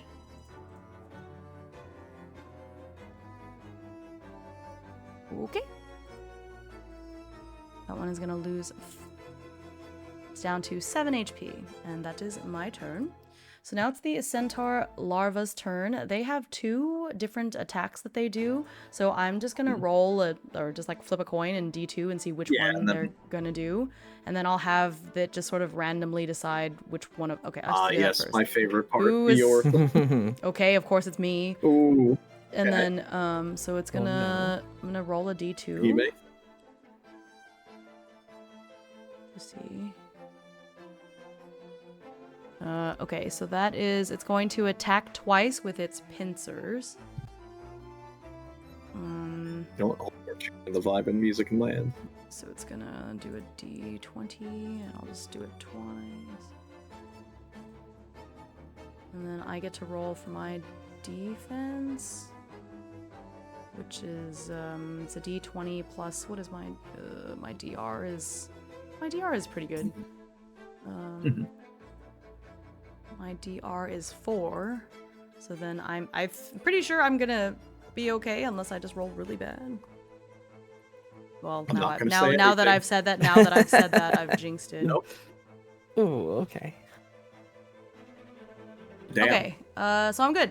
I dodged both of them, or I don't know. I don't know about dodge. Maybe they didn't do enough damage, or they didn't hit me hard enough, or whatever. So I'm good. Yep. So that's the first larva. So that one is good. So now it is Kappa's turn. Okay. Thanks. What will I do here? Well, I do have a whip, but whips are apparently very short range here.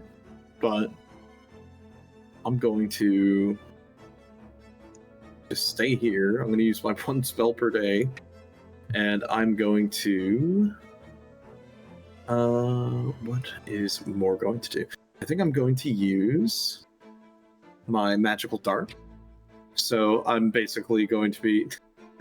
I'm, hitting good old soul arrow here. I'm just gonna, channel into the spores on me and fire that at the one that's already injured. And I think wouldn't you say we're doing a dexterity check that they're gonna need to make after this? Because there's no, I just scrolled down because I haven't played a spellcaster in Magic Machine Gods before, so I didn't know. So each spell has a target number, so you're supposed to roll, and you're trying to hit that target number, and that's what causes the spell to succeed or not. Okay, and, so then afterwards, you have to roll for the mitocore to see if it works. Mary, since your spell was from Settlers, I would say you just need to pick a target number. So I would look at the spells in Machine Gods starting on page 35 and see which one sounds kind of similar, and then just copy that target number, I would say. Okay. There's one that's called Blast that I think is pretty good, and that's a 12. So I think that might be good for that one. Just So double check. the other thing is, you don't normally get a resonance core unless you did something to get one at the start, with Machine Gods, unless we just want to give one. I'm going to say that you have one, because otherwise you wouldn't be able to cast the magic. Right. So we'll just kind of combine that together. Okay. Yeah, because I had taken a feat specifically to get the resonance core, so. If you want to change that feat after, you can, because I think since you automatically have the spell, you shouldn't be penalized for it, Okie. We'll take a look at it. Yeah. Let me see. I guess I'm going to be using the 12 target number as well. Okay. Since it's funny because our species are also kind of our class. In my case, it's will, so I'm just going to roll a will on that. Yep, that beat the target number. So I'm going to shoot some spore darts from myself over at the one that's already injured there, and I'm going to roll 1d4.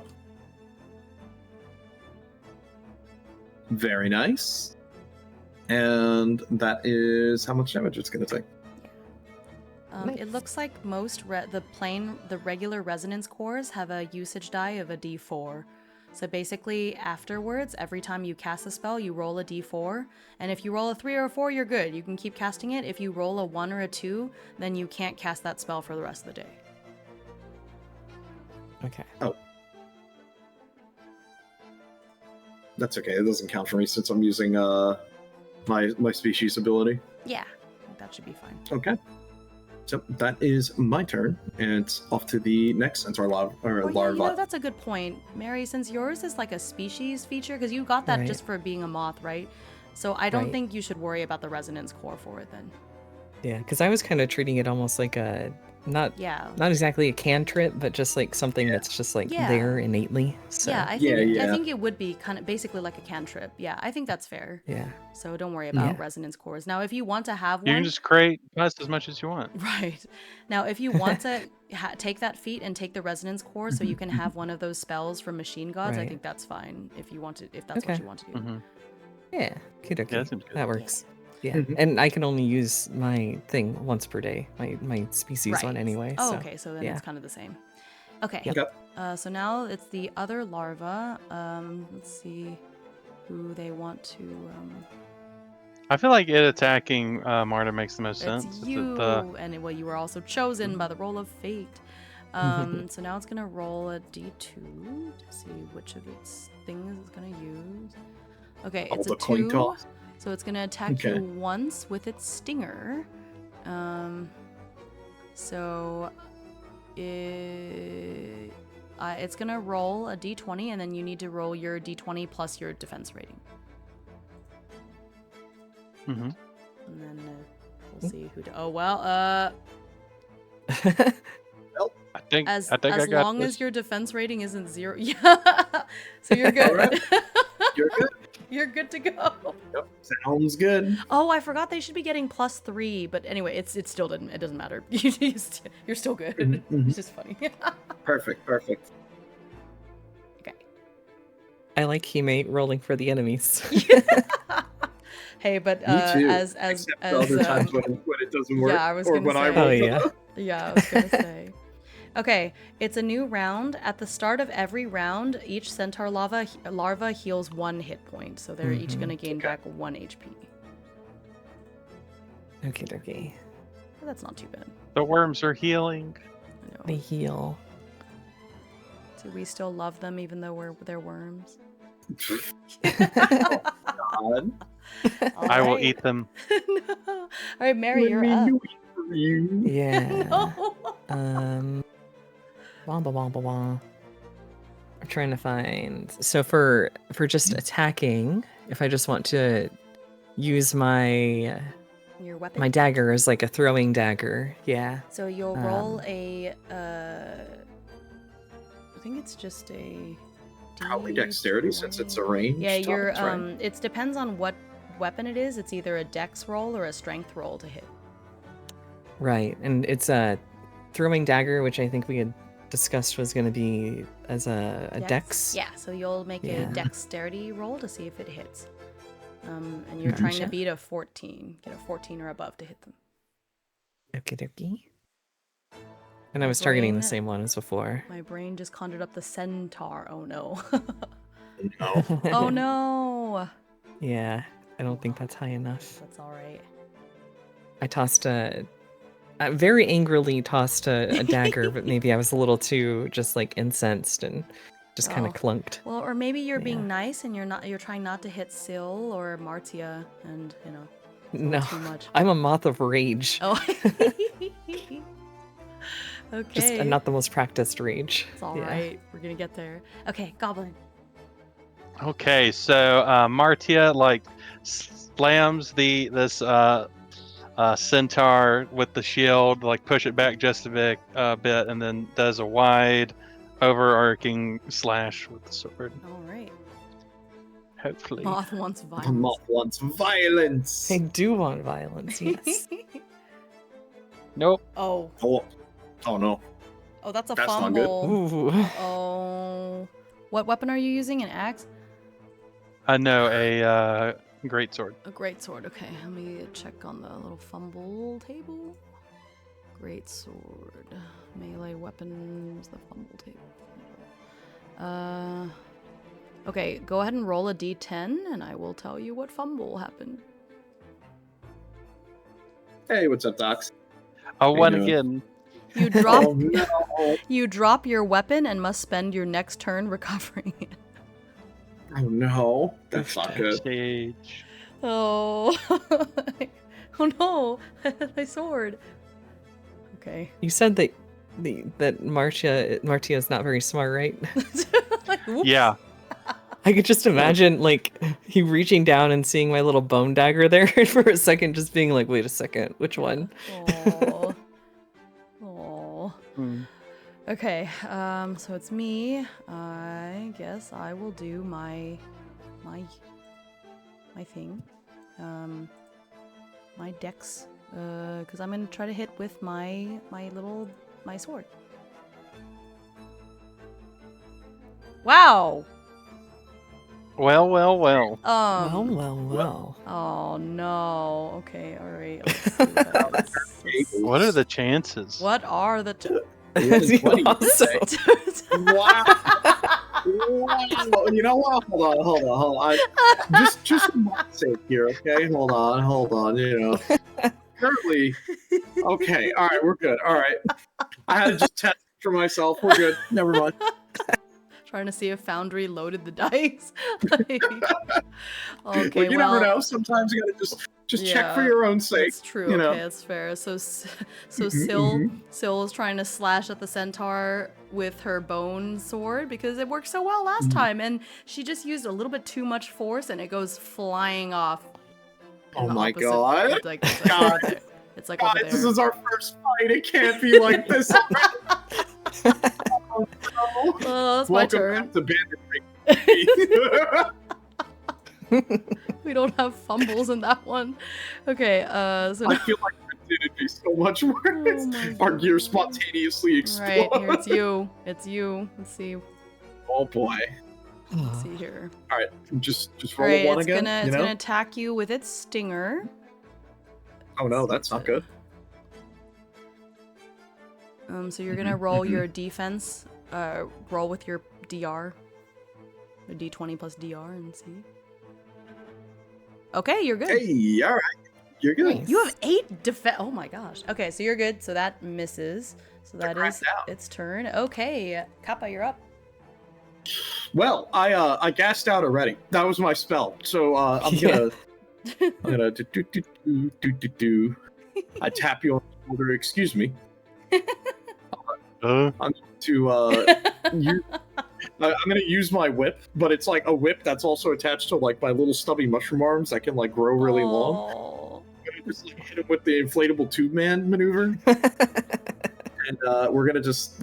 I think it's rolling dexterity because it's a finesse weapon. Yes. So, because I'm gonna need some finesse, or else I'm. Oh. I hate Not a it. one. It's because you wasted your You're right. luck on that Right. 18 earlier. Why did you do that? You're right. That's obviously what happened. Poor Moore. They're not experienced in combat. They just wanted to try to help. They run up there and just start Oh. flailing their arms around, hoping they're doing something, and nothing is happening at all. I'll tell Oh you. no! Well, this centaur larva is really excited because it's got like 3 things to pick between. Oh. no. Oh no. Oh no! All right. Well, let's see. Duh. Okay, Oh, it's boy. going to attack you twice with its Okay. pincers. Very cool. So here's the first pincer attack. So you're gonna roll a d20 Mhm. plus your DR twice, because there's 2 Okay. attacks you're defending. It did Surely I not, won't screw this up twice. Oh. Oh, oh no! Oh my God. Oh no! Well, it's you already defended. happening. Okay, but you defended the first one. So the first one Okay, is all good. right. The second one, though, Okay. it is going to hit you for a d6 plus 3. Oh my gosh. Oh. Oh my gosh. I. All right. Oh. Ouch. That is I'm 9 at- damage. Very cool. Thank you. Alright, and that is the larva's turn, and as it is the end of the round, they are each going to gain back 1 HP. Oh no, poor Moore. My little egg-shaped fungus guy. No, you're- Oh. okay. Oh. Right, Mary, save us, Mary. um, I'm rapidly looking through all of my moth things that won't help, but hoping that something has changed since the last time I looked at it. I might try to Yeah, same. disengage on my next turn so I can like run and find my weapon. Let me just check my inventory. You guys fumbled your weapons, and I'm sitting here just doing dance maneuvers in the middle. I'm just breakdancing, flailing my arms around like, woo, I got this, I'm doing stuff. Oh my god. Moving like ballet competition. Great. You're just watching the no. back there. You're like, I'm sure everything's going to be fine. Yeah, you're like, I can handle it. They'll be fine. No. If anything, I think that Optura has just seen this whole thing play out and it's just even madder than before. It's just like, this is the most ridiculous thing I've ever seen. And then the only thing she can think to really, like, I don't have anything else I can really do other than throw another knife. I bought 8 knives so that I could just throw knives. You have the resonance core, right? Or the mitochondria core, so don't you have another spell you could use? Powerhouse of the sun. I have I have another I have another spell, but the thing is when you get the feat, you roll for the spell, and all I have is get rid of poison, which I'm sure will be really helpful at some point. It will. I mean, but that's funny. Yeah. Okay. So right, I see. So pulls out another knife and is just like, let me show y'all how it's done. Okay. And this is gonna be really bad when I miss here in just a second. It's your but dex roll. Yeah. You got this. I got this. Surely it'll be fine. Surely. I get bad I'm not- feelings when you say surely because something bad will happen. No, it won't. Okay? Uh-huh. Oh. I don't think that's enough. No, but you didn't fumble. No. So I didn't that's a fumble. plus. You did not fumble, which is the important thing. Yeah. I feel like Okay. at least I hit them with my weapon. That's true. True. That is true. Okay. Well, Goblin, you and I have to spend our entire turns like getting our thing. So Well, that's if we want to get our weapon, right? That's true. Why would Yeah. you? That's true. I could just hit them with my jaw and not worry about it. I'm going to. What damage does the dagger do? Is it a D4? Your dagger, or The dagger that's on the ground. Ooh, that Mary just. Mary's Oh. dagger. Oh, Mary. Um, How much? Yeah. That does just a second. It's not in my book. It's not in my character sheet. Settler's dagger. 1d4. You just I'll gonna just pick up the punch knife. it. Oh, you're punch it. It's like I can just hit it harder with my hands. You don't need your weapon. My natural weapons is a D6. I love so that. Okay. I'm going in for the hit. I'm forgot gonna about horn the it, natural weapon. I'm never unarmed. I remember it said that. and I'll take the right one that's been injured the most. Yeah. Please. Nope. Oh, ugh, so close. Okay, well. So I try to stab it with the horns on my head, but it gets caught in the ribs, and I'm starting wiggling my head trying to get it out. Yeah. But Marty will look at the two of y'all and be like, "Weak, stay back." Rude. Like, you dropped your weapon.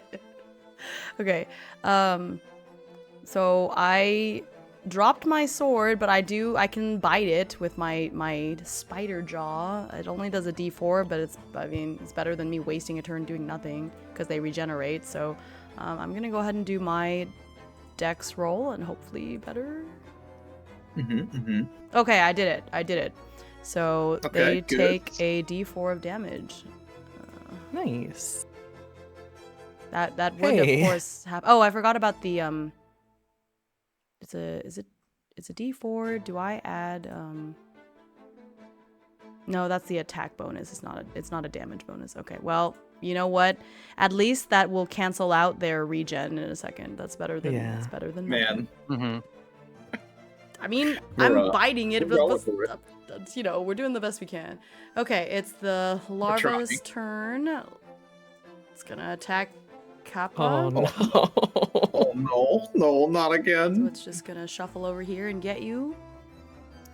Or no, I guess it. Not like this. I guess you're technically not in melee range with it, so it would have to move, which Yeah. it can't really do. So never mind. I'm just gonna target one. Let's see this way. Oh, great. Okay. It's me. Okay, that's good because that's only the one stinger attack, so I'm cool with that. Okay. So it's gonna do a d20 plus 3, and then I'm gonna do my defense roll, which is a d20 plus 4.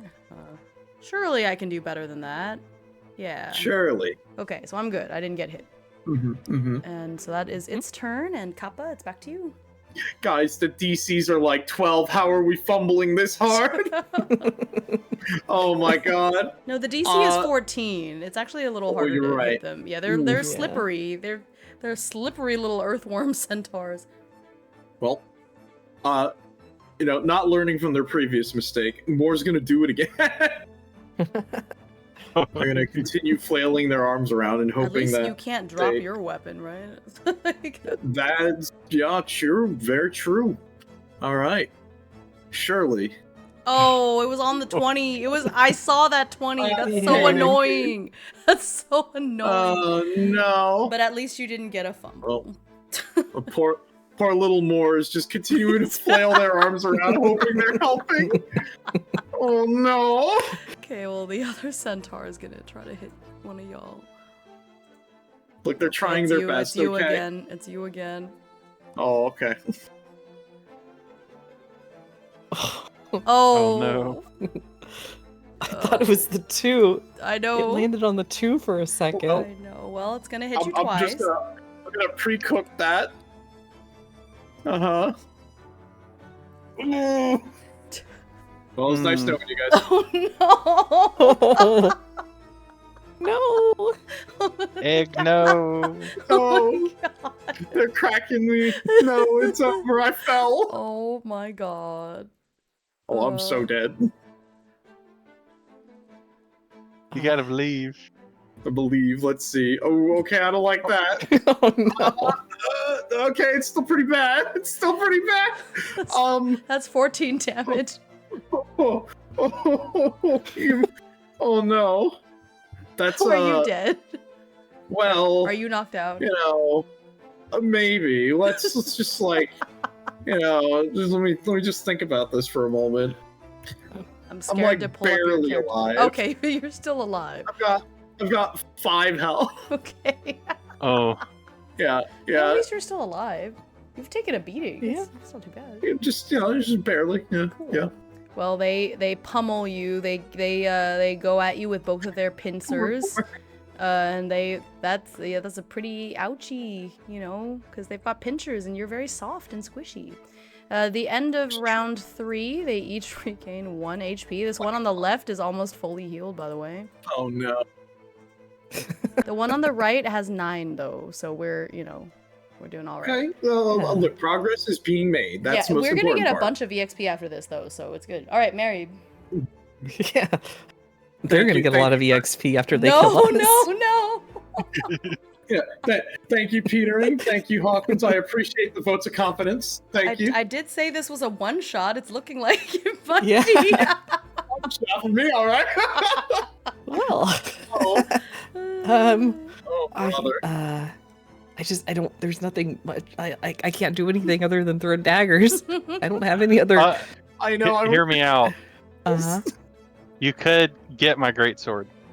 Also For me. true. That's true. How can I get Can I still be behind you and get your great sword for you? Can I get right here and get your great sword for you? Yeah. Little one shot. You don't need to take it literally. Oh, no. That's so crazy. Yeah, I think that's I think you could ostensibly pick up the sword and Okay. maybe Then use I your will- action to hand it over.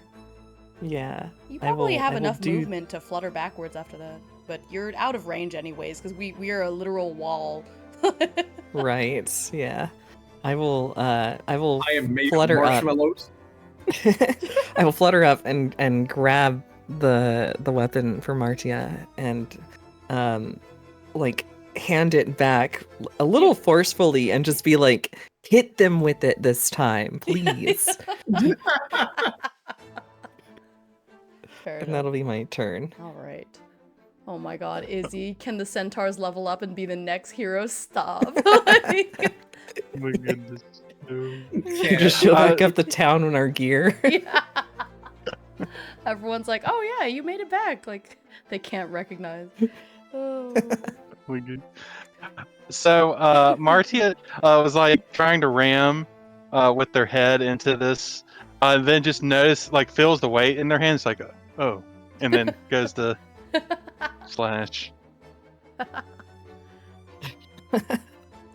That time It's centaurs these beat up dice. heroes and took the yeah. Oh, that's a critical. It's double Yeah. damage. Double damage. Double damage. And I believe it. strength Wait. modifier It adds. might not be double damage. It might be something else. Give me a second. Still good job. You just needed the motivational speech. Critical. Yeah. It's double damage. It is double damage. Nice. Yes. Get him. And That's such a strength great- modifier adds to damage too, right? I don't think it does. I think it's only for hit. But I'm not. You know what? Let me double check because I haven't been adding it, but maybe I should have. Hang on. Attack. It says for strength, it says influences melee damage. Oh, you're right. Yeah, for melee. Yeah, okay, yes. For you it does. For me it didn't because I was using a melee weapon with dex. So, but yours Oh. does add to the damage. So that's good. Okay. Oh, yeah. The switch tracks. You know what? But wouldn't So it be 15 plus, on the right. But wouldn't it be +2 cuz wouldn't it get added to both hits? Or no. Well, this is a single hit, and Oh, usually okay. modifiers aren't doubled. on Okay, that crits. makes sense. Okay, it's 15. So why don't we do 8 to the one on the right and 7 to the one on the left? Oh, I'm just attacking the Oh, one. you're just I'm not attacking doing the one. Okay, then in that case, you're attacking the one on the right. Yeah, the Okay, one that was injured most. It is dead. Okay. Yay. Mortia cleaves it in Oh my twain. God. Very nice. Holy. Okay, Okay. that is very Got nice. one. Okay, that was such a good moment with like, with Optera coming in, swooping in, and hit them this time, and you did. You did. Yeah. So it's You like really hit beautiful. them. Yeah. Uh-huh. Okay, so I'm going to skitter around to get in range of this one, and this is where I kind of wish it was D&D because then we get flanking, but I don't think that works. No. Okay, so only. unfortunately, I'm just gonna bite it because my sword is over there somewhere. I don't know. Oh, it's a dex roll. I need a macro for just my dex roll, so I don't have to keep opening my character sheet. Oh, you can click on the. Oh, I can token, drag like, and double drop. tap. I can drag and drop. Never mind. Oh wait, never mind. It doesn't let me. There was an error in your chat. Oh, because it's not a chat message. Okay, never mind. It's fine. I'll have to figure that out later. Ooh, I think I got it. Yay! Mm-hmm. Let's go. It's only a D4 though. But hey, damage is damage. Okay, that's good. Yeah. That's Mm, I you did got a the little 3. something. I agree. Look, it'll be fine. Okay. Hey, it's better than nothing. It beats its region. Okay, it is now the centaur larva's turn, and now it has 3 choices because I am also in range. It's goblin. I was sweating. Yeah. Yeah. I was sweating for a second there. I'm like, oh, no. Okay, it's not the double hit, which is good. So it's gonna roll. Okay. It's gonna attack. It's going to try to get you with its stinger. Oh, Ooh. that's nasty. Oh, No. oh no! Oh, I was on the 20. Oh. No, it was on the 20. I saw it. That makes me so sad. Okay. So it's gonna do a D6 of damage to you. Nice. Okay, not too bad. You got Merely a flesh wound. it. Yeah. Okay, Kappa, you're up. Okay. Well, do I tactically retreat? I don't know. You would have to disengage. You know what? He does it again. Go for it. It's gonna do it. Do it. Do it more. Try it. Oh! Oh, yeah. That's a Oh crit. my god. All the flailing around finally worked. I love Finally. it so much. He love whip that and he so nay-nay. much for you. He whipped and he nay-nay. Oh my god. Okay, Let's do see. the damage. Oh my gosh. This Oh, I makes don't me even so have happy. a text bonus. This is gonna be so sad. But it's Alright, there you doubled, go. so that's 6 I took damage. 6 damage. All right. Yeah. After desperately flailing around, more It's down to 10. It's down to finally just 10. We've got strikes it with both its arms at once. It is down to 10, but it is the end of the round, so it does gain 1 back. So it's at 11 health. Okay, cool. All right. Oh, Okay. very fitting track for the music to roll into next. Do you want your sword back too? Sure. I don't know where it is. I kind of flung it somewhere. I guess here, let Gotcha. me roll on the oracle for what direction it's in, and then we'll see if you can find it. You can see it.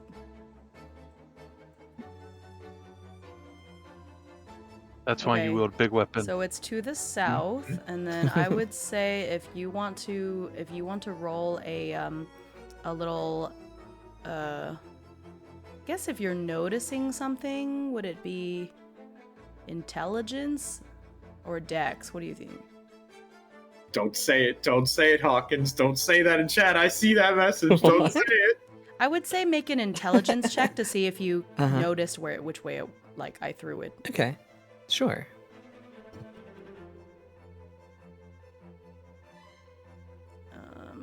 Oh, I didn't even look at what the dynamic TN should be. I think that's probably good. Yeah, that's Yeah, I think yeah. it's 16. A 16 is very hard, and I don't think it's very hard. So yeah, let's say you see where the sword is, so you could bring it to me. Yeah. Okay. Do I? love that. I have enough movement, I'm guessing, to do that. You can fly. Okay. I think you're fine. Yeah. And this is all a perfect. very close range, so I think it's okay. Yeah. Yeah. So wherever it's at, I would It's kind down. of. It's like kind of down here because it's to the south, so it's probably like across on this way, and then kind of right behind where I am actually. So it works out. Gotcha. So seeing that it was effective to give back Yeah. Marcha the sword, I would quickly flutter and just zoom around Yeah. and grab the sword wherever it was, and then Yeah. hand it to you and be like, Oh. "Okay, your turn." Oh, thanks. They don't taste very good, so We They have don't to look get like they very would. creative in our trying times here. yeah. Okay. I can just be logistics. I just Yeah, bring you your weapons That's when you drop great. them. I love it. It's like the little Sponge. male moth of doom. Yeah. Yeah. You know, And that's at all I times have. like this, I'm glad I invested a lot in the Constitution because holy shit, Yeah. I totally would have been dead. Oh my god. Yeah, because they've done a lot Uh-huh. of damage to you. You're doing great. Mhm. All right, Goblin. It's up to you now. Marty will look at the mushroom. The poor mushroom. Good job. Still weak. More just nods. Please save yourself. And then they will attack. Yeah. Please, dice. Oh my god. Nice. Oh my god. Oh my god. Let's There go. we go. Our time We has love to see it. come. Yeah. Oh my god. Oh, this makes me so happy. I think it's dead. Yeah, it's dead. It only Yeah. had Woo, 10. let's It only had go. 11 HP left. It is dead. Dun, Nice. dun, dun. Good job. Yay, we did it. Oh my god. That was I'm such a really- roller coaster. It really was. I was so worried for you. Yeah. Oh my gosh. Okay, I can get off of this. Looks creepy. Get out of the combat. I mean, look, to be music. fair, Hawkins, it is the art from the book, and I do kind of like it. It's cute. It's like it's creepy, but it's also cute. I kind of like Yeah. them. Yeah. It's cute in a Dark Souls way. Yeah, exactly. Okay, I don't know if there's like a loot. Is there like a loot table I- that we can? That's a good question. I don't know if there is. I Let don't me know if check. there's one in Settlers. I know there's one in Machine Gods, but I feel Oh, like I hold feel on. like I think saw they're something. in I think there is, because I remember the section on it said "Let nothing go to waste," which goes crazy. Let me see. Is it towards the back? Yeah, there we go. Nothing goes to waste. Let's see. Adventures into the breach, not only in search of treasure, but in search of other remains of creatures that can fetch for a high price. But okay, so it's a D8 table. Which It's page stuff is that we on? could find. It's on page 70, but I still don't think that's exactly it. I'm gonna keep looking just in case, because that looks like quest reward items. But Oh, okay. I don't think that's it then, because yeah, I think there is a remember. drop. Okay, so I think yeah, because I don't seem. Oh, I just saw something about I'm gonna keep coins. looking just in case. We can make like a check to see if we are able to like successfully harvest, and then we can sort of Yeah. loose like pick stuff, or like for instance, this thing let has me look regeneration. Let me look at the So loot we could do, like, table a for blood. machine gods and see too. So we could like potentially harvest the blood or whatever that allows this thing to regenerate to like make potions later, I think that's a good idea too. or like harvest its stinger to like make a whip, like an actual whip, not the inflatable. Yeah, of course. Arm tube. My poor inflatable tube man. Oh my I god. liked it. Just dancing around like cybergoths. Yep. Oh my gosh. So the spoils table on for machine gods, it's like mostly money, but there's also like relics, weapons, artifacts. So I think we could roll for that, and then we just because there's a let me just make the table really quick. Yeah, and then we could like adapt it back to the style of settlers. Yeah. Let's do that. So this is the I'll just call this the loot table. So the first one is nothing of value. And you get Of course. D. So we're just gonna use gold coins, right? Yeah. Or gold pieces, GP, right?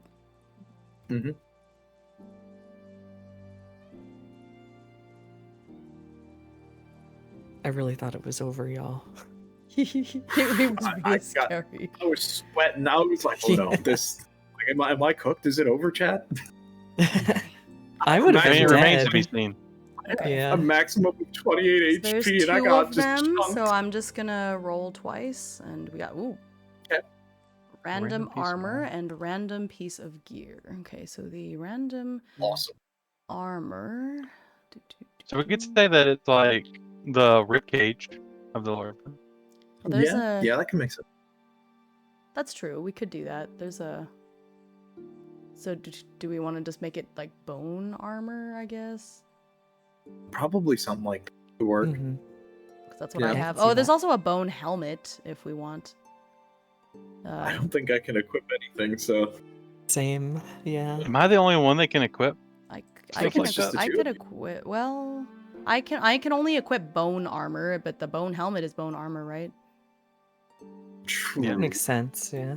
So I think we may have pigeonholed ourselves into another situation. think, Incidentally, that. I think because you're kind of tanky, I think you should take it. So let's say that rather than have random one. armor, we just harvested some bones from them, and so I fashioned it into a little helmet because I don't have a helmet yet, the bone helmet. So, but I guess you do, so I'll take it and add that to my inventory. That is going to add +1 to my DR. Which is pretty good. Now I have a 5. Okay, and then the other thing is a random piece of gear, which in the machine gods... Oh, okay. Oh, it's like a random, like a utility item. Yeah,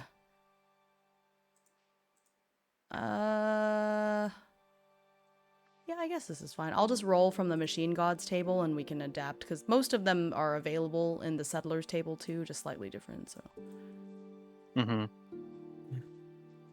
thieves tools, which I'll just change to be lockpicks, and I already have lockpicks, but I can take another set of lockpicks unless one of you wants it. They're probably best with you. Okay. I have some decks, but not much. Okay. Cool. So then I'll take that. So that's the loot that we got. Okay. So That was painful. Yeah. pretty painful. Oh my god. Do we That maybe want first- to rest and see? Yeah. I think that's that would smart. be the play. Yeah. And the question is, are there rules for resting? Yes. I'm sure there Oh, has to be. I think I should make a check for the lantern because this was a fight, and it says generally every 30 minutes. But... Yeah. Oh, right. Oh no, I just realized that probably explains why in the book it said, if you're going to be going into the interior, bring multiple light sources because you're going to need a couple of spare torches because it's always dark and the journeys are long. Oh no. Mhm. Yeah. So it is a 1d8, so if I roll a 1 or a 2, I believe it is, it will downgrade. I do have dark vision, so I mean, Well, it's now a d6. Okay. no, All right. Yeah. we're still good. We are very close to the beginning. If we want to run back up and buy some more, or you, because I don't need it, but y'all need to buy some more torches or something. Yeah. I have 5 things of oil, so Oh, and that okay, can so you should be recharge okay. it. Yeah. All right, we're good. We're good. Yeah, it should be I think good. I just we'll need be to figure out where And I want to technically, keep we could track. also loot oil off of them if it just depends on if it comes up or not. That's true. Yeah. Okay. Lantern. That first hit that you took, Vice, how much damage was it? I want to say it was like the most hits. Let me see. Because I swear I took like 19 damage in one turn, but I think that was from the 2 Yeah. hits. Let me see. How much was it that first hit? First hit was 9 damage and max rolled. Oof. Ouch. Yeah, Yeah. I only have 14 health, Oh, so gosh, yeah. I don't For know how reference, long I am for this I have, world, but Look, it's That's okay. why you For stay in the reference, I had back. Yeah, we Yeah. can take- 28. I had 28 max HP. I'm at Yeah. 5 right now. Oh my Yeah. gosh, yeah. Oh yeah. So in the machine gods rules, we can take 2 exploration turns per day, and I know so technically we kind of use the Yeah. hex for the battle map, but we're still like here technically. Yeah, speaking. technically we'd be like 1 hex out. We're still on something like like the 1 hex out. So Mhm. we've only gone 1, so we can go down to the next layer, let's say. Yep. And see what is there. Oh, and just for housekeeping, I used one of my charges of the oil to mhm. bring it back up to a D8. So I'm at 4 oil. But Okay. we're back at the max. But I don't think that's. Cool. I think instead of no, with usage die, the oil runs out when it goes all the way down, so you're not recharging it like that. Well, no, so the oil specifically says that it will up the usage die 1 to a maximum of a D8 for a lantern. Oh. Oh, I see. Okay, I see. Interesting. Thank you. I got some mangoes. Oh, nice. Nice. Yum. There is so much sugar in this, but it's really good. Yeah. I've had so much sugar today. Ooh, it's bad. It's fine. Oh no. Happy birthday to One day you. won't hurt. Happy Right. birthday. Yeah. Mhm. I may or may not have had a full sugar matcha, strawberry matcha. I may or may not have Oh. had some pecan brittle. I may or Oh may my not have gosh. had some Apple. apple pie. Oh, that sounds so good. Now I'm eating a You guys mango. are killing me. Yeah. I'm killing myself. I should not be eating this. Everybody about So dies the truth. All right. Anyway, so in Settlers they have this. Oops. There's like an exploration thing, and I had it, and I pulled the tables already. But so basically, oh yeah, okay. So when the characters enter a new hexagon, we get to roll for each of these just to see what we come across in this new terrain, basically. So there's a terrain table and an encounters table, and I already made them in the rollable tables. Would somebody else like to roll for them because my luck is not good? I can roll Let's for say Vice and Mary. Yeah. Yeah. So- Which ones am I rolling again? So terrain goes first, and then encounters. So if you go to the rollable tables under exploration, you'll see one for terrain and one for encounters. So you right click and then click roll. Oh, right click and then roll.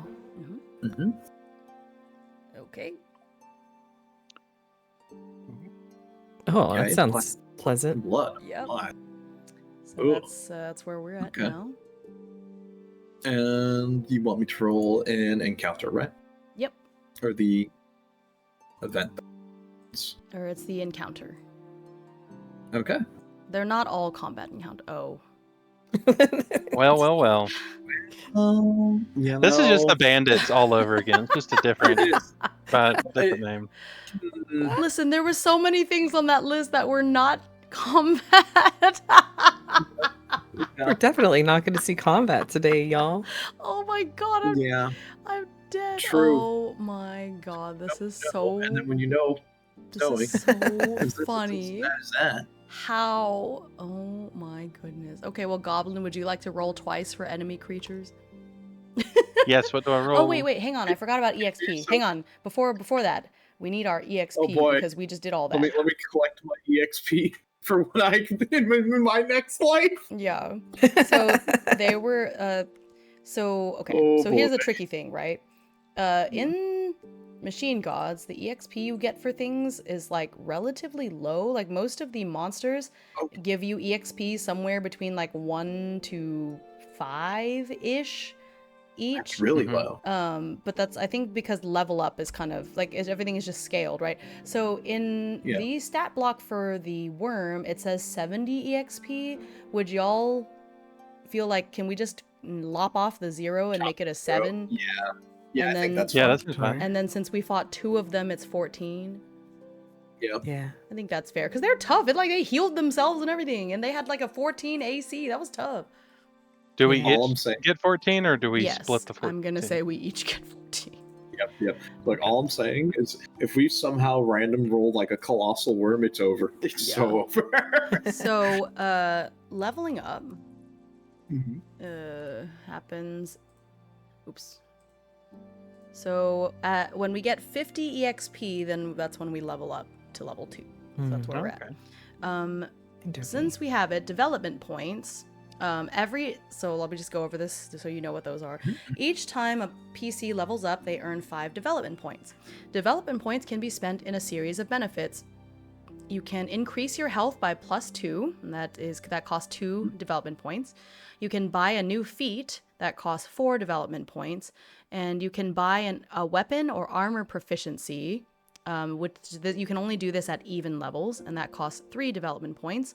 Or for 15 development points, you can increase an attribute by +1. And you might be wondering, how do you get the 15 development points? So what you can do is you can cultivate your development points. So you can set them aside. That's why there's an extra thing that says cultivate. So you can't do that at the first level up because we only get 5. But starting from the next one, you can set aside 6 development points and you cultivate them. And so then from then on, every time you level up, you can make a willpower check. And if you succeed, you get a bonus +1 DP. Okay. All right. Interesting. So only So it's three Right, DPs can be set aside at once per level for cultivation, so a PC must reach at least level 4 before they can attempt cultivating them. So you can put aside 3 at level 2 and then 3 at level 3. So at level 4, that's when you start cultivating. DPs set aside for cultivation can never be spent. Once set aside, they remain frozen and they don't count towards your DP pool, but it just gives you the ability where every time you level up, you can get an extra development point, basically. So it's like short-term loss for long-term gain kind of situation. Okay, fair enough. All right. So it's up to you whether Interesting. you want to spend all 5 and just spend them as you get them, or you want to try for that +1. Because I think especially at high levels, the +1 can really help pile up over time. Yeah, I could see that being useful. It yeah. sounds like you'd want to, if you were wanting to go that route, you'd probably want to have like high willpower. Yeah. Well, then I guess I'm lucky. I think my willpower is... speaking- We don't even necessarily need high willpower because, like, even at 15, you only have a +1 modifier. I Yeah. can't believe it. True. You just saying yeah. that right there just like snapped me back to reality. I forgot I have the feat for lucky that I could force a reroll on one thing. It Well, is... I guess I'm not lucky. It is a hard will check. So, for example, my will modifier is a 0, and so if I'm making a hard will check, I would have to pass. I would have to get a 13 or above to succeed. I see. Okay. With the DTN, so it's tough, but so for me, I don't know if I think it would be worth it. That's an interesting system because, like, especially with D20 rolls, Mhm. it almost feels like having a lower stat will end up being better because you're still relying, for the most part, on most rolls, you're just relying on the luck of the D20. Yeah, because with the DTN, if you have like worse well, it depends. So, like, for example, if I had a -1, then I would only need a 12. I would only need to beat a 12, but that's because I have the -1 anyway. So it scales, basically. The nice thing about the DTNs is I think that it scales the difficulty so that it keeps tension even if you have really high or really low in a stat. So it's kind of nice. Because otherwise, I feel like if, for example, I had really bad, like let's say I had a -3 will, it would just feel really demoralizing if the AC was high. But with the DTN, if I had -3 will, I would only have to beat a 10 to succeed. Mm-hmm. You know, so you're right. Yeah. But then it's harder to get a 10 because I have the -3. So it's kind of, I don't know, I think it balances out in a cool way. Okay. So anyways, we say it was the blood plateau? Plateau yes. of rotten blood. Goopy blood. Just gonna type that. Yum. Plateau of rotten blood. So we're kind of like, you know, if we was to remove the context of us being in a dead god body, we're kind of like in a mud field. Yeah, basically. I could see that. Yeah. Kind of jelly. It's kind of gross. Yeah. All right. Who wanted to roll? Goblin, did you want to roll for the monsters? Yes. What dice so do I you roll? go to the roll table? So you go to the rollable tables, and then under exploration, you'll see enemy creatures. So you'll just do right click and roll, and you'll just do that twice because there's 2 of them. That's what an interesting set of extremes. Wow. Okay. Well. So I'm blocking it on my stream because my big head is in the way, but Goblin rolled Skeletal Abomination and Moss Spirit. I feel like the Skeletal Abomination's attacking the Moss Spirit. They're not necessarily working together. Yeah, I feel like we could say that. Because it doesn't necessarily say that they're aggressive to us. Yeah. So are you saying that you're leaving the little Moss Spirit to die? I didn't say that. I'm just saying it's being attacked. I mean, I could communicate with the Moss Spirit for it to be our friend, right? That is true. The book, thankfully, does not have a picture of the Skeletal Abomination, but I can read the description of it. Okay. This humanoid-looking creature appears to be the spawn of the depths of hell itself. This abomination is rarely seen in the exterior and usually remains in the interior. These creatures may originate from contaminated flesh of the death god, somehow brought to life. They can grow to 3 times the size of an insectoid and give off a terrible stench. By the way, their AC is 17. No. I think maybe the Moss Spirit is, we're just gonna have to say goodbye. Because one of its attacks is Tentacles of Flesh. I do not like how that sounds. No. Can I talk to the Moss Spirit? I use my species ability. Here, let me read about the Moss Spirit, so you can know. So I'm curious if I can't even talk to it. Moss spirits are generally the size of an insectoid. They are covered with moss, grasses, and other vegetation, communicating with each other using guttural sounds. These beings have never integrated into other civilizations, remaining in the forests and close to nature. Moss spirits attack with clubs and spears when they feel threatened or their territory is invaded. The Church of the Dead God condemns moss spirits as unnatural, believing their origin is external to the dead god. Where the Church's influence is somewhat weaker, some moss spirits work as mercenaries. So they sound like Ewoks to me. Little mossy Then Ewoks. in that case, I can see that. Okay. I have a question real quick. Okay. So If you look at the stat blocks, you see the words NA after experience. That stands for number of appearing. Yeah. So do we want to roll the 2d12 for the moss spirits? To see For how the many no- or moss is it- spirits there are. Or no, it's 2d4. I don't know why there's parentheses. Actually, the parentheses is probably like if we was to encounter their camp or whatever, that would Okay, probably yeah. be the 2d12. So we could roll 2d4 for the number of moss spirits, and that may decide if we want to help the them. moss spirits defeat this. I think that's Yeah, a 'cause I really can good bit communicate of to them. role playing. Yeah, I like that. Uh-huh. Because I technically can use my connection to nature, since I'm literally a plant like that, and Yeah. sort of communicate to them and They're say not that it's they're not invading it. heroes. They are technically also monsters, quote unquote. But I think through role play we can decide whether or not they're enemies to us. And I would say Mhm. at the current moment they're not. And so we're just coming across this because the encounter just says monster plus monster. That doesn't necessarily mean that they attacked us. But the first thing we did have to attack because they did attack us. That was a different type of role. Mhm. Yeah, we got ambushed there. I like Let's it. see. The what is it? The skeletal abomination. That one there's only one skeletal abomination because it just says N1. So is it 2d4 you said for the moss Yeah, spirit? 2d4. Yeah. All right, so let's see how many. Wow, this is kind of brutal. Okay. Well, there's 5 Well. of them. So we just if we set the scene, we just come across there's this like huge fleshy tentacle abomination that's fighting the little group of 5 of these little they are the size of insectoids. It doesn't really say what they look like except that they're covered with moss, but in my head I'm imagining Ewoks covered in moss. Mm-hmm. Yeah, that's kind of what I'm thinking too. And they have these poisoned weapons that they attack with, like usually clubs and spears. So they're like fighting off this this giant thing, basically. Okay. Ah, yes. We have the miniature moss giants. Yeah. Okay.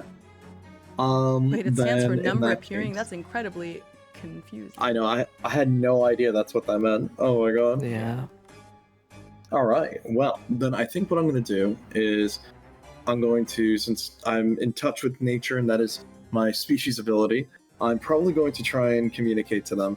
Okay. Though I am mute, it says I use my telepathy to sort of communicate with plants and other sapient creatures. Their intelligence may be low, as that is advised for discussing things with plants or other creatures like that, Yeah. but they're at least intelligent enough to have some sort of very limited discussion. Yeah. During they are this, able to I sort of communicate, so yeah. So I would say through this like very trivial means of communication, like it just looks like I'm staring down the group of them. They all just kind of sort of turn to look at me.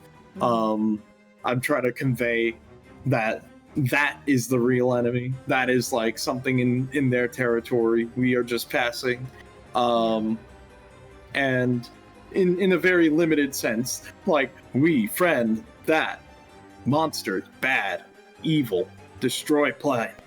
Yeah, I Stuff would like say I would say the moss spirits are already engaging with it, so I think they already know that it's bad. Mhm. So the question is just, I think at this point, are we just gonna skirt around them somehow and just bypass this whole thing, or do we want to help them? Like, what are we trying to do? Because so I guess the question is also, how much do each of the 4 of us believe in the Church of the Dead God? Because the Church of the Dead God thinks moss spirits are bad.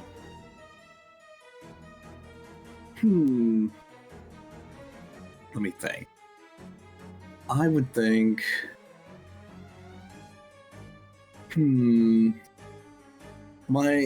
I would say an interesting conflict of interest would be my character would be a believer, but still believes that most of the things from nature are good. After all, they're from nature. So I think more would be sort of conflicted. Because, sure, they're supposed to be bad, but they're natural. Why would they be bad, right? Yeah. At least that's how I see how my character would rationalize it. What about you guys?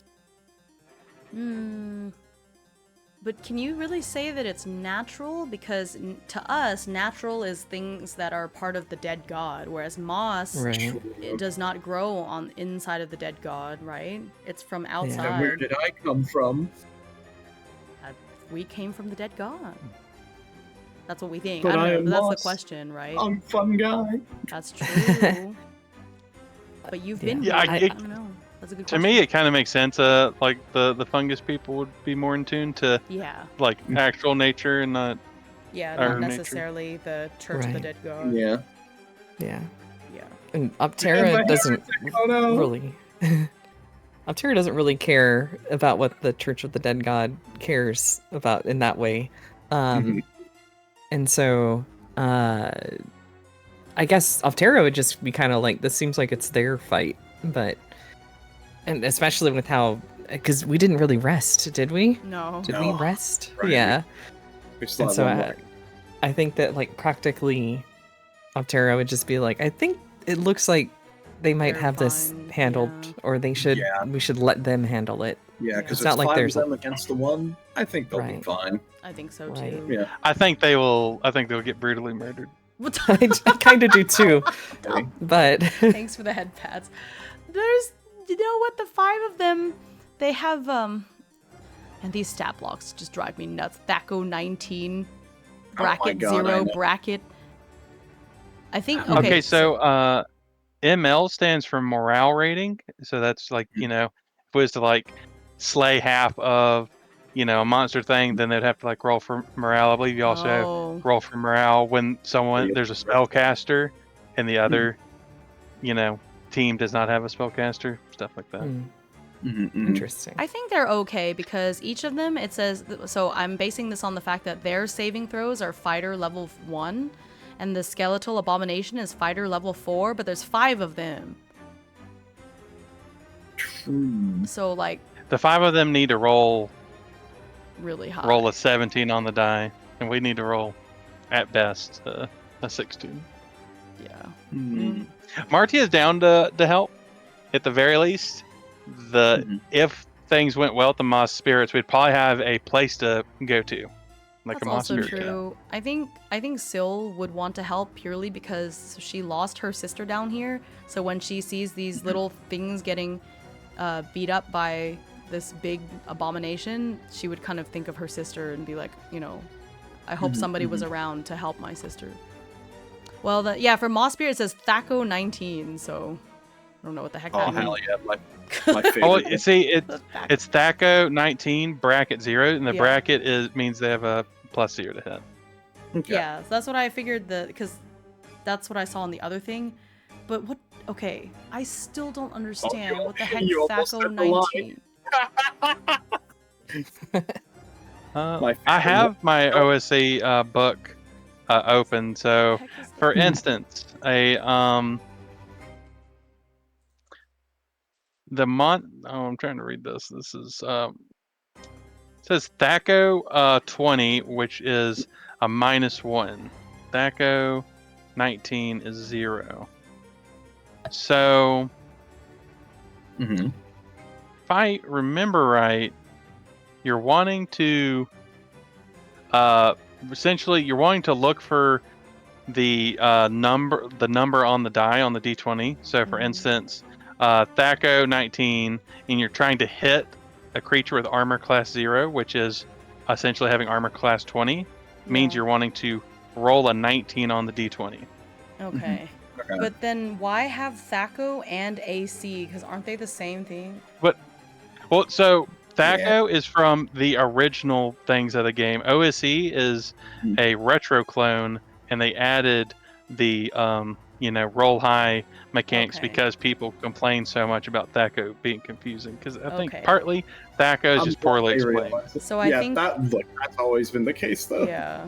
So I think this stat block, they just went ahead and added in AC because they wanted it to be adaptable to other things. Yeah, too. that makes sense. That's a base OSE thing. All OSE stuff does. Okay. That has Thaco and has Ascending. Why would you have both? Okay, anyways. So why on AC does it say 6 and then 13 in the brackets?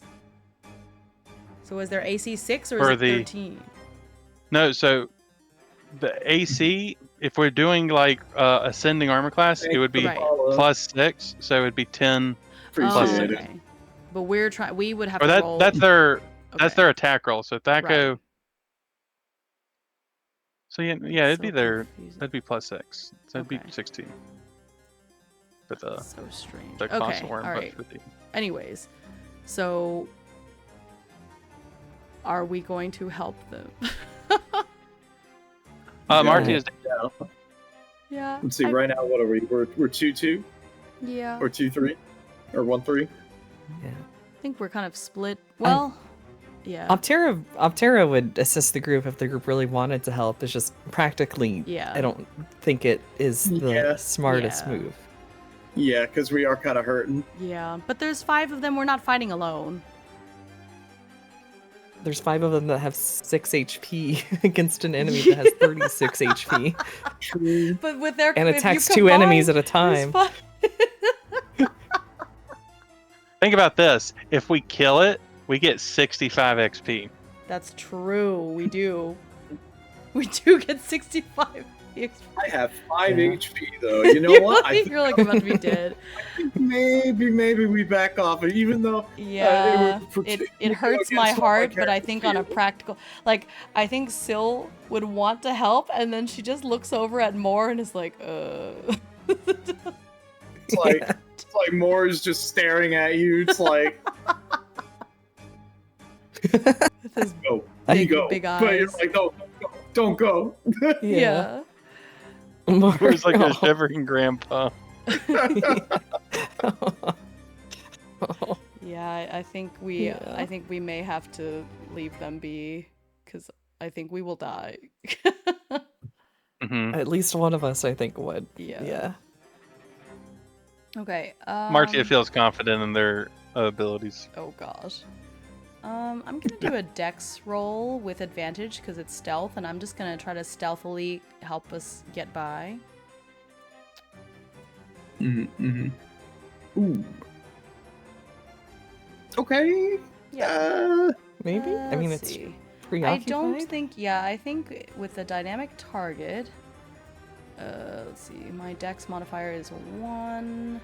I would say that this is like probably, I don't know, average, because it is preoccupied, or even easy because it's preoccupied right now. So Yeah. That is true. Yeah. So my Yeah. DTN is a 10, which we beat. So yeah, I would say that we very easily like pass by because it's literally locked in combat, and Yeah. we're not making much noise. So I think we'll just get on through.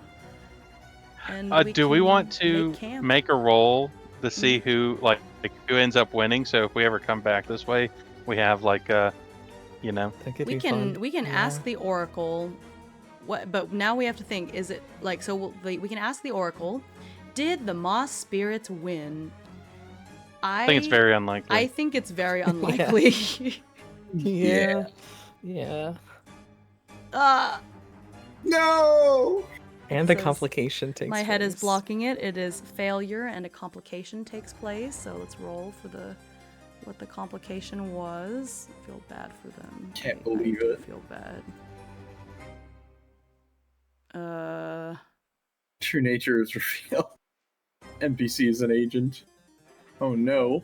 I don't think that's quite as relevant. I would say like- so. It does say on the sheet that there are some moss spirits that are like the chief moss spirits that are extra strong, and so we'll just say that we are like they tried to get help from the moss spirit chiefs, and it still wasn't enough. Oh no. So like the Moss Spirit like town or village or whatever is like wiped out or something like that. The nearest one, yeah. Yeah. Yeah. Yikes. Yeah, the horror probably made its way there. But we don't know that right now, so we're just gonna continue on. We don't know. We Yep. have no knowledge of this. Yeah. The characters have no knowledge of this. We can just feel bad. But you know what? We might have probably died if we stayed, so what can you do? Yeah. Ugh. Do I think we could have won? Yeah, but At what it cost? would have been Yeah, rough. it would have been at Yeah. a cost. Right. Because the thing is, it has an AC of 17. Yeah, that's a little high. Yeah. Mm-hmm. Are you A making bunch a of note? mob spirits Are you making a note inside of them it being already. dead? Yeah, That's so sad. Aw. just so we'll remember it next time. Just oh god. Oh. I can't- Oh, I could have done text. I'm sorry. Nope, It's okay. thank I like you, just that hydrate. MS painting out my words. Group Oh, hydrates. hydrate. Yeah. Okie dokie. Group The hydrate. horror shows Cheers. up later, and Nice. there's a bunch of moss spirits wedged inside it. Ugh. Oh no. Oh, the pain. Oh. Well, I'm out of hydration. you know, it is a time to- dark. It did say dark fantasy, and sometimes these sad things happen. Yeah. Should I make another lantern roll? Yeah, I would say so. Yeah. Since we traveled another. I think space instead of every half hour, I think as we enter into like new hexes, I think it's fine. Yeah. And then at the end of this one, it'll be rest time because we saw a lot of stuff. Okay. Yeah. Yeah. So yours is good. And then let's see. Also, I think maybe after this next hex, we might call it a night because it is getting a little Sure. late. And I think after resting, that'd be a good place for, you know, a pausing point, and we can reflect on things. Okay. Yeah. So, would y'all like to roll for the terrain and the encounter? You know what? I want to roll the terrain this time. All right. Yeah. I'll roll the encounter then. Okay. All right. Let's see what we got. Oh, Ooh. Damn. Well, that's an opposite of I guess it makes sense that Yeah. it goes from one to the other, you know? Mm-hmm.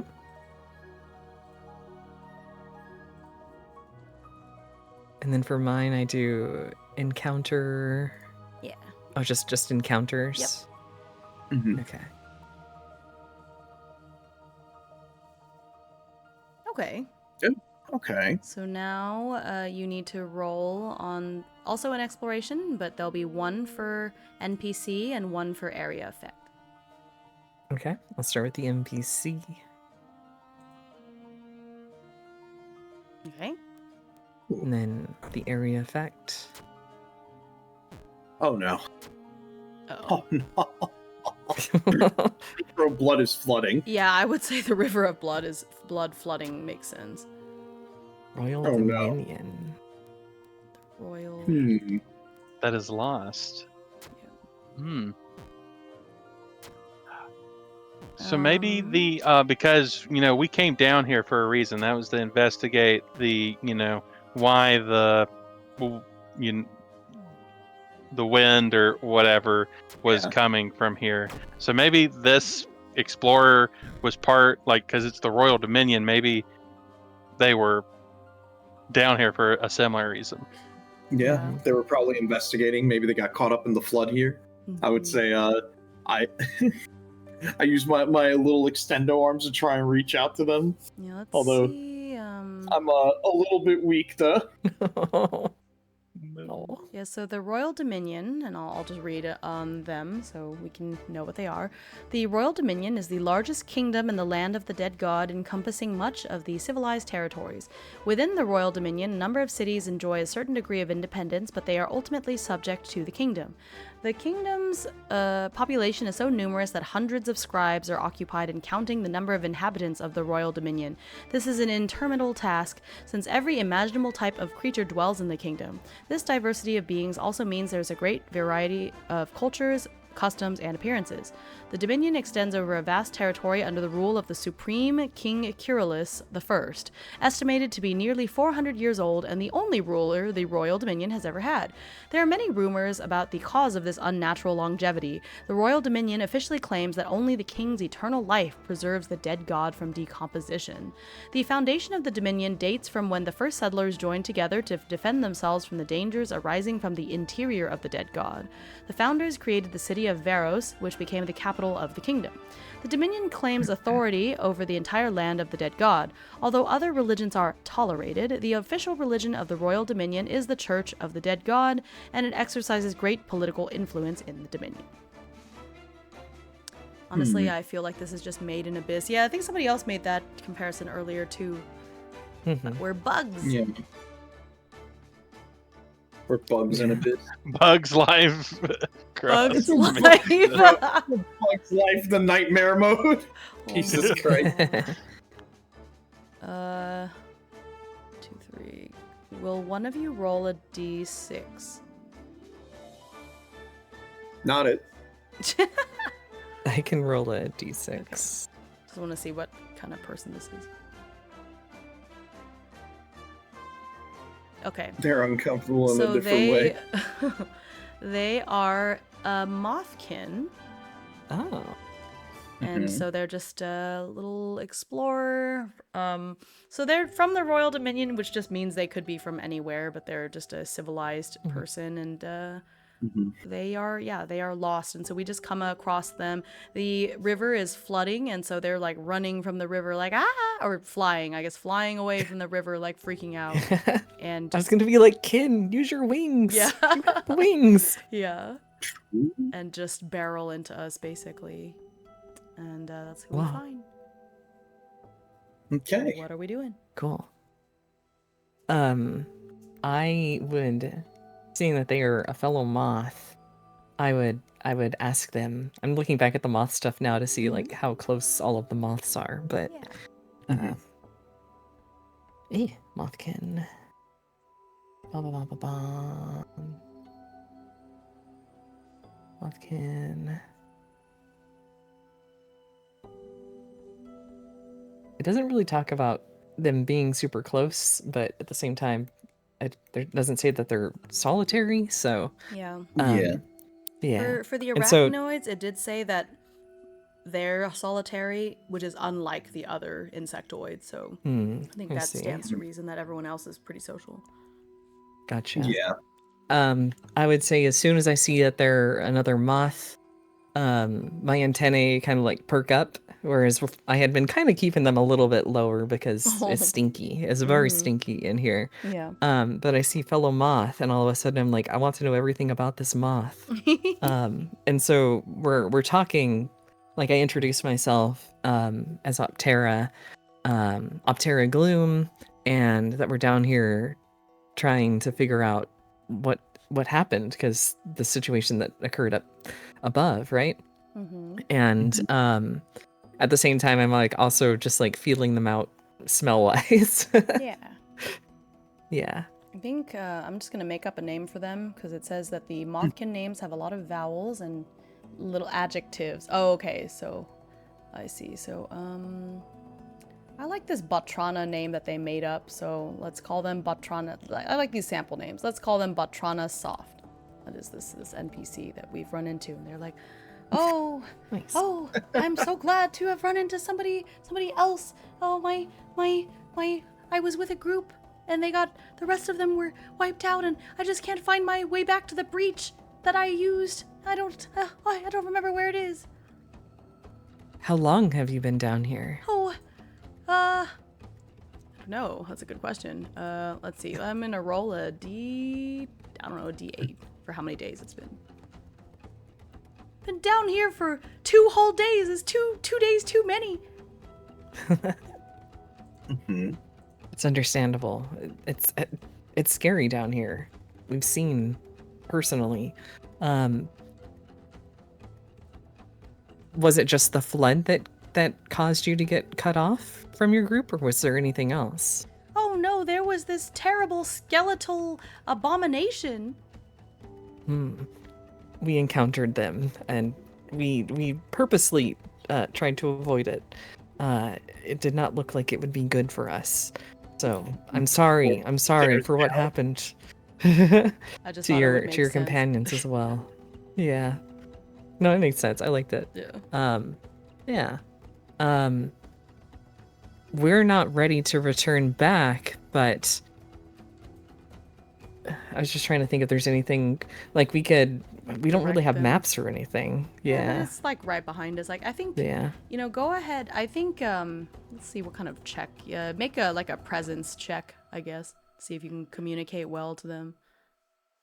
Oh, I don't have. I probably shouldn't be the one to make a Or presence you can make an check. assisted, maybe with assistance. I think we're all assisting you and explaining it to them. Okay. So you can roll with advantage.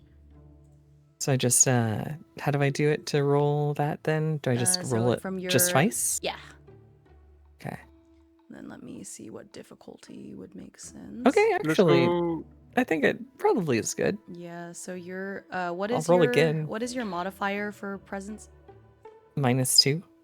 Okay. So I think this would be And average. the next one's a 19. Okay, Yeah. never I think mind, this that's would good. be average. So Yeah. you just needed to beat a 9. So I think you. Okay. You're good. Yeah. Very good.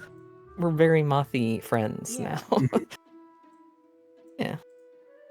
Okay. Well, I would try to explain the way back, and say that they're welcome to head back that way, or if they had a reason that they needed to be down here, I would look at the group and just ask them, like, just kind of like motioning to them more so, and just be like, I'm sure if you wanted to join with us, we might be able to assist. Oh no, I have to go and make my report to the authorities about what has happened. Oh, thank you so much. I'll fly over that way and oh goodness, I can't believe all this happened. And then just flutters away. Fly safe. Before they fly away, Martia will sort of pause them by holding out their greatsword. Uh-huh. Why? Do you know why the stench came from below? Ooh, let's ask the Oracle if they know why. Maybe likely, because they're coming from the opposite direction, right? Yeah, that is true. They would be coming from lower to be going up at this point, so. So let's say it's likely that they might know something. Oh yes, and Nice. yes, and Oh, no. That's I the mean, last this one. is the new character, so I guess it's fine. Yeah. So they would say, "Oh yes, You're talking about that huge gust of wind from a little while ago, right? Yes. I didn't see it directly, but I heard a really loud noise coming from down there. So if you keep going in this direction, you should find it. But I warn you, there's dangerous things down there." I'm dangerous. And then off they go. Let's And go. I real. love it. It is true. I mean, you are very dangerous. But yeah, so it does seem that our heroes are heading in the right direction. We just have to go down there and see what's afoot. So for resting, rest. I keep thinking about the EXP that we could have got from killing that thing, Look, it's okay. but there's Don't no worry. way. Welcome. Yeah. Welcome to go back and fight it if you want. Right. I don't think we should. Oh, the magic conch, tell us your secrets. Right. So we need to. Actually, apparently a character can make a hard int check to attempt to heal another creature or character. If successful, they recover D4 health plus their con. But it does require medical supplies, which I did not bring. But Is medical supplies a thing? it's in Machine God, so I think that might be a thing we have to kind of work on. There's I similar. I basically just bought every random thing I thought could be used for medical I have applications. You think if I I do shove too, soap yeah. down somebody's mouth that it'll heal them? Right. I don't think soap will work on fungus.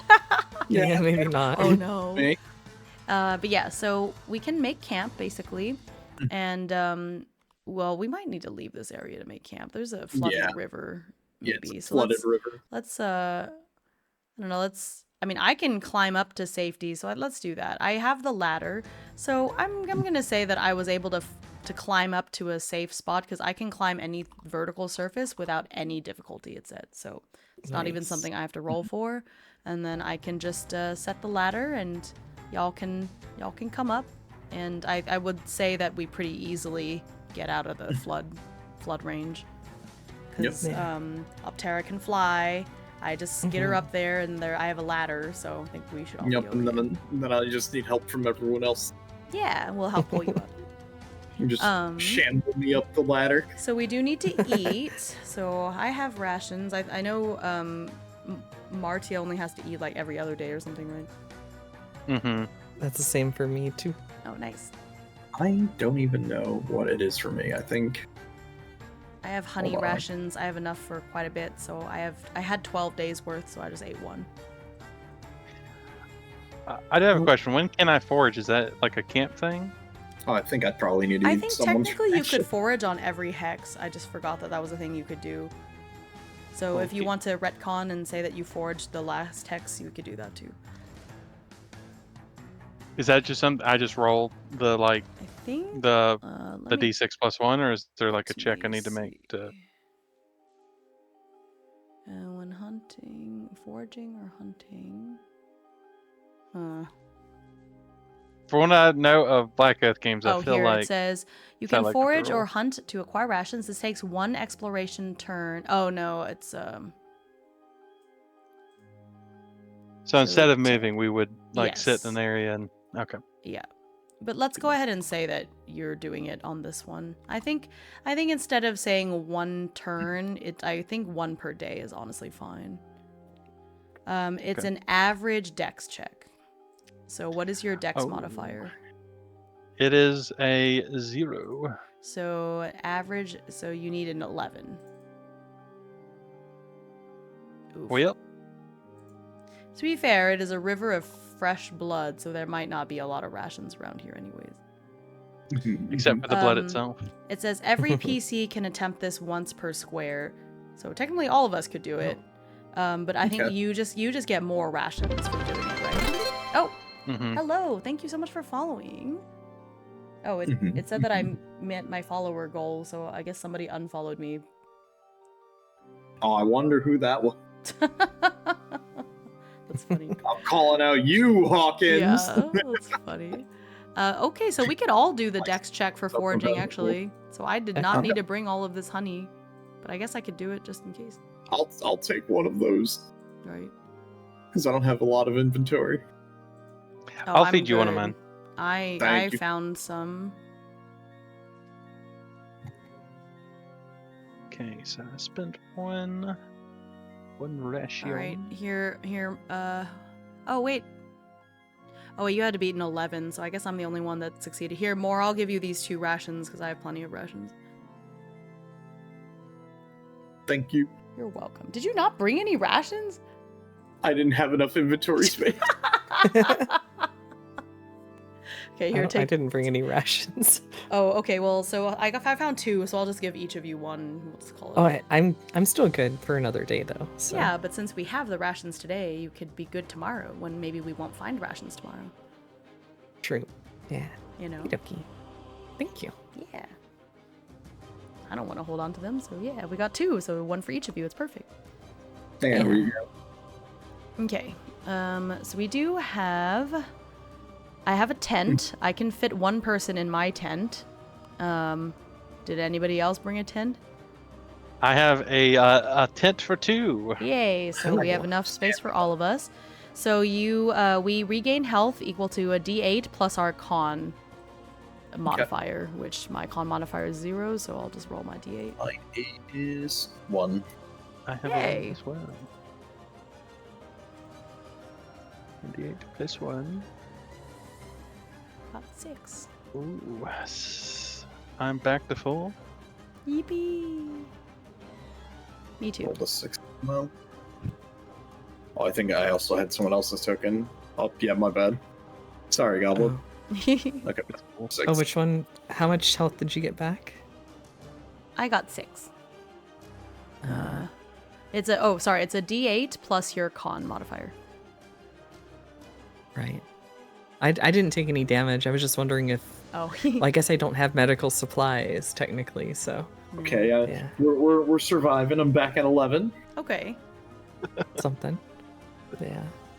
It does say that you could choose to stay at camp for longer to heal our wounds. We just, instead of exploring, we just stay here for an extra like 6 hours or 12 hours or whatever.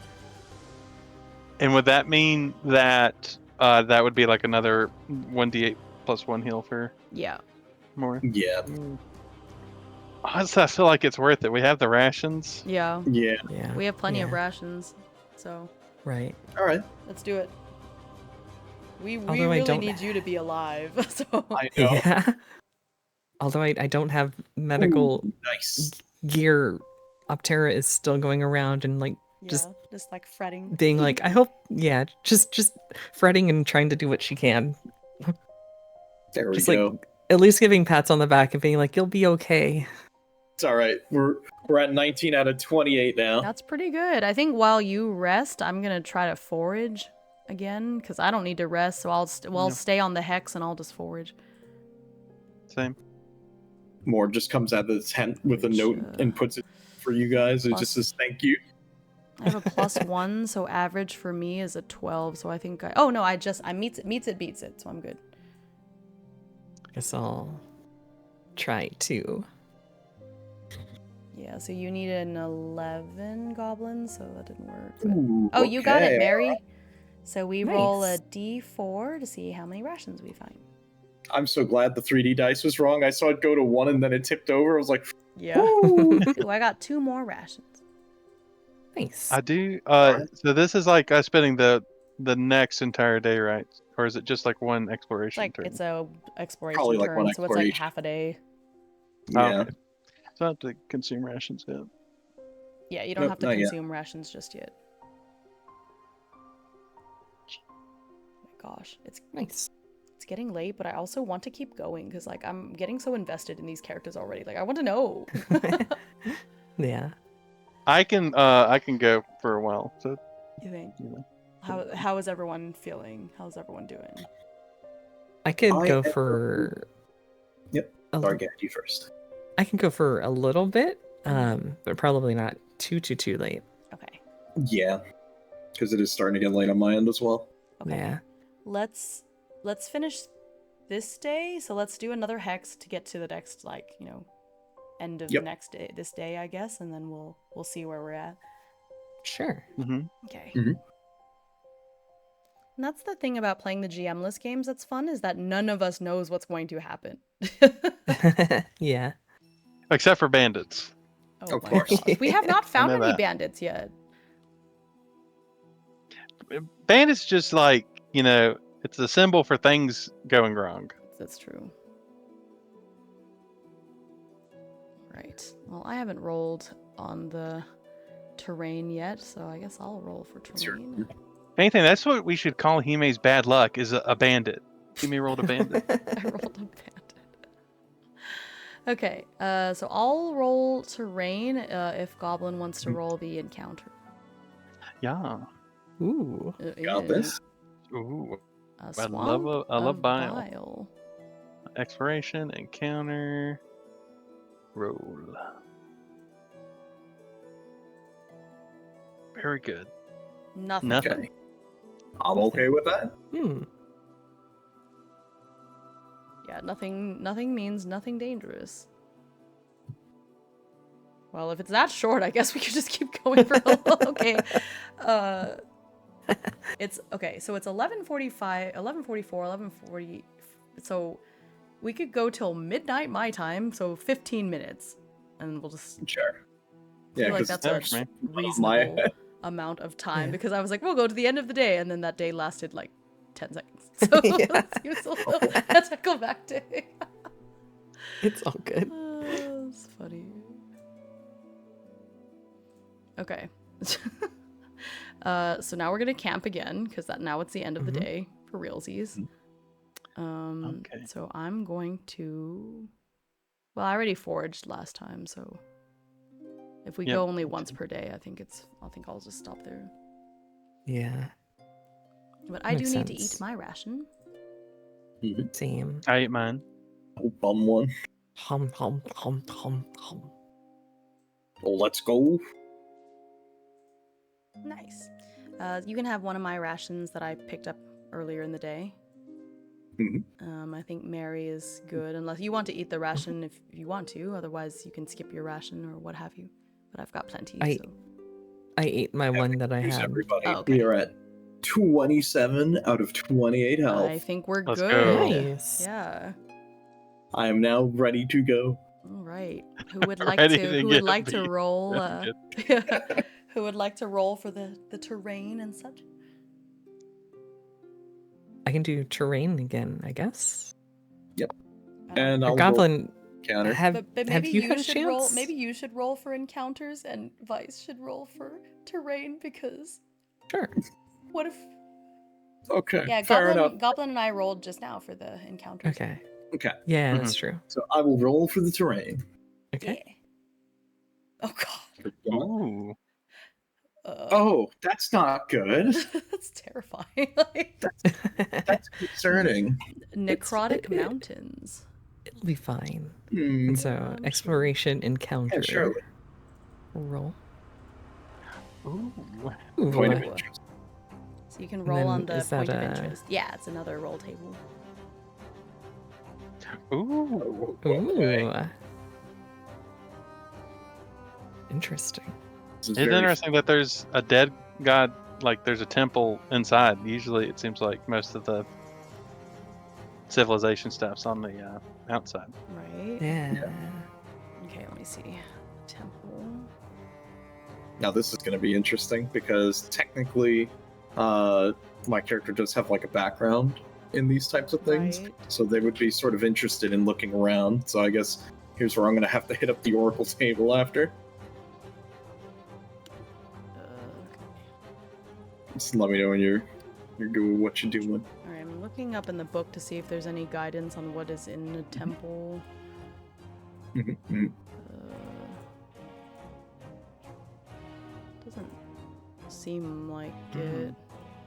I almost feel like, because this is necrotic mountains, and I'm assuming necrotic is a bad thing even if you're a bug. Oh. Necrotic's always bad. Okay, we can feel like the roll temple for. We can roll for the condition. Go ahead and roll a. Or whoever would like to can roll a d10 to see what condition this temple is in. I got you. Okay. It is near collapse. Ugh. Unlucky. Makes sense, though. But yeah.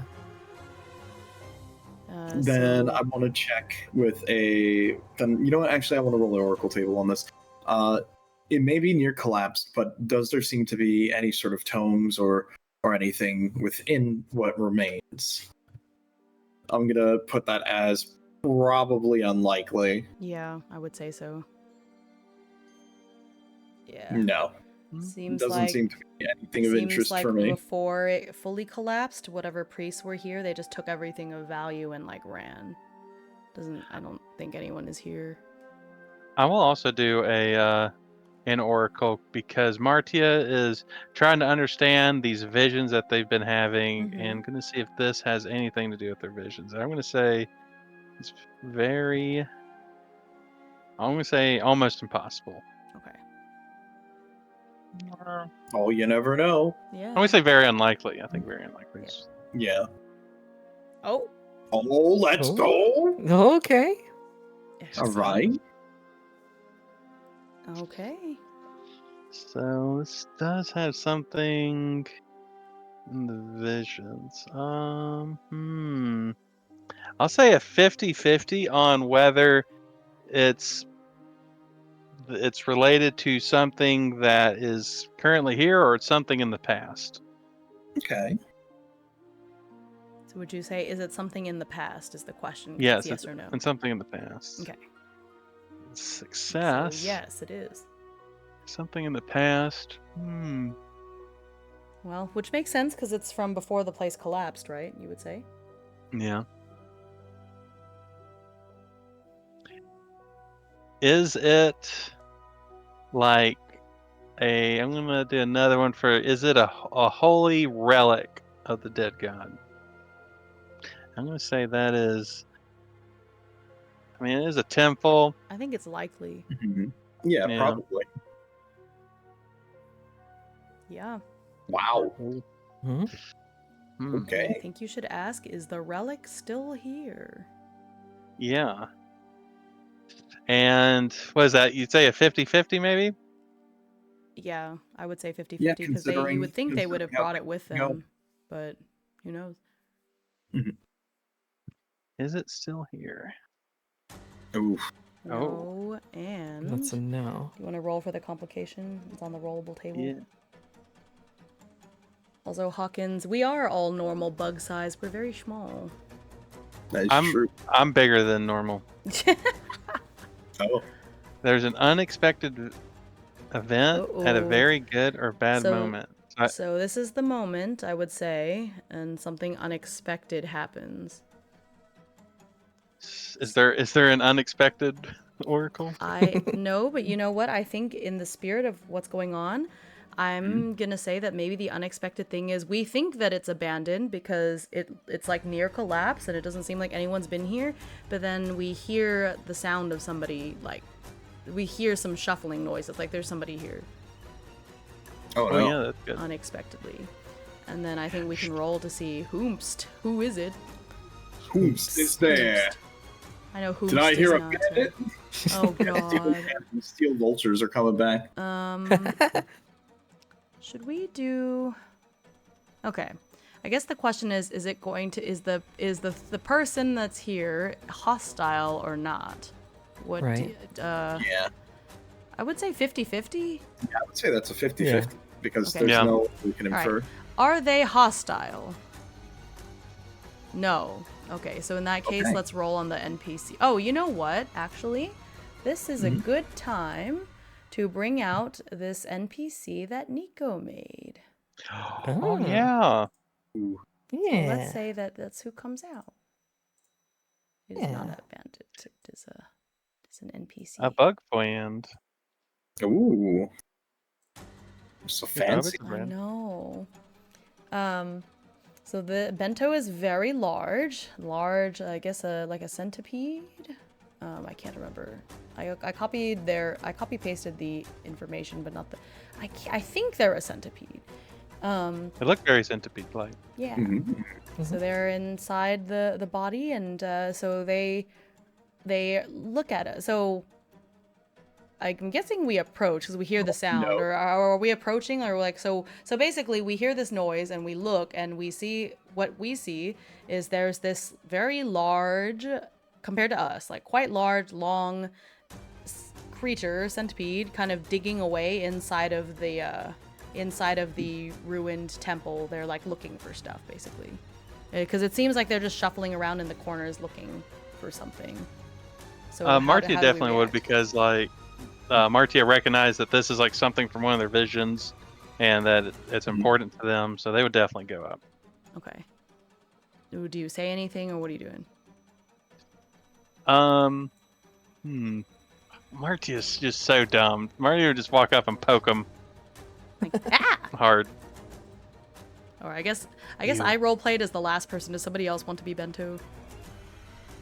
You know what? I got you. The character description says they may have a touch of madness and may not always be the most coherent or trustworthy, but is always happy to trade stories and trinkets from its adventures from some of your own. That's the character setting. Gotcha. Okay.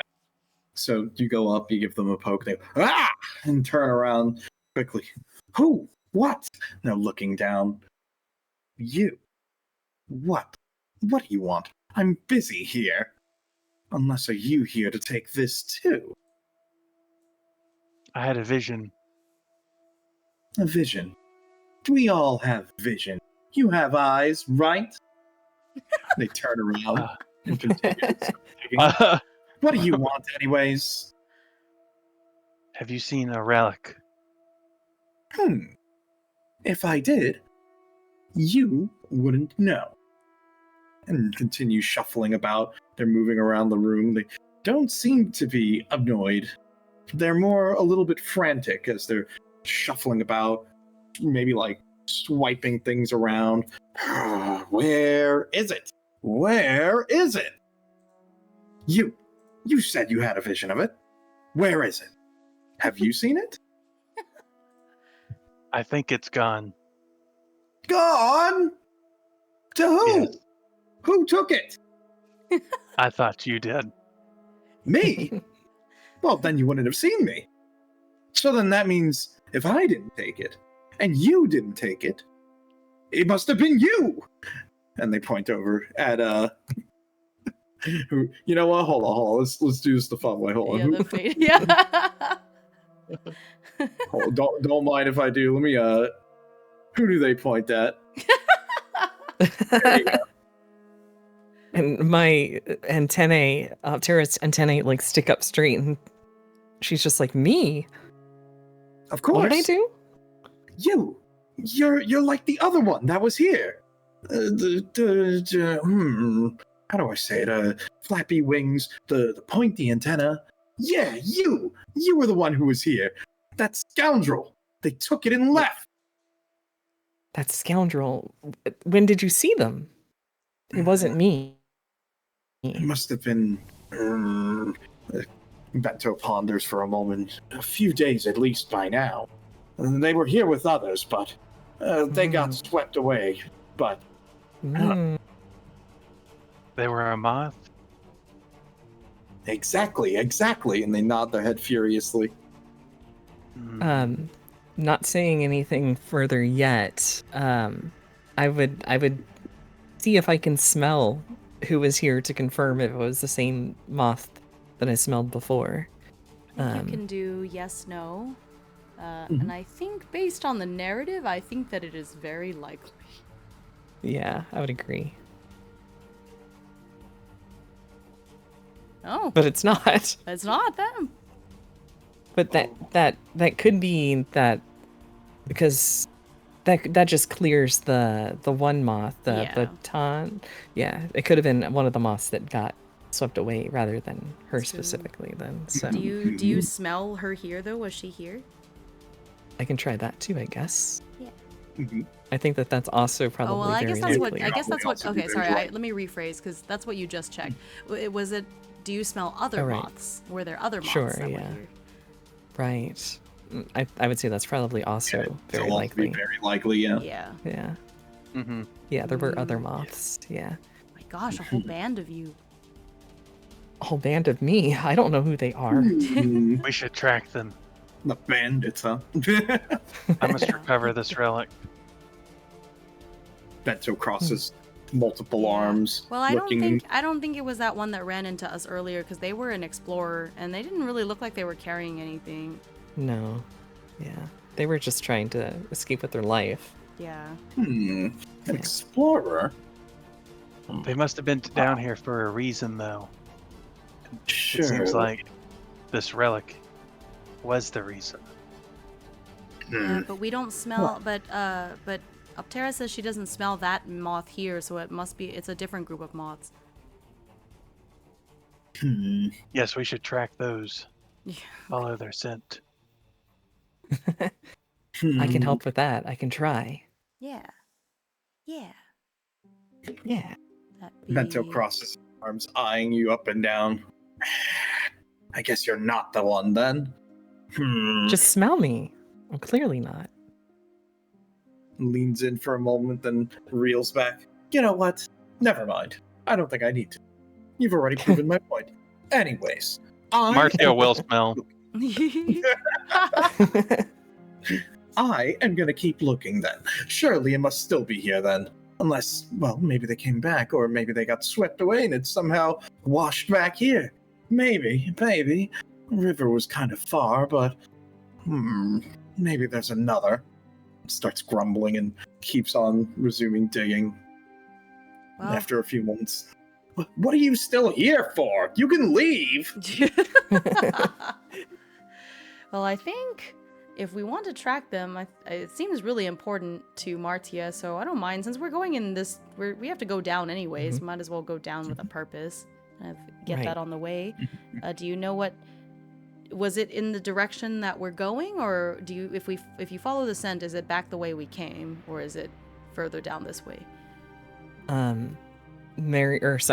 Yeah. Optera's antennae like kind of dance around a little bit, and they're trying to sense the direction that it went. I can just do, I guess maybe like a 50-50 for if it's back the way we went, or like a 50-50 seems like it'd be good. Where's the 50-50? There it is. So, is it further down the way that we're going? Will be my question. No. It No. is not. Okay. And I there's swear, if that complication. skeletal abomination has it, I'm gonna be Yeah. livid. Oh, God. Oh. No. But I mean, we rested up. We got good yeah, rest. that's true. So, yeah. Go ahead and roll for the complication as well, and we'll see. Oh, yeah. That would be funny if we have to go back. Maybe we can save them before the thing happened. We just saw into the future a little bit. Maybe. They just really want us to. Wow. Yeah. A new character know or an what? existing character's nature. Hold on. I've got something else I can add on to this. Okay. So Mord pulls out his journal and writes a simple thing and walks up and shows it to Bento. It just says, "Tome?" And looks down at it. Tomes? What the hell do you want with those? It's useless. Useless knowledge for useless fools. I'm here for relics. Relics that could be useful for other things. Now get away from me, you whatever you are. He's rummaging. Oh no! Don't be Poor mean Mord to just- Moore. Poor Moore just doesn't say anything, just motionlessly walks back to the others. Oh. I would say Optera not really aggressively, but at least a bit would be like, you don't have to be so rude. And To neither do Bento. you. Leave! Oh And gosh. just turns away. Yeah. Well, he was here first. Find his keepers. Well. Marcia will just like lift up the sword questioningly. No. Ooh. Oh my He gosh. still pays you no mind and is continuing to rummage Yeah, through things. he's a centipede Yeah. with goals. Yeah. Mm-hmm. Well, Yeah. Optera would probably do a little stamp, but then kind of be like, shake her head and be like, it's not worth it. yeah. Mm-hmm. Well, Okay. we might have to go. We didn't. We camped at the swamp, but we didn't Yeah. really explore it. So it might not be that far. It might just be in the hex that we just left behind. Could Because be. that was the one where you rolled and there was like nothing, right?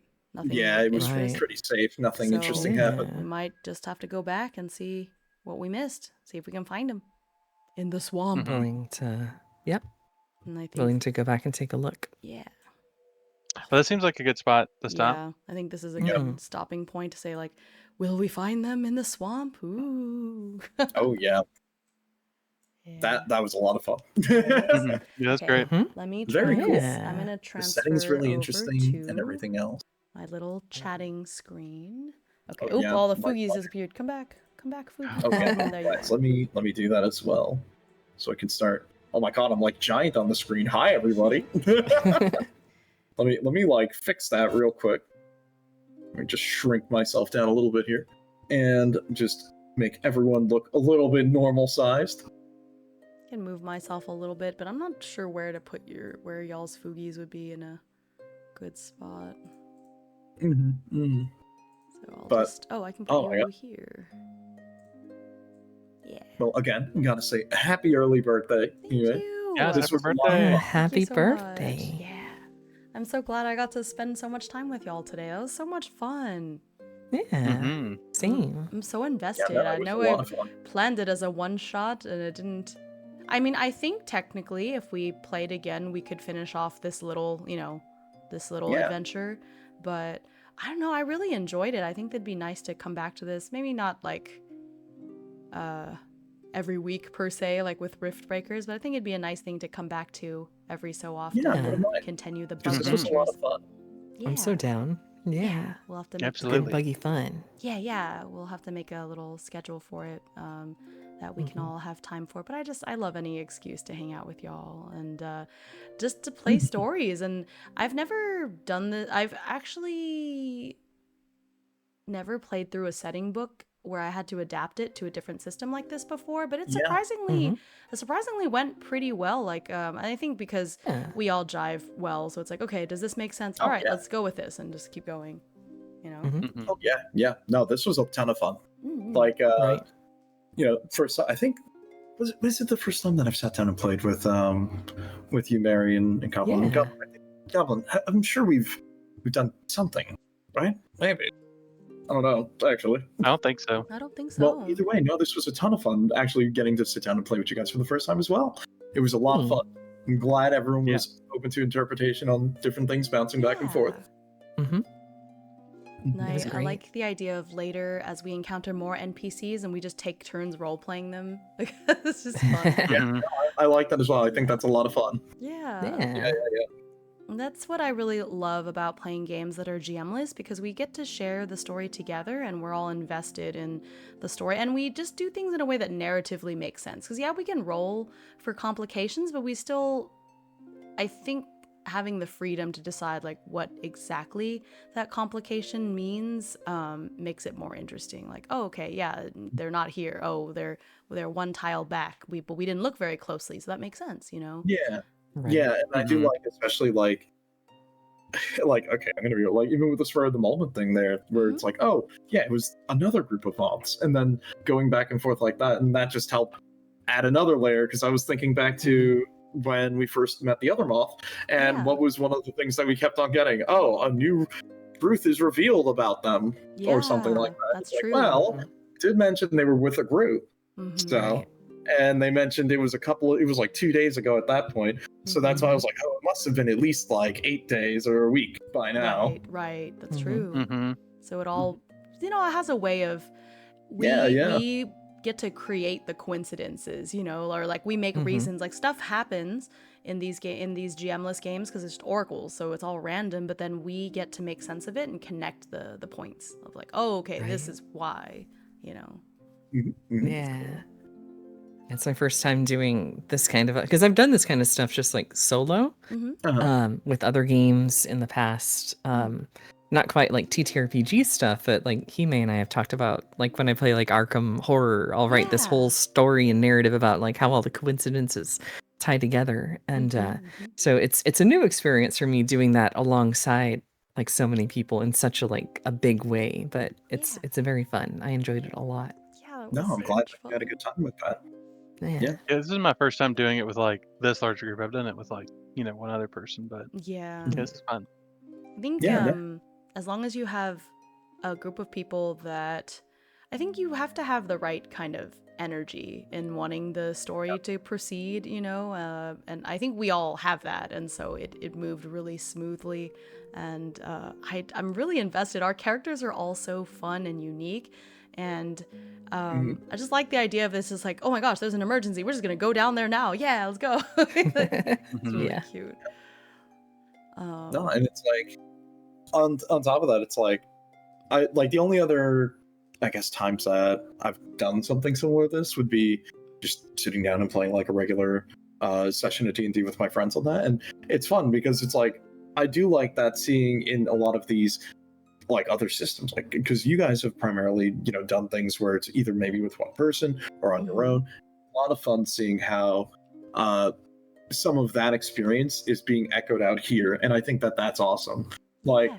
because it's fun. It's really a good time when you're sitting down creating a story with your friends, where usually in like some of our campaigns where the DM would have some sort of loose like outline of things that can happen along the way, but it's funny, we've got that X factor here of anything can really happen, Yeah. but Right. we're making it work and we're having fun with it, and we're sort of spinning the story on our own as well, Yeah, for I sure. think that's great. Yeah. I think that's a ton of fun, and I really have to appreciate you guys for making this even more fun. Yeah.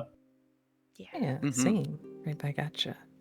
I think a cool thing about these like GMless games outside of the work Hime did to get it playable on Foundry, this is pretty much prepless. Like we don't have to like take any time away outside of us actually playing it. I think that's always It good is thing. front heavy with prep, just creating everything and pulling the tables together.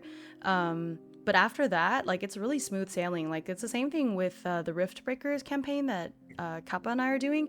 The front part was heavy. Like I had to get it all in Foundry, put in all the tables, and that took time. But now when it's time to go, like even though I didn't stream all week because I was so tired from work, like I knew, okay, Friday though I'm gonna stream because I don't have to do anything extra. We just get in there and go.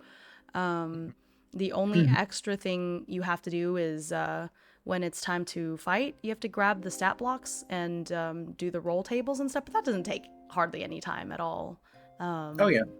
So Right. I think the only thing and I think it was really helpful, really good that we had Goblin here to explain, because honestly, when I saw those stat blocks, I was like, what am I Yeah, the looking stat at? block, I was a little bit confused as well, because you're right. I didn't realize that this was I'm sorry, I believe you said it It's the like Best Goblin. it's the It's OSE, OSE, yeah. Old School Essentials. Yeah, that, and it's like, because I had no idea what old school essential meant, but I didn't realize, yeah, it is these older systems like THACO and all of these other things, which I'll be honest, I'm not as well read into the even older stuff. Like, trust me, when I put get this to on that, the I'm screen for everyone really quick so everyone can see what I mean, because I don't think I actually showed it, but here's what I mean by the stat blocks that are in this book. Yeah. It's like code. Then I'm familiar enough with D&D to be like, okay, it has this much HP. This is its AC, and I'm assuming the number in the brackets is its actual AC that we're rolling against. And then I could see for the other enemy we had, it had 2 attacks, so that's why I did the D2 to roll like which one it did. This one only has the 1 attack, which makes sense because it's strong and it attacks twice. But then I was like, okay, I think this one is movement, which we're kind of hand waving movement a little bit. But I'm like, what the heck is ML and AL and NA and TT? What is all of that? So I'm really glad Goblin was here to explain all that, because the reason where like it says HD, that's hit dice, but the reason why it just has the number of hit dice you roll is because the numbers are all the same. Like you don't like in newer editions you have like, you know, something that's really big might have like a D12 for its hit dice, but for like OSC it's all the same. I believe it's all defaults to D6. Yeah. Okay. Yeah, because I was gonna say, looking at it, it's like, I know, like, okay, let's be real here. The hit die would be more or less if you wanted to roll for variance and HP between creatures, but I'm real who's doing that unless like you're like next level DM out of this universe, okay?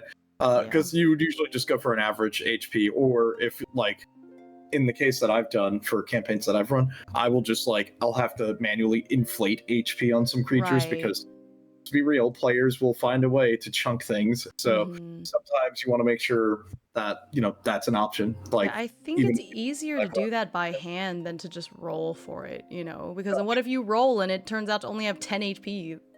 Yeah, and that's always the whole crux of it. It's like, it's there if you want to use it from older systems as like legacy format, but I appreciate that, you know, you can just grab an average, or, you know, if you want, I would say like just grab like a maximum threshold, and then you can use that as like where you would go with it. Yeah, I think so too. Honestly, I think that's a big reason why OSE out of a lot of the retro clones is probably the most popular, because it has the original way and it has the modern way. So like, you know, you can do both. I think that's very helpful, to be honest. Yeah. Okay. Not bad at all. Oh my god, I scrolled down in here. These guys are freaky. Oh boy. There's some very freaky. I'm honestly almost a little glad there's not a picture of the skeletal abomination, because they might have some trouble sleeping of that. Yeah, I know, right? Because even just the little description of it, I was like, that sounds terrible. You know, like, that sounds awful. Honestly, if it's not a spider, I'm good. Yeah. Show me all the horrible stuff. If it ain't spider, I can sleep good. There we go. I'll have this on as I'm getting ready to play us out of here. Yeah. I wish they had a picture of the moss sprite, because I imagine they would be cute. I really, in my cute. head, they were just Ewoks with moss on them. No, like moss going on. That was because they only speak with grunts and they have little spears. Like that was 100% what I was imagining. Teeny little. I was picturing mitochondria. I was picturing the little guys from Monster Hunter Wilds, basically too. Oh yeah. Somebody else in the chat was like, "Are they palicos?" I think it was Izzy. Like, oh my god. Yeah. I didn't even think of that. Cute. Oh, that's true. Because they palico. have the ones that don't talk, right? Yeah, bug palico.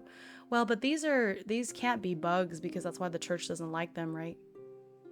That's true. So there's that. Yeah, they're just the size of an insectoid. Exactly. Okay, well, so thank you all so much for spending time with me today. I know this went on for by TTRPG streams, man. Like 6 hours is. It's a ton of fun. It is. To give you perspective, you're right. We made our characters. We first off, we started with reading what was going on. Then we made our characters. Then we went from that, which would have been a session 0, into, I guess we're just gonna play the game now. So yeah. And So we did yeah, combat literally right away. It was so like immediately. I was like, oh gosh, I honestly did not think we would encounter combat. I thought we would only get to do like a little bit of roleplay stuff to start the adventure. I did not think we would get as far as we did. So I did not Yeah. prep any combat stuff. And so I was like, oh, but it went really well. We got it. It went well. I think it was fair. Got some EXP and I feel good. It was a lot of fun. I love these characters and excited to come back to them sometime really soon. oh yeah, Yeah. Yeah. And with that, I'm going to say thank you again to everyone, and we're going to call it a night here. I think I can make a stream schedule for this week, because I think I've got it down now to what I'm doing in school. And also this upcoming week is like a really weird one where we're just testing, so I don't have as much school stuff to do most of the days, and so I think I'll try to make a stream schedule for this week. I really want to get back to work on ballads. Honestly, I'm itching on to do it. But yeah, let me see if there is somebody we can raid into, and then we'll oh say my god, goodnight. Nero's back with Liza P again. Before we gosh. derailed him and we talk about anime for another 4 That hours. is so funny. Let's see who else. Liza P looks so cool. It is a cool Yes. game. I have to sit down and play through it again because I got the DLC and just didn't get a chance to it, you know? Only thing I really know is there's big lady, and I appreciate that. Fair enough. Hmm. Or is it Frankenstein? Is that the big lady? Not quite. Not quite. I remember Big Lady and Lightning. I was like, well, there's definitely sparks. Ooh, Rex is streaming. What is that? Shadows of Doubt. What is that? Ooh, I know what that game is. That's a Like a mystery it's sort of like game? a sandbox stealth type of game. Oh, that Yeah. sounds fun. It's a cool Okay, game. Let's do It that. is cool. Let's raid into Rex then. I need to play that one still. Nice. It looks interesting. Could you just send me their name Oh, so I yeah, could yeah, read yeah. in? Sorry, not even think about that. Yeah, no I'll problem. put it in the Discord. Thank you. Thank you. Yeah. Oh, it looks cool. There's like I like the art style. It's neat. Oh yeah, it's really nice It's with kind like of Minecrafty. That looks really Yeah. cool. Might have to watch that for a bit. All right. All right. It's all- To everyone Yeah. else, thank you so much for hanging out with me. I know it's not exactly my birthday today, but we're gonna pretend like it is. Mhm. I think I'm gonna try to do my karaoke stream this upcoming week. So Ooh, I'm excited. Oh, Yeah, let's I'm go. gonna try to do Okay. it. So Yeah. hopefully my voice stays good for that. Mhm. But yeah, thank you so much for spending time with me today. Rest well, take care of yourselves, and I will see you again very soon. Does any of y'all want to say any last remarks? Happy early birthday again, and thank you for having us here. Thank Yeah. Take care, Yes. everybody. Birthday. This was a Happy ton. birthday. I'm glad that the rolls were a lot better than Oh my god, Well, right. yes, but Yeah. that's okay. All right, we didn't die. Yeah. All right. All right. So Thank I think you. have a good night, everybody. Catch you later.